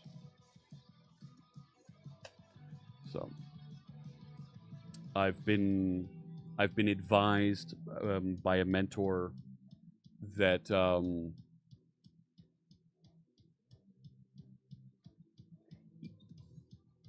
for my career, it's better to be at the event regardless of whether or not you're actually working on it, so that you are seen. If I want to advance my career, I'm going to need to be seen at events, on campus and around. And even if it's not part of my job that they will fly me out, get yourself out there. So, yeah, we're building a Jeff's work travel budget account going here.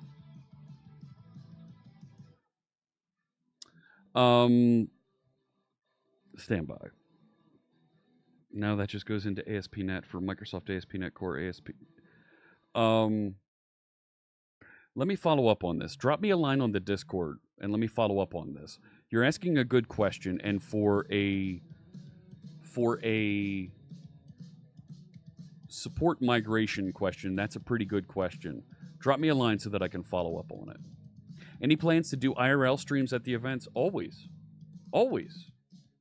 When I've been at Build or Ignite, I've done IRL streams from them. Yes, absolutely. I have all the gear to do that. Absolutely would do that. But right now, politics the way they are with folks at work, if I'm going to appear at a Microsoft event, I have to put myself there. So that's fine. I can disagree with it. I can tell folks they're making a mistake. There's a number of people that should have been at this event, and mistakes were made. That's fine. That's their decision. They get to work with it. Let me see. So that did load everything in. So now I should be able to go onto my article edit page. Let's get back into this and finish this off. And I won't deploy it yet, but I'll have the thing running here. So I did this. Results. So what I'm going to do now... No, don't do results. Just overwrite the article. Just overwrite it. See what happens with that. Right? There it says it refreshed. So let's go to like that Microsoft Dev blog. Right?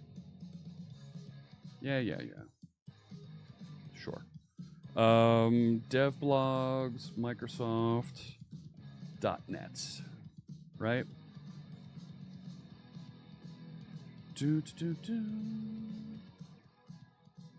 So type that in, tab.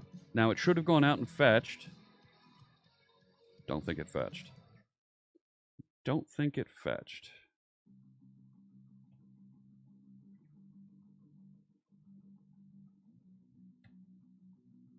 No. So it should be running on the on change of that. Right there. And it's not calling it. We're also... I have a feeling I need to restart. Any tips for someone who wants to break into a similar area for employment? Deep diving into C#, there's a particular path I'd recommend. Should I contribute to Microsoft projects on GitHub if I can get good enough? What do you mean by similar area to me? Do you mean work on things for developer tools? Do you mean work on community outreach and education? Help me out there. This should have worked, right? Why am I not getting... Hello? It's not typing. Article. Edit.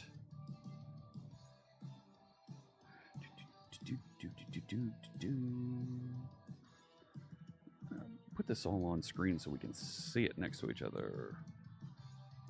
Okay. That sure looks like it should fire it. Yeah. Okay. Run it again. Working on .NET projects and tools. Get familiar with the .NET stack. Contribute, write documentation, write some tests, build some packages that enhance the stack. That'll help get you noticed. Blog posts, content that the team will see that shows off your skills will get you there. There's 2 or 3 offices around the world that they hire folks to work at on the .NET team. Notably, of course, there's offices in Redmond, there's offices in Boston, and there's offices in Prague. Are the 3 main offices that you hear folks at. There's also people working in locations in China and some other countries. But the big 3 that you'll hear about are going to be Redmond, Boston, and Prague. And you'll see job posts on the careers website about it. So, let's see. Create new. Type in that new URL. Tab. It didn't. It didn't. Render mode, interactive server. It didn't fire the on change. Okay. Right? Should have on changed and looked up article. Let's split the screen here a little bit.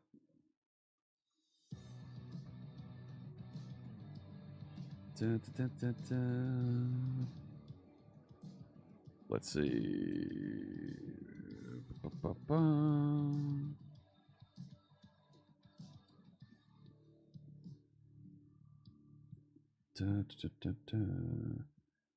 Cool. Let's see here. Where am I? How am I going to do this? Why isn't this loading? That's title. Yeah, the article URI. It should be calling that.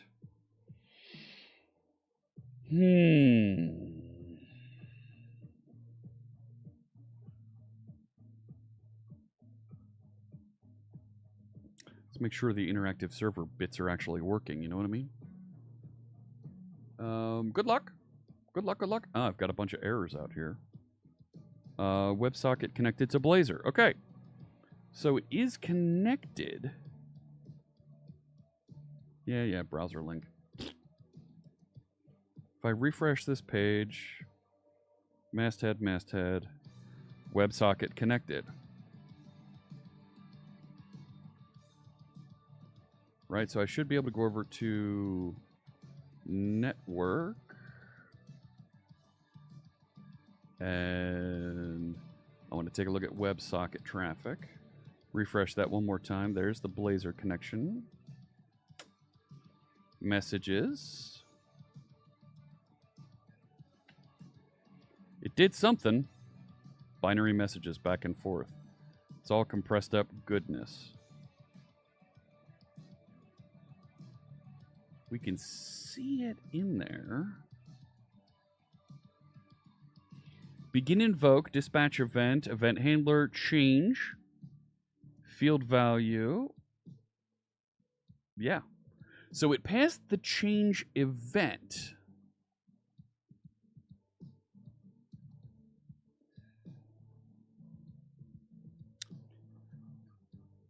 So is there anything on the log then?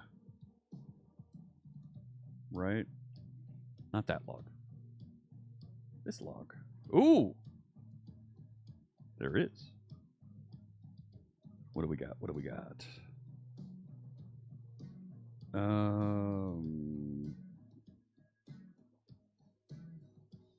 Blob. What? Program 173. That's fine.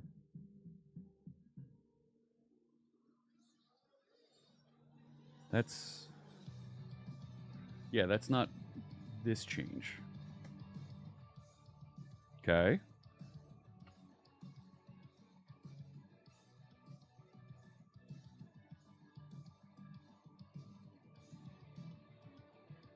Yeah.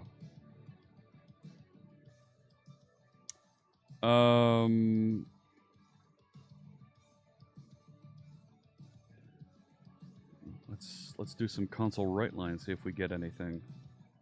Oh, stop it. Console write line saying hello. Hello.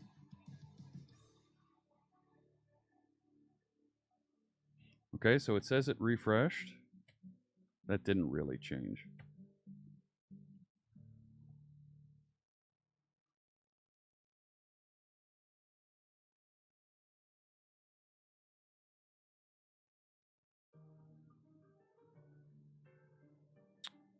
Um, 3032. No new messages in the log.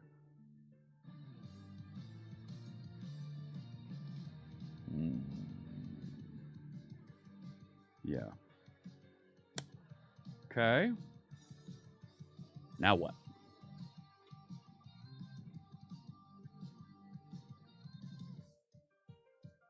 It's interactive server. Do I not have the interactive server endpoints?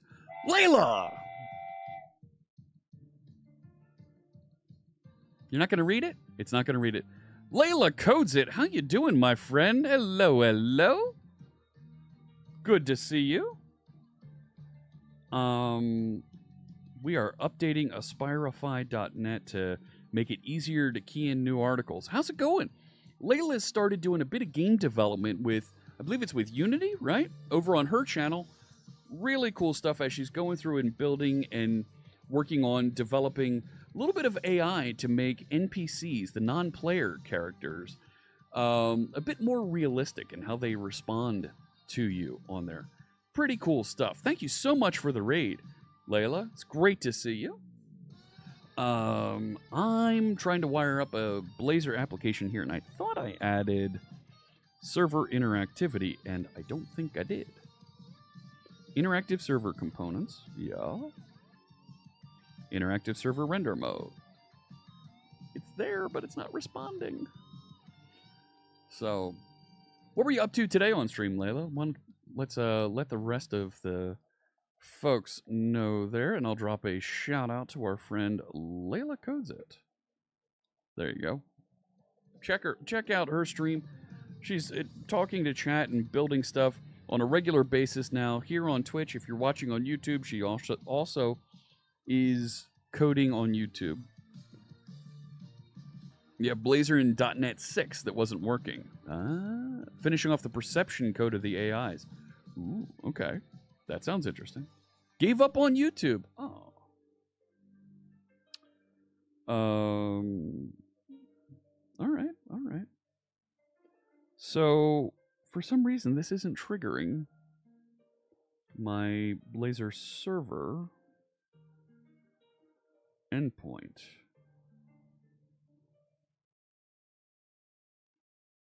No one was on there?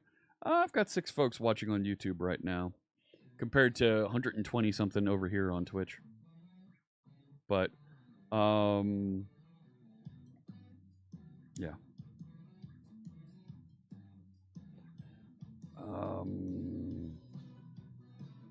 Let's put a console write line in here and see if I can at least get this to write to the server.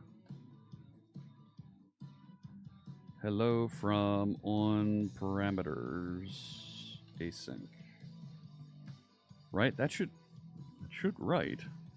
Feed the hounds. Take care. My goodness, it's dinner time there. In your part of the world. Have a fantastic evening. Thank you so much. Hungover from yesterday? Nice. Did you miss anything? Nah. Nah. Not really. We're good. Let's see. Let's head to the log over here. All right. So we've got that happening on the server. I'd also like to output the render mode.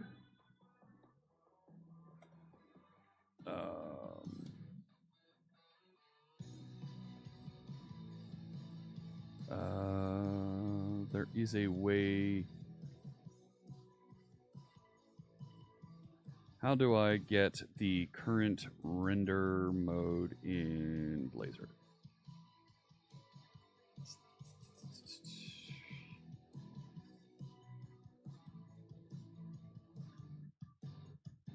Enable support. Yeah.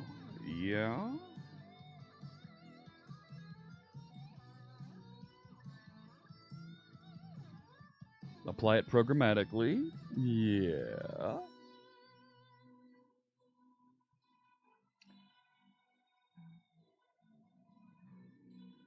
Mm-hmm.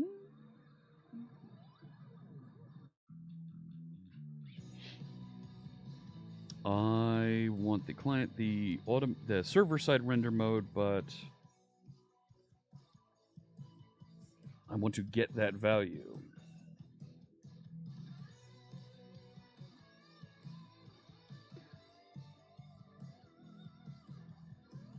Mm-hmm.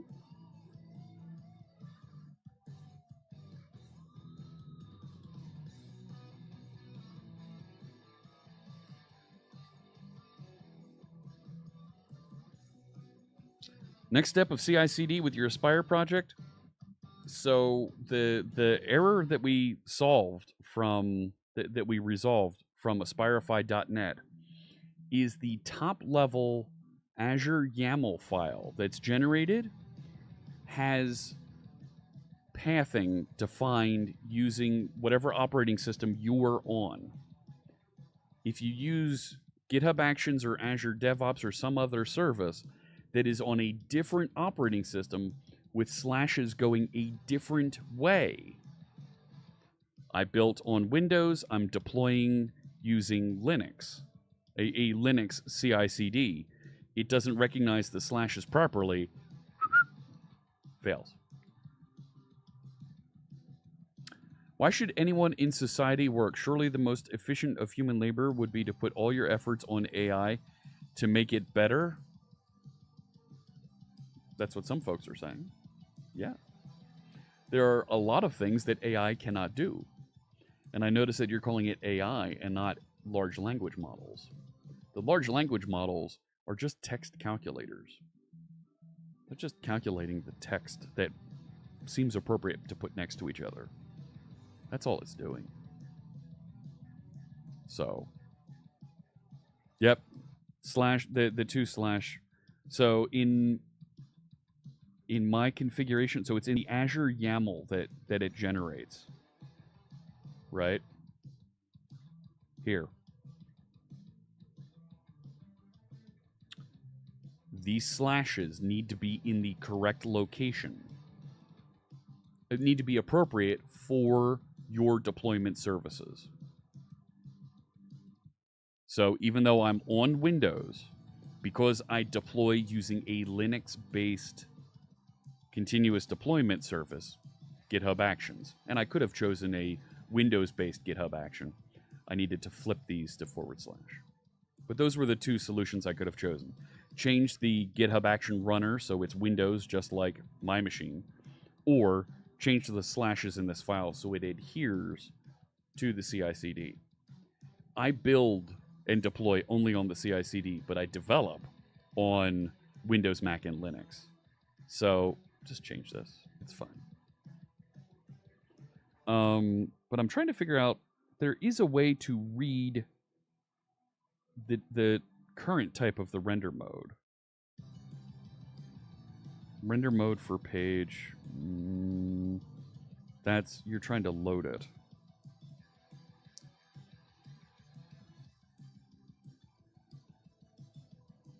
Here.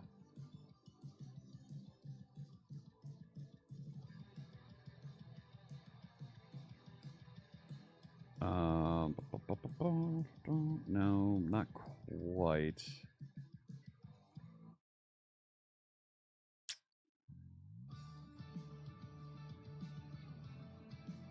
No, I can't.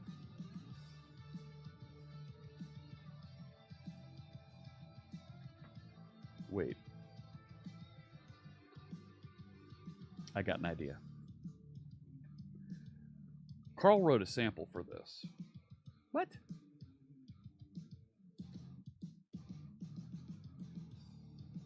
He wrote a sample showing this.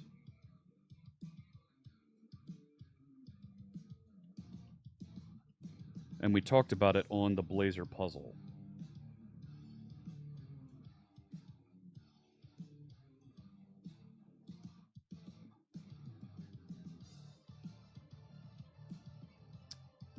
He's got some source code that shows this.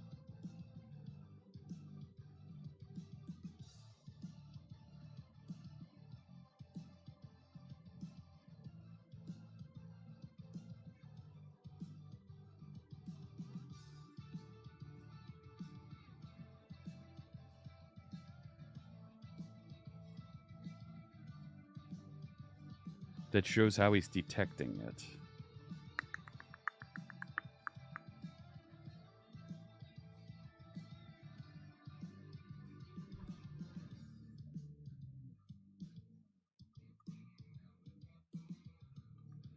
He does this.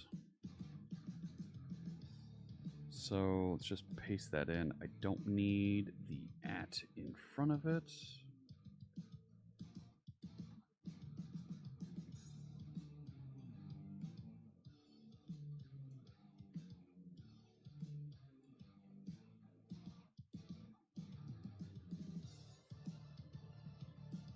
I need a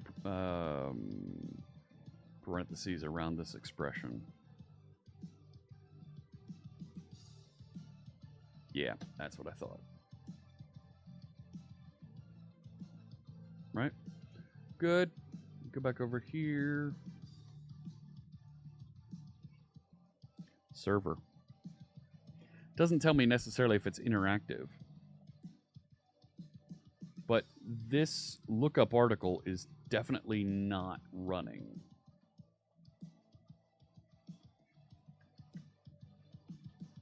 Right from that URL, tab.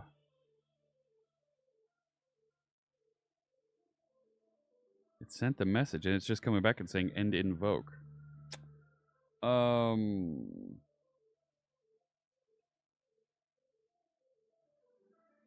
And no message there.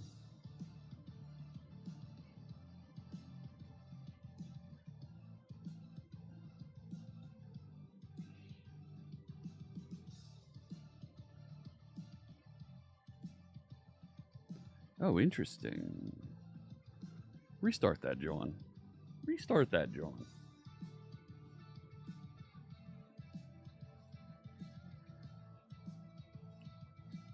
Should the on change be using a lambda? No, Jay. No. No, it should pick it up. And Right, it's a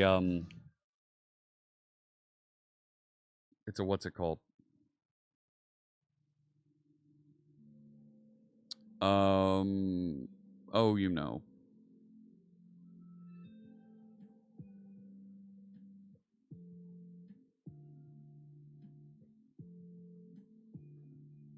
It is a delegate. So giving it just the name of the method, it'll find it and go to it. We're okay with that. So try going to the endpoint.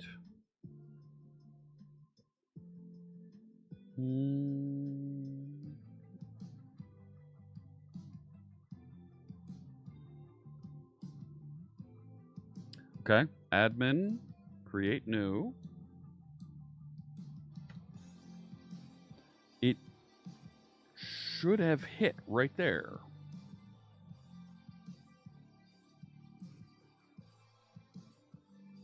And there it is on parameter set. Called it twice.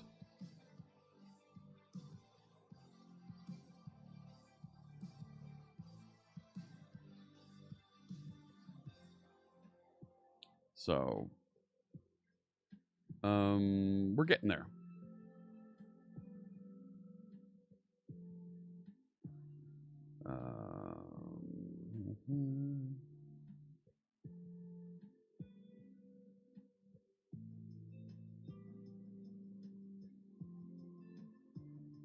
Yeah.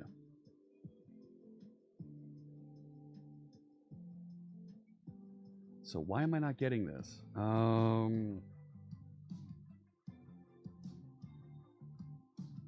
Like, clearly the other server-side interactions are working.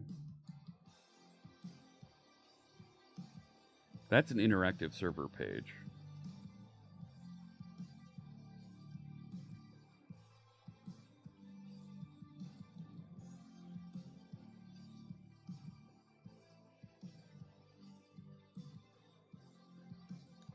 Do we need to turn off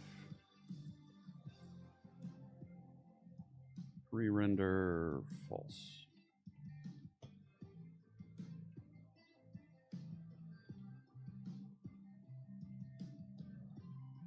No. Stop.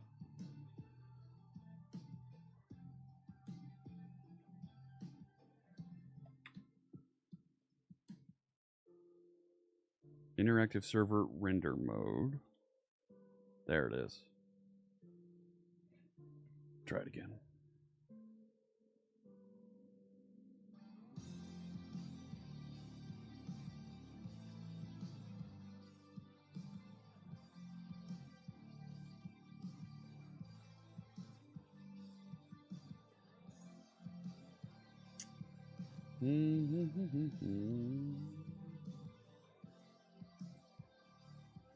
Okay.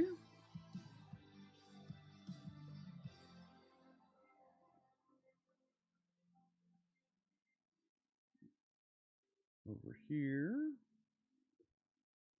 So far, so good. Okay. We'll open the logs and keep an eye over here. Yes, yes, yes. Get me logged back in.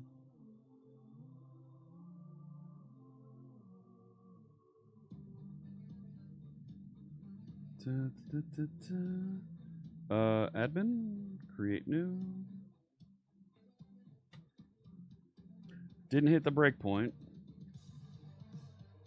Loaded only once. Loaded only once because I turned off pre-render. Okay. But it's not triggering and working with these other parts.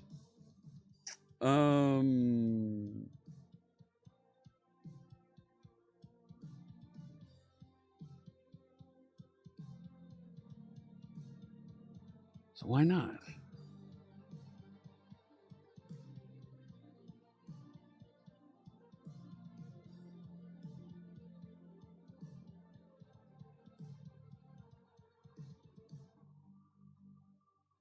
Like, it's not triggering it at all.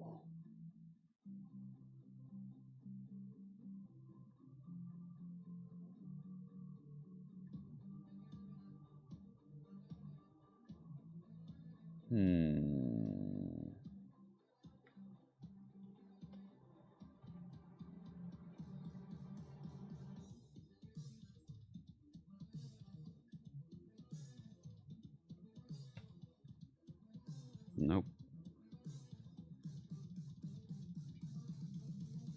It's not there.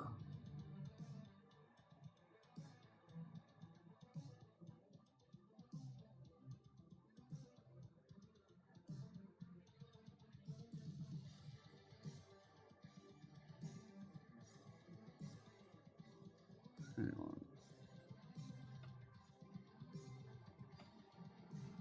No, not hitting it.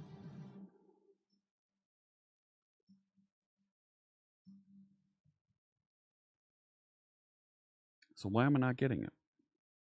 You know what? It's almost 2 o'clock. It's well past my lunchtime, and we have been going for, gosh, almost 5 hours here. I am going to call it there. Yeah. I'm going to call it there for right now. Let's add those changes.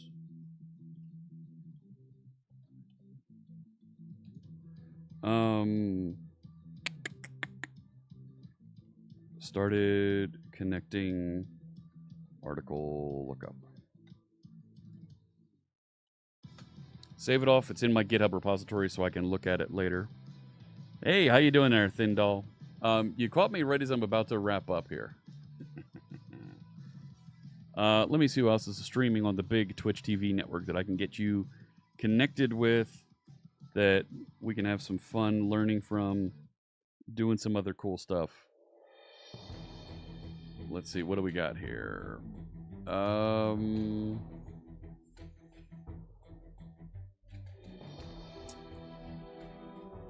You know what? Let's head